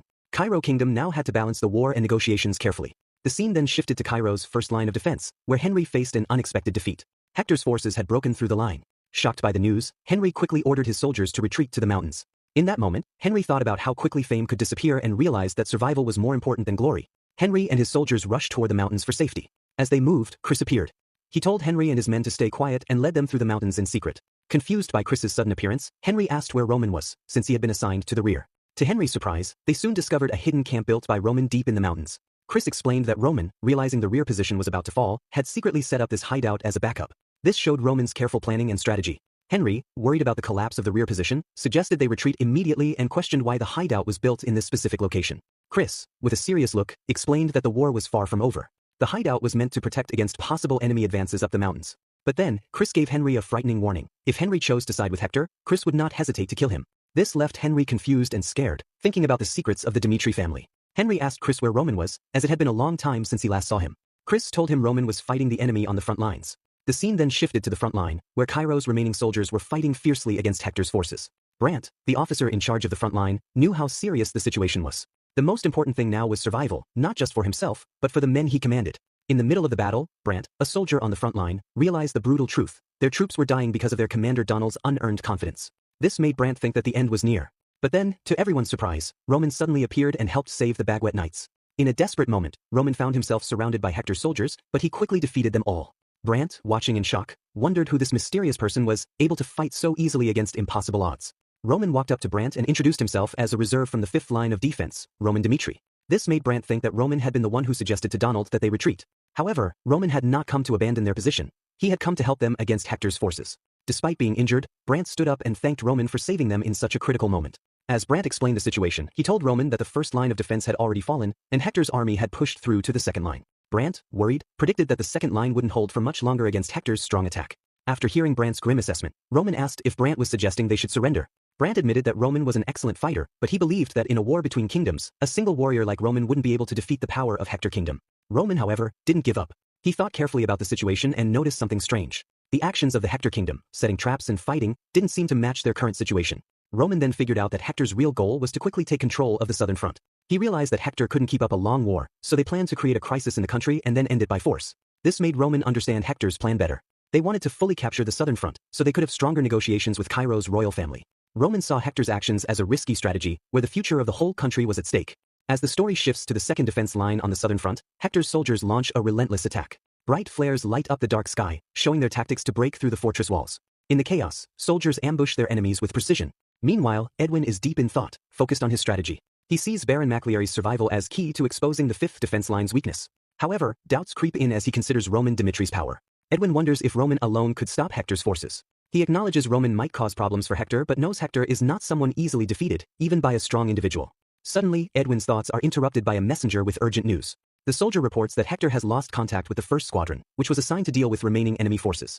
The situation worsens as Edwin learns the 2nd and 3rd squadrons are also unresponsive. Shocked, Edwin connects his earlier unease to Roman Dimitri's actions. Jackson, reporting to Edwin, explains the events. After Hector broke through the 1st defense line, Jackson sent the 3rd squadron to handle enemy remnants. But an hour ago, communication with them stopped, hinting at a grim possibility: the enemy might have wiped them out. The loss is heavy, around 300 men. Edwin's suspicions grow stronger, and he becomes certain Roman Dimitri is behind the attacks. This realization hits Edwin hard. Roman, instead of escaping through the mountains, has chosen to stay and fight on the southern front, directly challenging Edwin. Recognizing the threat Roman poses, Edwin urgently tells Jackson they must deal with this unexpected problem. Leaving Roman unchecked, Edwin warns, will only cause more trouble. Jackson, however, dismisses Roman as a minor issue. He believes Hector's main goal, the success of the siege, won't be significantly affected by the attention Roman demands. In the chaos of war, Edwin's priorities began to clash with Hector's grand plan. Hector's strategy relied on destroying the remaining defense camps, but Edwin had a different focus. His attention was fixed on Roman Dimitri, an unpredictable figure who was ruining his carefully made plans. With a cold look, Edwin told Jackson about his changed priorities and ordered the soldiers on the 2nd defense line to retreat immediately. Jackson was confused by Edwin's obsession with Roman Dimitri. Why focus on one man instead of taking out the defense camps? It went against normal strategy. As darkness fell, Hector's soldiers gathered near the mountains. Edwin believed Roman Dimitri was hiding in the rugged terrain. His certainty wasn't just based on evidence but also a gut feeling built from a year of planning. Speaking to the soldiers, Edwin addressed their unspoken concerns. While the defense lines were important, he warned them that the real danger was Roman Dimitri. Roman's ability to disrupt Hector's carefully planned strategies made him the top priority. Jackson, who knew Edwin's methods well, trusted that Edwin always had a reason behind his decisions. The soldiers, loyal to Edwin, showed their support with loud cheers. Seizing the moment, Edwin announced it was time to hunt down the Cairo soldiers. But the southern mountain range was vast, making the mission tricky. Edwin feared that if the soldiers searched everywhere at once, the enemy could escape. So, he devised a careful plan. Patrol forces would start at the base of the mountain and slowly move upward, closing in on the enemy. This systematic approach would ensure no one slipped through unnoticed. As the soldiers climbed the mountains, their commanders gave clear instructions. If they spotted the enemy, they had to blow a whistle immediately. The goal was to trap the enemy while keeping losses low. With determination, the soldiers scanned their surroundings, fully aware of how important their mission was. Then, suddenly, one Hector soldier vanished, as if swept away by the wind. His comrades didn't notice anything wrong at first. But soon, panic set in when they realized all the other soldiers had disappeared too, leaving just one man behind. Confused and scared, the lone soldier tried to blow his whistle. Before he could, an unseen force struck from behind. Roman appeared out of nowhere, taking the soldier down silently before the whistle could sound. Roman paused for a moment, thinking about how things had taken an unexpected turn. He had expected to gain an upper hand during Hector's attack on the defense camp. But Hector's choice to abandon the 2nd defense line just to stop Roman's advance showed a boldness that surprised him. Roman couldn't help but admire the strategic genius of Hector's commander, realizing there was a brilliant mind behind these actions. As the Hector soldiers noticed their missing comrades, they began to search for them. Their goal was simple: block any escape routes and trap the enemy soldiers. But Roman, with a piercing glare and incredible speed, ruined their plans by taking out the commander leading the troops. After his ambush, his face revealed a mix of calm and chaos, a reflection of his past life as Baek Jung-hyuk. In that past life, Baek Jung-hyuk was one of the 12 sons of the heavenly demons. These sons endured extreme hardships and constant trials because of their lineage. During one mission, Baek Jung-hyuk was tasked with hunting down a low-ranking demonic cult follower who was causing trouble. He completed the mission in just 3 days. However, tougher challenges awaited him. When he faced an opponent who seemed unbeatable, Baek Jung-hyuk sought another way. He turned to the cult's records and discovered the martial arts of the Night King. The Night King, once a petty thief, had mastered the use of darkness and become a legendary figure. Though he met a gruesome end due to his greed, the Night King's techniques left a lasting mark in Myram's history. Fascinated, Baek Jung-hyuk studied the Night King's methods, using them to accomplish missions with unmatched precision. Within a year, he eliminated 38 martial masters, earning the fearsome title of the Shadow Phantom. He became a figure who embodied darkness itself within the demonic cult. Now, in the present, soldiers were surrounded by darkness, unable to see their enemies. Realizing the danger, the Aura Knights decided to retreat. But Roman, with a cold and deadly focus, was determined to make Hector regret entering these mountains. Using the techniques of the Night King, he moved swiftly and eliminated the leader of the first squadron, throwing the Hector soldiers into confusion. Amid the chaos, the soldiers struggled to understand what was happening. One soldier, realizing how dire the situation was, felt he had to report the presence of this mysterious attacker. He used a magical communication device to send a message to his commander. But before he could react, Roman, a master of stealth, was already perched behind him on a tree, ready to strike. Edwin's world fell apart as the shocking truth hit him. He turned to Soldier Thompson and urgently begged him to stay calm, explaining that their enemies were using the cover of darkness to their advantage. The seriousness of the situation was clear, and Thompson shared the grim news. Their soldiers were being picked off by an invisible threat. One by one, they were falling, unable to figure out where the attacks were coming from or how they were being carried out. Edwin was stunned. He couldn't understand how even someone with Thompson's sharp senses was unable to detect the hidden enemy. The idea of an aura knight crossed his mind, but it seemed impossible that someone with Thompson's advanced perception could be so completely blind to the threat. Thompson described the dire situation, soldiers fighting an enemy they couldn't see. It was a relentless battle, and Thompson, despite his extraordinary abilities, was just as powerless as the rest. Edwin tried to make sense of it all. The thought of magic came to him. Perhaps the enemy was using sorcery to turn themselves invisible. But he dismissed the idea, knowing that magic had limits and required time to recover after being used. This enemy defied all logic, leaving Edwin struggling to find an explanation. Even so, Edwin pushed through the confusion to offer direction. He told Thompson not to give in to the darkness and assured him that reinforcements were on their way. This promise of help gave Thompson a small measure of comfort. Thompson then revealed that allies of Hector had surrounded the camp, setting up a defensive line. This news gave them a faint glimmer of hope and a clear goal: survive until the prince arrived with backup. Thompson rallied the first squadron, ordering them to take defensive positions and hold off the enemy's attacks. Drawing on his aura, Thompson tried to break through the darkness and locate the hidden foe.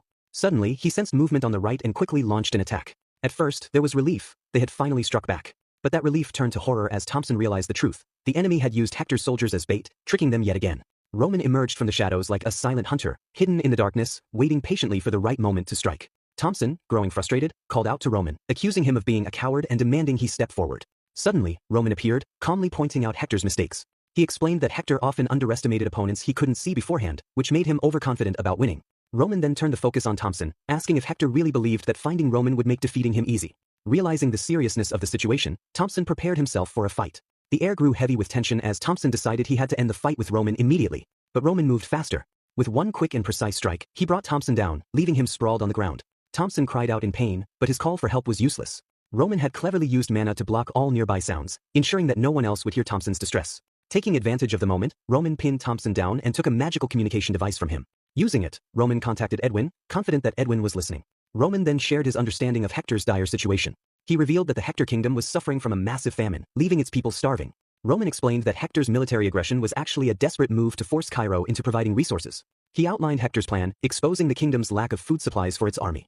Roman vowed to disrupt Hector's strategy at every turn, saying the kingdom wouldn't survive more than 3 months due to the shortage of resources. As he detailed Hector's critical situation, Roman made it clear that his interference would only worsen the kingdom's struggle, putting them in an even more vulnerable position. Edwin, listening to Roman's revelations, didn't argue. He couldn't deny the truth. Hector's famine was severe, and the kingdom had no more options to borrow resources. With debts piling up and no way out, Hector was on the brink of collapse.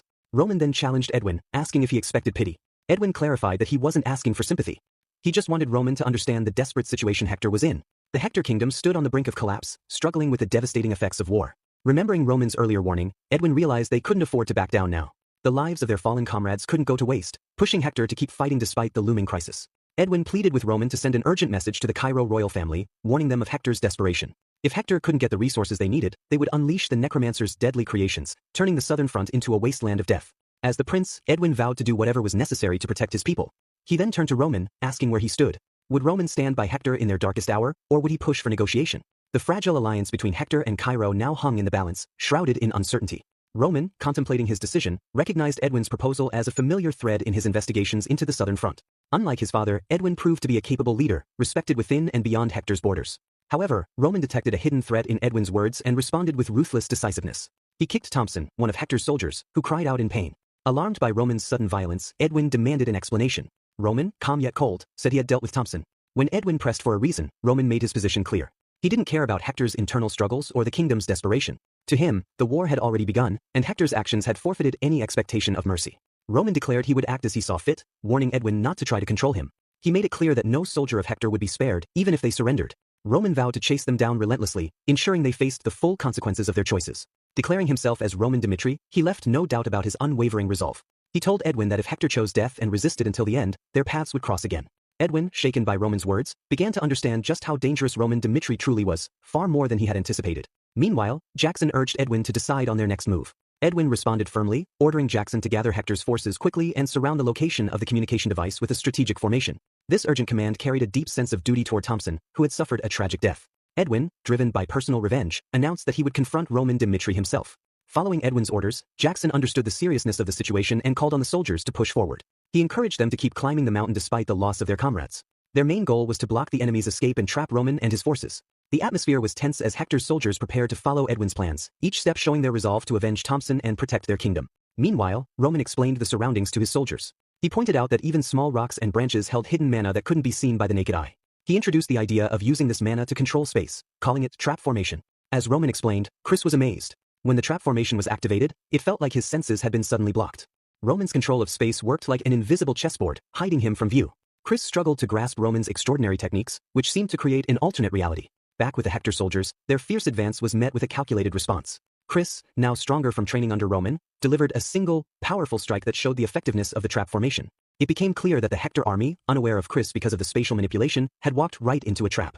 Taking advantage of this, Chris shouted for Roman soldiers to launch an attack, using the trap formation to hide their movements and confuse the enemy. Chris was no ordinary fighter. After training with Roman in one-on-one combat, he had reached a level of skill that once seemed impossible.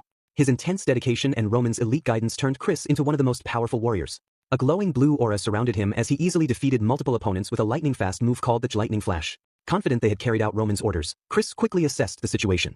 Knowing more Hector soldiers could arrive, he decided to act cautiously. He ordered his comrades to retreat and regroup at the next planned location, avoiding unnecessary battles and keeping the advantage of surprise. In different places, battles were happening at the same time. Kevin, surrounded by a menacing red glow, systematically defeated several Hector soldiers. He stood confidently before the remaining soldiers, thinking about how unstoppable his leader's plan seemed. Meanwhile, Pucky and a group of Roman soldiers carried out their mission perfectly, wiping out Hector soldiers in different areas. The coordinated surprise attacks, carried out by 4 separate groups at once, worked exactly as planned. As the battles went on, the scene shifted to the mountain.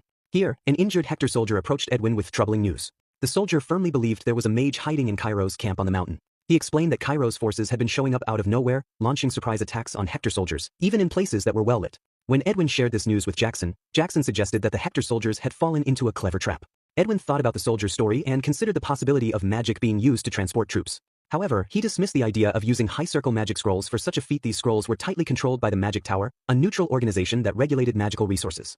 Edwin knew it was unlikely that such rare and powerful items would be available on the southern front, given their limited resources. This led Edwin to a shocking thought. There might be a mage in the south working independently of the Magic Tower. This was hard to believe because mages were incredibly rare, rarer even than aura swordsmen. Most mages, gifted with the ability to control mana, joined the Magic Tower. The Tower, a neutral organization, actively searched for talented people across the continent and offered them access to vast magical knowledge. Its influence made it nearly impossible for mages to work on their own. The idea of a high-circle mage operating outside the Magic Tower in the south challenged everything Edwin knew. Mages almost always aligned with the Tower, so it seemed unlikely for one to act independently. Edwin also couldn't ignore the recent rise in the number of magic users, which was unusual since mages had always been scarce. He doubted the authenticity of this sudden increase, suspecting something wasn't right. Despite being curious and tempted to investigate, Edwin decided against it. The soldiers were already locked in a dangerous battle against Cairo's forces, and Edwin knew it wasn't the right time to risk his life. Instead, he chose to wait patiently for the perfect moment when Roman Dmitri would unknowingly fall into his carefully planned trap. Back in the mountains, Roman's fight against the Hector soldiers took an unexpected turn. After defeating another soldier, he encountered something unusual. His opponent used a strange artifact. Every time Roman moved, the artifact he was carrying released bright flashes of light, making him easy to spot. This unexpected change revealed Roman's location, much like a firefly glowing in the dark. The Hector soldiers quickly passed on this information, leading their comrades straight to Roman's position. The 2nd and 3rd squadrons rushed in, fueled by a strong desire to avenge their fallen teammates and prepare for a combined attack on Roman.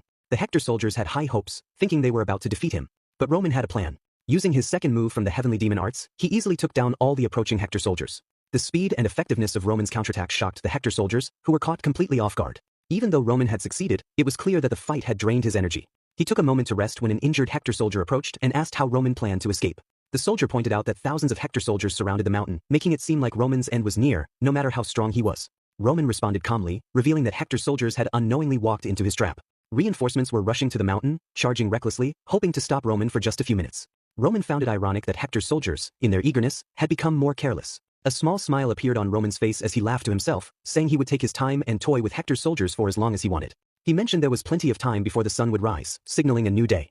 But just then, Roman's moment of relaxation was interrupted when a man appeared from behind and declared that Roman's end had come. Roman turned to see his challenger and recognized him as a soldier with light armor and a scarred face. It hit Roman that this must be Jackson, the captain of the Ranger unit. Roman quickly assessed Jackson's strength, rating it a solid 4 stars.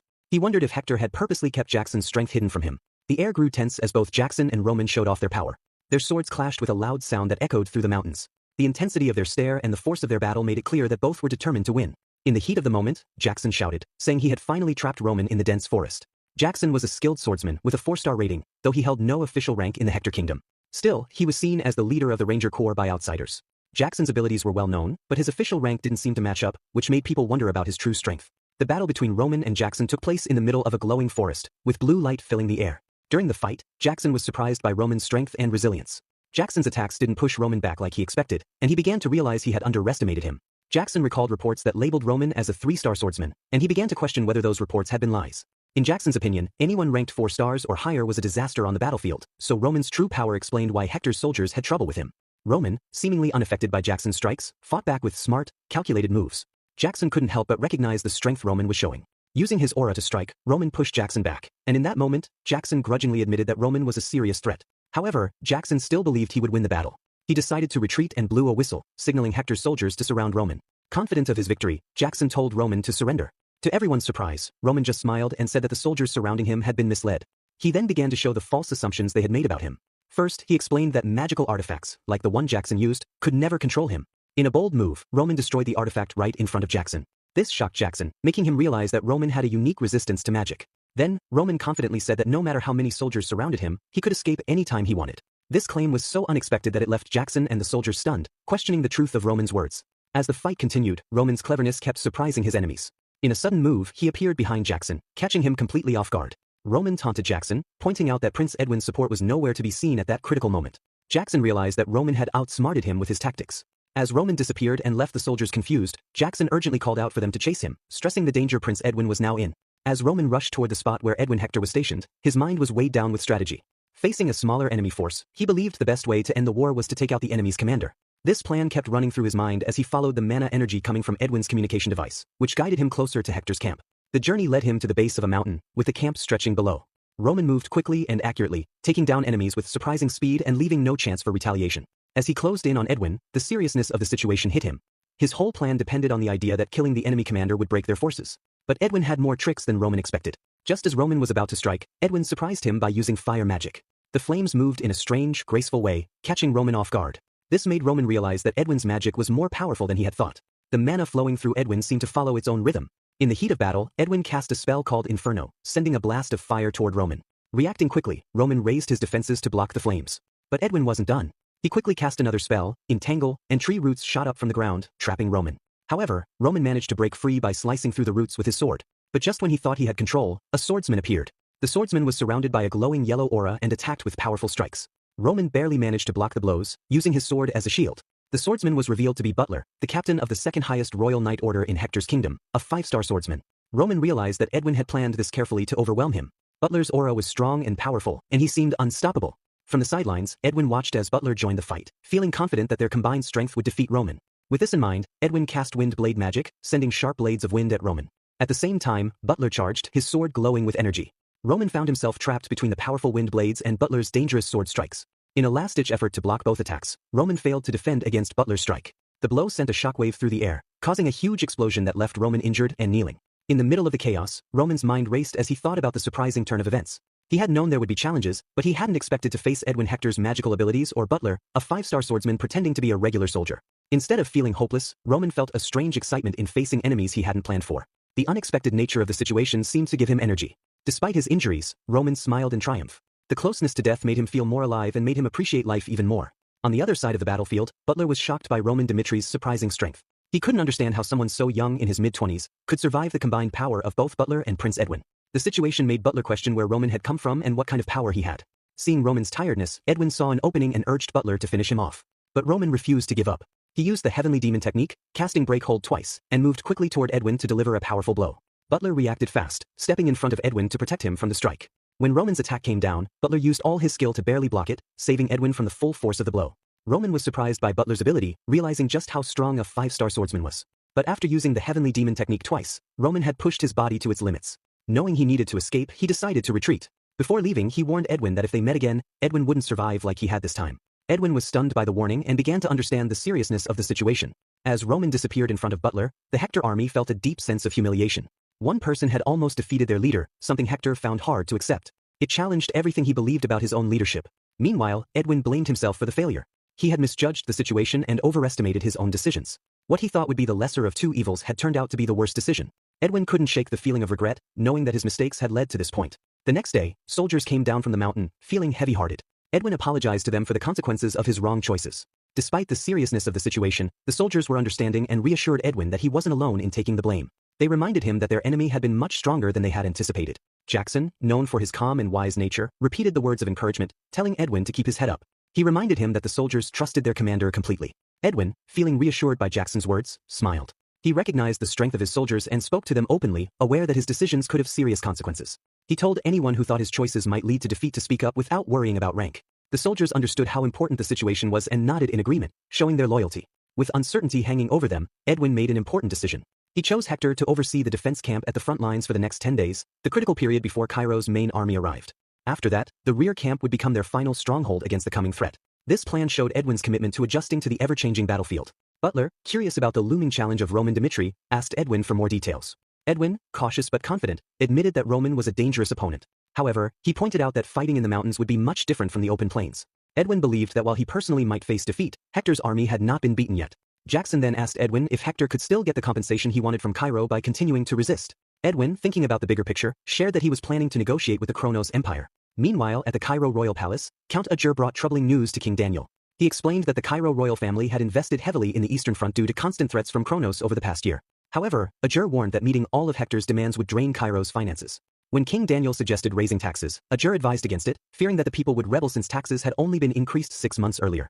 This led Daniel to think about seeking help from Cairo's nobles, even though it might weaken the royal family's power. In his growing desperation, Daniel instructed Ager to urgently call a meeting with the central government nobles to figure out a solution. But before that could happen, a soldier arrived with surprising news from the southern front. The enemy had been driven back. Daniel, shocked by this unexpected news, quickly gathered the nobles to discuss the situation and decide on their next move. The nobles were puzzled, wondering how the southern front, with fewer soldiers, had managed to defeat Hector's large army of 10,000. The unexpected victory left them confused and questioning the odds.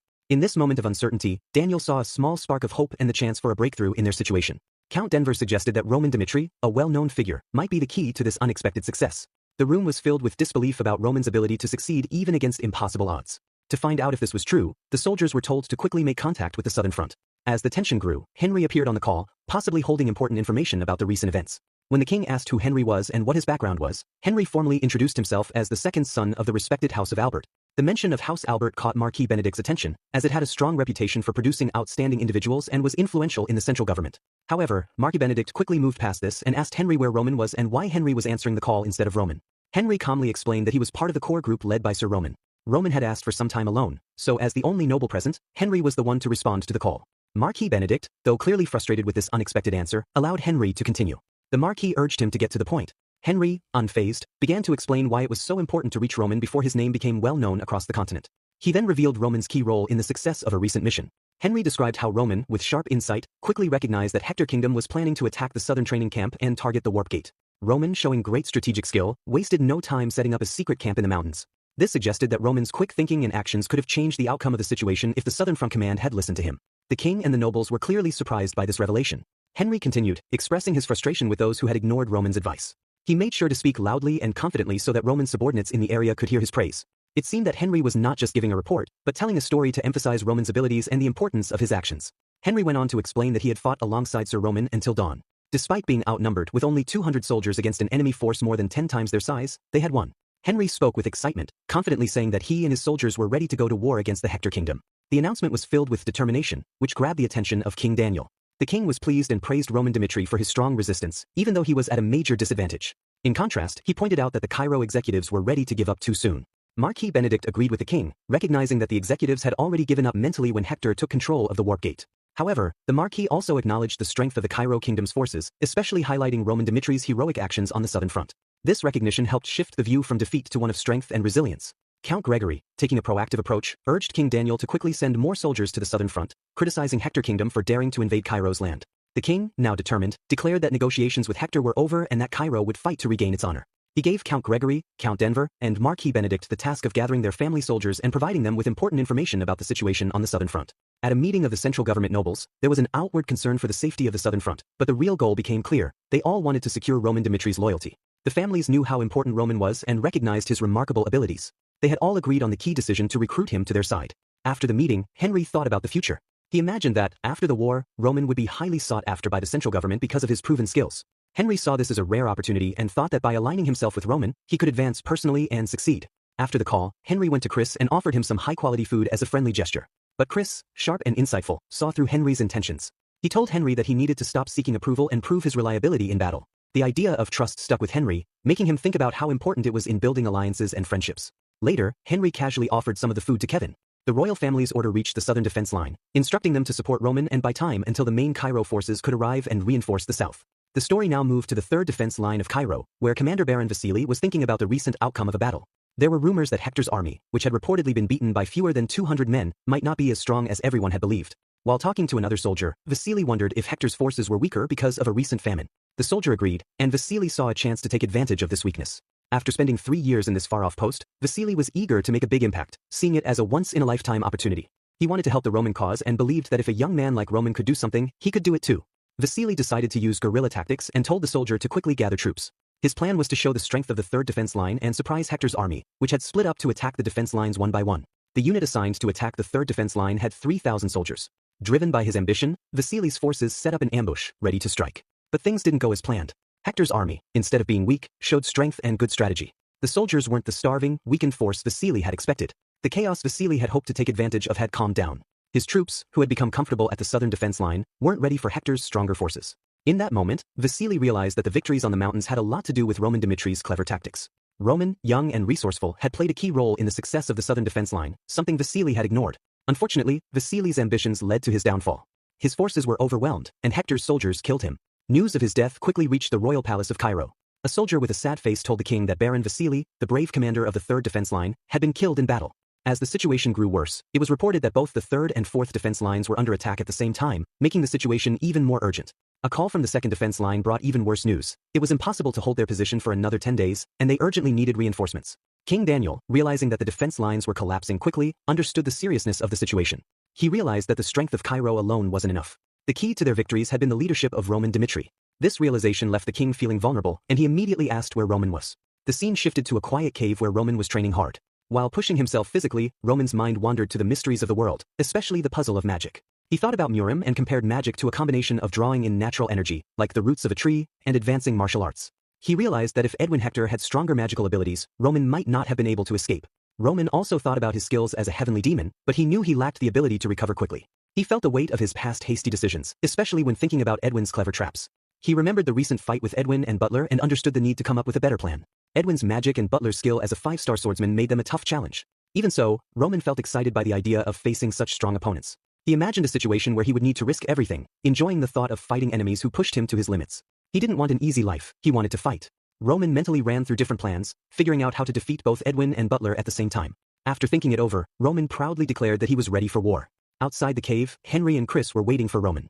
Henry didn't know where Roman was, but he told Chris that the royal family was urgently searching for him. Chris, however, refused to let anyone in until Roman decided to show himself. This made Henry wonder what Roman was doing in the cave. When Roman finally came out, Henry asked about his rough appearance. Roman explained that he had spent the time preparing for the war ahead. Chris then passed on the troubling news from the front lines. The third and fourth defense lines had fallen in one day, and the enemies had taken the second line. Hector, having taken all the war supplies, had retreated to the rear camp to get ready for a big battle. Henry, worried about the royal family situation, suggested letting the main army deal with things from here on out. But Roman had other plans. He told Chris to contact the royal family. Soon, Roman was speaking with King Daniel, who knew about the fallen defense lines and asked Roman what he had been doing during this crucial time. Roman was honest, explaining that he had spent the whole week preparing his strategy. King Daniel praised Roman for his efforts in the war, but he was still concerned about the southern defense lines falling into enemy hands. The king, wanting to understand the situation better, asked why Roman hadn't acted sooner. Roman replied honestly that he had left the outcome of the battle with Hector up to chance. He explained that if they had faced the enemy on an open field, his involvement might not have made much of a difference.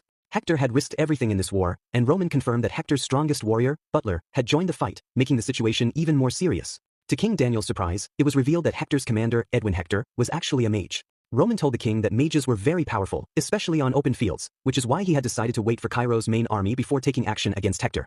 Marquis Benedict agreed with Roman, recognizing that the southern front was in a tough spot with their current troops. Denver was shocked to hear that Butler was involved, signaling that Hector was fully committed to the war. The Marquis told King Daniel that there was no need to question Roman further, and other nobles agreed. King Daniel, respecting their opinion, promised not to question Roman again. He then told Roman that Cairo's main army was almost at the southern front and that Hector had completed the defense preparations at the rear camp. The king urged Roman to join them after their own preparations were done and they were ready to attack. Roman reflected on Hector's determination, even after negotiations with Cairo had failed. He apologized to King Daniel, explaining that time was not on Cairo's side. When the king pressed him for more details, Roman revealed that they had no more than 3 days once Cairo's main army arrived. If they couldn't destroy the rear camp within that time, Hector would probably seek help from outside, possibly the Kronos Empire. King Daniel, surprised by this, asked Roman what Cairo should do next. Roman, smiling, suggested that the only option left was a full frontal attack. He firmly stated that defeating Hector within the next 3 days was their only chance.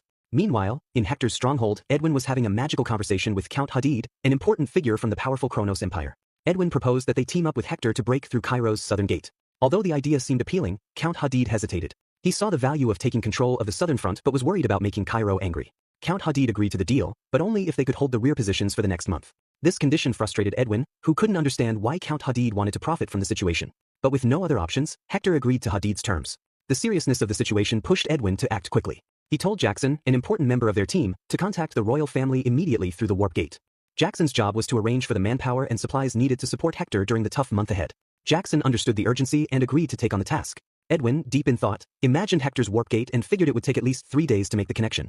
He was confident that Hector would survive until then, and he believed that by the time he returned he would bring new hope for Hector. The scene shifted to the world outside. In a tent, Count Phaedius, the main commander of the forces, was having a meeting with Baron Tals, an executive from the Pro-Kronos faction, and Baron Brahim, an executive from the Pro-Valhalla faction. They were waiting for Roman Dimitri to arrive. Count Phaedius, thinking about the war which seemed to have no real benefits, questioned why high-ranking people from the central government were involved. He wondered if gaining Roman Dimitri's support was key to their success. Their uncertainty grew as they waited for Roman's arrival. When Roman finally entered, Count Phaedius greeted him warmly, calling him a hero of Cairo. Phaedius remembered when Marquis Benedict openly said he didn't care about the events on the southern front. Benedict had clearly told Phaedius what he needed to do. The most important task was to win Roman Dimitri's favor. Benedict had also warned that if they lost to Hector in Cairo's war, the royal family would be blamed. He further warned that if Roman was convinced to join the rival aristocrats, the balance of power might fall apart. Count Phaedius struggled with Roman's unusual background. Despite coming from a commoner family, Roman was strong and influential, especially considering he was still in his mid-20s. Phaedius saw the potential in getting someone so talented to join his cause and imagined that if he succeeded, Marquis Benedict, who he served, would reward him with a higher position.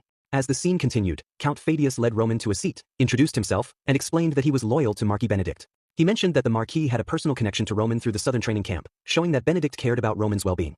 Phaedius also relayed that the Marquis had asked him to apologize for the unexpected situation. Roman, remaining calm, reassured Count Phaedius that everything was fine. Phaedius, understanding the situation, asked Roman for some time to offer him a special gift, hinting at possible rewards for supporting his cause. But before the conversation could continue, Baron Tals interrupted, telling Roman that Count Gregory was expecting a call with important information. Baron Brahim then mentioned that Count Denver had sent men from his family to help Roman on the battlefield. Roman, curious, asked about the intentions of the commanders. Baron Tals, surprised by Roman's sharp thinking, realized that Roman had a good understanding of the situation. Roman acknowledged that they were all interested in his skills, but he quickly redirected the conversation to the more urgent issue at hand. At that moment, the enemy had planted a flag on Cairo territory, an act that couldn't be ignored. Roman felt it was not the right time to discuss future plans while this threat loomed. He shared his dreams for after the battle, imagining himself as the greatest swordsman in Cairo and challenging the existing rankings. But until that victory came, Roman urged the commanders to focus on the immediate danger. He promised to prove himself and said he would offer his sword to only one leader who deserved it. This suggestion helped ease the tension and allowed them to move forward with a more formal meeting. The upcoming battle between Hector and Cairo was expected to be a fierce one, with the castle itself at risk. The commanders struggled to find a solution, and no clear decision was made. Using the warp gates, Hector gave Cairo 3 days to prepare before the attack would begin. Phaedius then suggested to Roman that Cairo should directly confront Hector's forces, which were estimated at about 10,000 soldiers. The idea was that Cairo, with its own large army, could overpower Hector's troops in a direct battle. Roman, however, brought a dose of realism into the conversation. While Cairo might have more soldiers, Hector's mages were a powerful force that would balance the scales. Roman explained that despite the numerical advantage, Cairo couldn't easily defeat Hector because of his magical forces. He hinted that there might be another way out of the situation. Meanwhile, Hector's soldiers raised the alarm as Cairo's army approached. Led by Roman and other viscounts, Cairo's army marched forward toward Hector's forces for a dramatic showdown. Roman, raising his sword high, called out to Hector, challenging him to a direct battle between their two kingdoms. The sudden proposal left Edwin, who was watching everything unfold, confused about Roman's intentions. Roman asked for a ceasefire because he wanted to stop any more pointless deaths on both sides. He believed Edwin also wanted to save lives. Roman suggested a simple solution. If Hector won, Cairo would accept his terms, but if Roman won, Hector would have to leave Cairo. Edwin, still shocked and unsure, wondered what Roman was really planning. Since Roman seemed weaker than Butler, Edwin questioned whether this bold move was a trap. Roman explained that if Hector rejected the proposal, he would take extreme action by destroying the rear camp to force a quick decision. Roman gave Hector just 10 minutes to decide. Edwin understood the seriousness of the situation and saw that there were no easy answers. As the tension grew, something unexpected happened. Butler, Hector's powerful warrior, agreed to fight Roman in a duel. Edwin, uncomfortable with this decision, felt he had to speak up, fearing the possible dangers. Butler reassured Edwin, telling him to trust that he would defeat Roman and return with a way for Hector's kingdom to survive. Edwin trusted Butler, but he was worried about Hector losing 7,100 soldiers under Roman's influence during the night. Although he trusted Butler, Edwin suspected that Roman might have some hidden plan. In reply, Butler was confident and promised Edwin that he would deal with any traps Roman set up. Having been with Hector's king for so long, Butler was not afraid of facing possible traps. Edwin, still worried, asked Butler to promise one thing. If anything seemed strange, he should escape. Butler agreed, promising to return victorious and thinking about how strange Roman was. Butler had met many odd people in his life, but Roman was different. Unsure of any traps Roman might have set, Butler decided to do his best when they faced each other. Roman then revealed that since he had struck Butler with a sword on the mountain, he had wanted a real fight with him to the end. Roman promised there were no traps and invited Butler to show his full skill. Roman encouraged Butler to fight his hardest, explaining that if Butler killed him, he would achieve his goals. Butler, angry at Roman's almost crazy attitude, got ready for the battle. The two opponents rushed toward each other with full force, beginning a fierce fight. As the fight between Butler and Roman continued, reaching the 5-star level became very important. Achieving this rank made someone a powerful force in the continent, with the ability to change the outcome of a battle. Butler knew that the kingdom of Hector was at stake, so he unleashed his powerful aura, showing just how serious the situation was. From the start, Butler didn't want to drag out the fight. His goal was simple, to finish the battle quickly and decisively. With determination, Butler charged at Roman, aware of the kingdom's future hanging on the outcome. To everyone's surprise, Roman, with impressive skill and agility, managed to block Butler's powerful attack. But the force of their clash caused the ground beneath Roman to crack, creating shockwaves that surprised the watching crowd, including Edwin, Hector's soldiers, and the Cairo commanders. Butler didn't let this unexpected development slow him down and continued his aggressive attack. Roman, showing great defensive skills, dodged Butler's next strike and fought back. However, Butler's skill became clear as he moved behind Roman and swung his sword, infused with his aura. Roman, using his own skill, blocked the blow. But the force of the strike left a deep mark in the ground behind him, which caused even more concern and awe among the onlookers. As the battle unfolded, Count Phaedius grew worried. He had agreed to this fight because he wanted to support Roman, but now, he feared that if Roman lost, it would hurt his efforts to recruit him. This realization weighed heavily on him. Baron Tals shared Phaedius's worry, also wondering if Roman might be defeated. Watching Butler's power, Hector's soldiers cheered for him. It seemed like the battle was turning in Butler's favor as Roman struggled to defend against Butler's unrelenting attacks. However, Roman, not one to give up easily, began to fight back, launching his own counterattack. The sound of their blades clashing filled the air as Hector's soldiers cheered even louder, encouraging Butler. In the midst of the battle, Butler noticed a change in Roman's approach. Roman's blocks became faster, showing he was anticipating Butler's strikes more accurately. It seemed like Roman was no longer just defending, he was now reading Butler's attacks. This frustrated Butler, who wondered if Roman was purposely testing his abilities. Meanwhile, Roman had a realization of his own. Despite his past victory over a 4-star swordsman like Homores, he had never faced a 5-star opponent before. The ongoing battle with Butler was Roman's way of testing his place in this new world. As the fight between Roman and Butler grew more intense, power and strategy became the main focus. Roman, determined to move up to the next level, decided to break through the barrier in front of him. He charged at Butler with firm determination, aiming to show his strength in a battle that could change the fate of the kingdom. Butler, however, became more and more frustrated as he faced Roman's relentless attacks. Using his aura-infused sword, Butler fought back. Roman, with his sharp mind, carefully watched the effects of their clash. He realized that the energy from the aura was unpredictable, because swordsmen with auras didn't have perfect control over their mana. Their auras would explode like blasts, causing the strength along the blade to be uneven. Roman saw this weakness and understood that not all parts of the sword were equally powerful. For example, if one part of the blade had 120% of the aura, the rest of the sword could only handle 80% of its power. With this understanding, Roman made his plan. He decided to read Butler's mana flow and strike at the weakest part of his aura structure, attacking twice in quick succession. Butler defended himself expertly, but in the midst of the fight, Roman found a gap in his defense. The next move was key, and Roman used the Heavenly Demon Sword skill, his third attack. The surprise strike caught Butler off guard, breaking through his defense. The hit was strong enough that Butler, a skilled 5-star swordsman, was pushed back. The battlefield was in shock at this turn of events. Both allies and enemies were stunned. Roman, a 3-star swordsman, was not only holding his own against Butler, but he was also gaining the upper hand in the fight. Edwin, watching from a distance, was both shocked and uncertain. He understood the consequences if Roman won. Hector would lose their strongest fighter and be forced to pull back from their position. The aftermath for Hector could be huge, and Edwin hoped Butler had something more up his sleeve to turn the tide. Back in the fight, Butler was struggling with the reality of Roman's strength. At first, Butler thought Roman was just trying to set traps in the fight. But now, he realized Roman truly intended to defeat him. This new understanding shook Butler, as Hector's perfect plan seemed to be falling apart due to Roman's unexpected power and unconventional tactics. Butler knew that if Roman wasn't stopped, Hector's kingdom could face a strong enemy they couldn't handle. With this in mind, Butler decided that Roman had to be eliminated immediately. Ready for an intense battle, Butler prepared himself to face Roman with all his strength. His energy, glowing with a bright yellow color, showed he was ready to charge. Above his head, a glowing yellow ball formed, symbolizing the upcoming clash. Only two people had ever managed to block his attacks, the kingdom of Hector's strongest duelist and a top fighter on the continent's list of powerful warriors. With a deadly look in his eyes, Butler used his sunstroke technique, sending a powerful attack toward Roman. Surprised by the brightness and strength of the attack, Roman quickly focused on defending, expecting this to be Butler's strongest move. He called upon his strongest shield, the iron shield of the heavenly demon Baek Jung-hyuk. A dark energy surrounded Roman as Butler's sunstroke hit the shield. The clash between Butler's power and Roman's shield became the deciding factor, showing which of them was stronger. The collision caused a huge explosion, filling the air with dust and confusion. Edwin watched, stunned, as Roman successfully blocked Butler's powerful strike. Butler, a highly skilled 5-star swordsman, hadn't expected anyone, especially a swordsman of lower rank, to survive his attack. Exhausted from using all his mana in the previous attack, Butler saw an opening for Roman to strike. Despite his fatigue, Butler managed to block Roman's next move. But to everyone's surprise, Butler's defense wasn't enough, and he was pushed back by Roman's constant attacks. Even Butler, used to tough battles, was shocked. The idea that a younger fighter could overpower him was unbelievable. Still, Butler refused to give up. With great determination, he fought back even though it could cost him his life. But to Butler's shock, Roman placed his hand on his head and slammed him into the ground, causing him great pain. In his last effort, Butler used his remaining mana to create a burst of energy, hoping to take Roman down with him. However, Roman withstood the explosion, showing his strength and resolve. Roman told Butler he would remember his determination. Just when it seemed like the battle was over, Edwin stepped in. Using his rune flare magic, Edwin launched a powerful attack at Roman. Roman quickly dodged the attack, demonstrating both his combat skills and his ability to think strategically. As the situation grew more intense, Edwin gave an order to his soldiers. The soldiers quickly rushed to help their fallen captain, choosing to prioritize Butler's safety over the rules of the duel. Meanwhile, Hector left the fortress gate open, which was a huge decision. This choice had serious consequences that could change how the world viewed Hector and affect the direction of the ongoing conflict. Earlier, at the Cairo camp, Count Fadius had asked Roman what Cairo would do if they somehow managed to defeat Butler. Roman, based on his experience after the mountain duel with Hector, gave a sharp response. He explained that Edwin Hector had a soft heart, pointing out how Hector's soldiers took time to gather and honor their fallen comrades after a brutal night of fighting.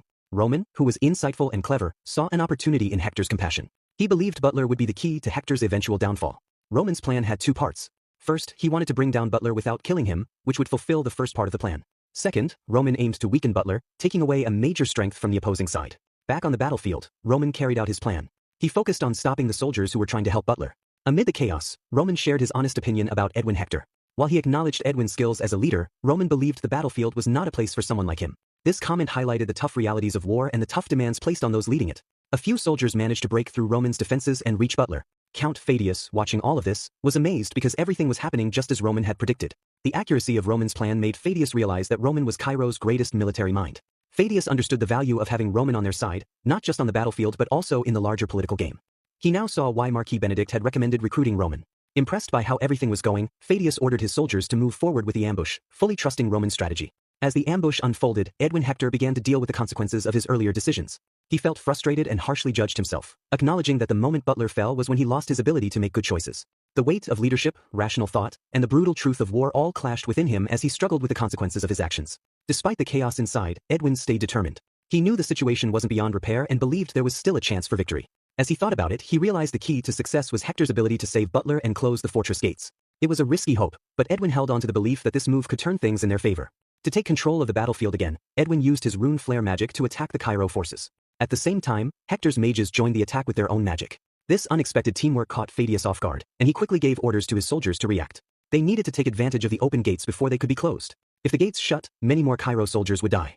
Seeing the need to act fast, Callan, a frustrated knight under Hector, realized the gates had to be closed immediately. A soldier told him that Captain Butler was coming, so Callan stressed the importance of closing the gates quickly. He ordered the soldier to make sure that, once the gate was closed, Hector's mages would activate the defense spell without delay. At this moment, Roman saw an opportunity. He charged towards the gate, hoping to get through before it closed. Hector's soldiers were shocked and tried to stop him, but Roman didn't hesitate. Using the second form of his heavenly demon technique, he completely broke the gate. After this powerful move, Roman shouted with confidence that the gate was now wide open. Taking advantage of the situation, he ordered the Cairo army to charge forward without delay. Count Fadius quickly gave an order for the Cairo army to wipe out the remaining Hector forces. The battle became intense as soldiers from both sides clashed, many falling in the fight. Meanwhile, Roman felt a sense of satisfaction, believing the operation to open the castle gate had succeeded. Now, the Cairo army's mission was clear: defeat Hector's commander. Roman and Edwin faced each other on the battlefield.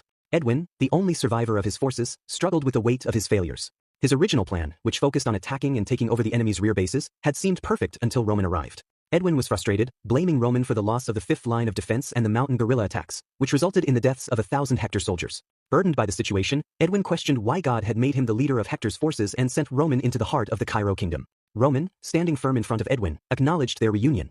Edwin responded with a grim look and warned Roman that if he died on that battlefield, Roman would follow him into the afterlife. Edwin tried to defeat Roman by combining fire and wind spells, launching a powerful attack. However, Roman skillfully blocked Edwin's strikes. Seeing this, Hector's aura soldiers rushed to help Edwin, attacking Roman together. Despite their teamwork, Roman used his heavenly demon technique to take down all 3 soldiers with a single, powerful move. Unfazed by their defeat, Edwin launched another attack with both an entangle spell and a fire inferno, hoping to overpower Roman. But Roman easily cut through both of Edwin's attacks. As Roman approached, Edwin fired a series of lightning spells, hitting Roman directly. For a moment, Edwin thought he had won, but to his surprise, Roman appeared behind him in an instant. Roman then declared the end of their battle, ready to strike the final blow. In the chaos, Kellen, a soldier who had bravely closed the gate, stepped in between Edwin and Roman. Without hesitation, Kellen sacrificed his life to protect Edwin. Edwin was stunned as he watched his loyal comrade fall. Roman, filled with malice, was about to strike Edwin when, suddenly, Jackson and a group of soldiers arrived to help. Their timely intervention distracted Roman, allowing Jackson to grab Edwin and pull him away from danger. Jackson urged Edwin to stay calm in the chaos. He asked if Edwin really wanted to die on the battlefield, labeled as a coward and a failure. Jackson's voice was urgent, stressing how important it was for Edwin to stay alive. Edwin, still in shock over Kellen's death, began to understand the harsh reality of the war. Jackson continued to guide him, reminding Edwin that the sacrifices of those who had fought for him couldn't be wasted. As they moved away from the battlefield, Jackson's tone became more fatherly, telling Edwin that he had to survive, not just for himself, but for those who had died protecting him. As they retreated, Jackson ordered the soldiers to abandon the castle, a strategic decision to keep Edwin safe. The soldiers formed a protective barrier around him, buying time for Edwin to escape the deadly threat. But Roman, with incredible strength, broke through the soldiers, overwhelming them with ease. Edwin, wounded and witnessing the slaughter, could only see Roman as a terrifying force, a symbol of the ruthless violence of war. In the middle of the chaos, an injured soldier faced Roman one last time. The soldier said that Cairo had already won and begged Roman to stop his attack. Roman, determined and firm, ignored the soldier's plea. He reminded him that he had warned Hector about the consequences of the war and promised to destroy all of Hector's forces. Roman coldly told the soldier not to act like a victim before he finished him off. As the dust cleared, the Cairo army commander declared victory. But Roman's arrival had not gone unnoticed. The main Cairo army, with their commanders, entered the scene and were shocked to see Roman. His sudden appearance had completely changed the outcome of the war, an act of boldness like no other. The value of Roman Dimitri, a figure surrounded by mystery, shot up, leaving a lasting impression on the war's aftermath. Roman, wearing a dark yet victorious smile, watched the army enter through the gate. The victory was not just a win for Cairo, but also proof of Roman Dimitri's mysterious and powerful presence. Cairo celebrated the grand triumph, and the joyful news spread through the city streets. However, before the celebrations could reach the capital, troubling news began to circulate. Rumors spoke of the Hector kingdom crossing Cairo's borders and launching an attack on the southern front. Merchants from the south brought back grim accounts of the situation there. Worry filled the air as people feared Cairo might hesitate to raise taxes, even with the threat of war looming over them. Amid this unease, the focus shifted to the Cairo Royal Academy, where a heated match was taking place in the D class. The fight was between William Castro and Loren Dimitri, Roman's younger brother. The match began with William charging at Loren with fierce determination. Loren struggled to keep up and found himself overwhelmed by William's relentless attacks. Cornered and afraid, Loren struck back blindly in desperation. But William, quick and skillful, easily dodged Loren's move and delivered the final blow, leaving Loren defeated on the ground. After the duel, Loren had a tense conversation with a strict instructor. Loren had joined the academy to learn swordsmanship, but his fear of facing an opponent's blade and his habit of closing his eyes during combat revealed a major weakness. The instructor bluntly told Loren he lacked talent. He warned Loren that if he didn't improve in the next exams, he would be demoted to the E class. This warning shocked Loren. At 18 years old, being placed among 15-year-olds would be a humiliating setback. Sitting alone on a bench, lost in thought about his uncertain future, Loren was surprised when William approached him. William, confident and relaxed, began to speak. He told Loren that as a child, he believed everyone in the Dimitri family was extraordinary. But as he grew older, he realized that some people are simply born with limits. William explained plainly that miracles, like someone as remarkable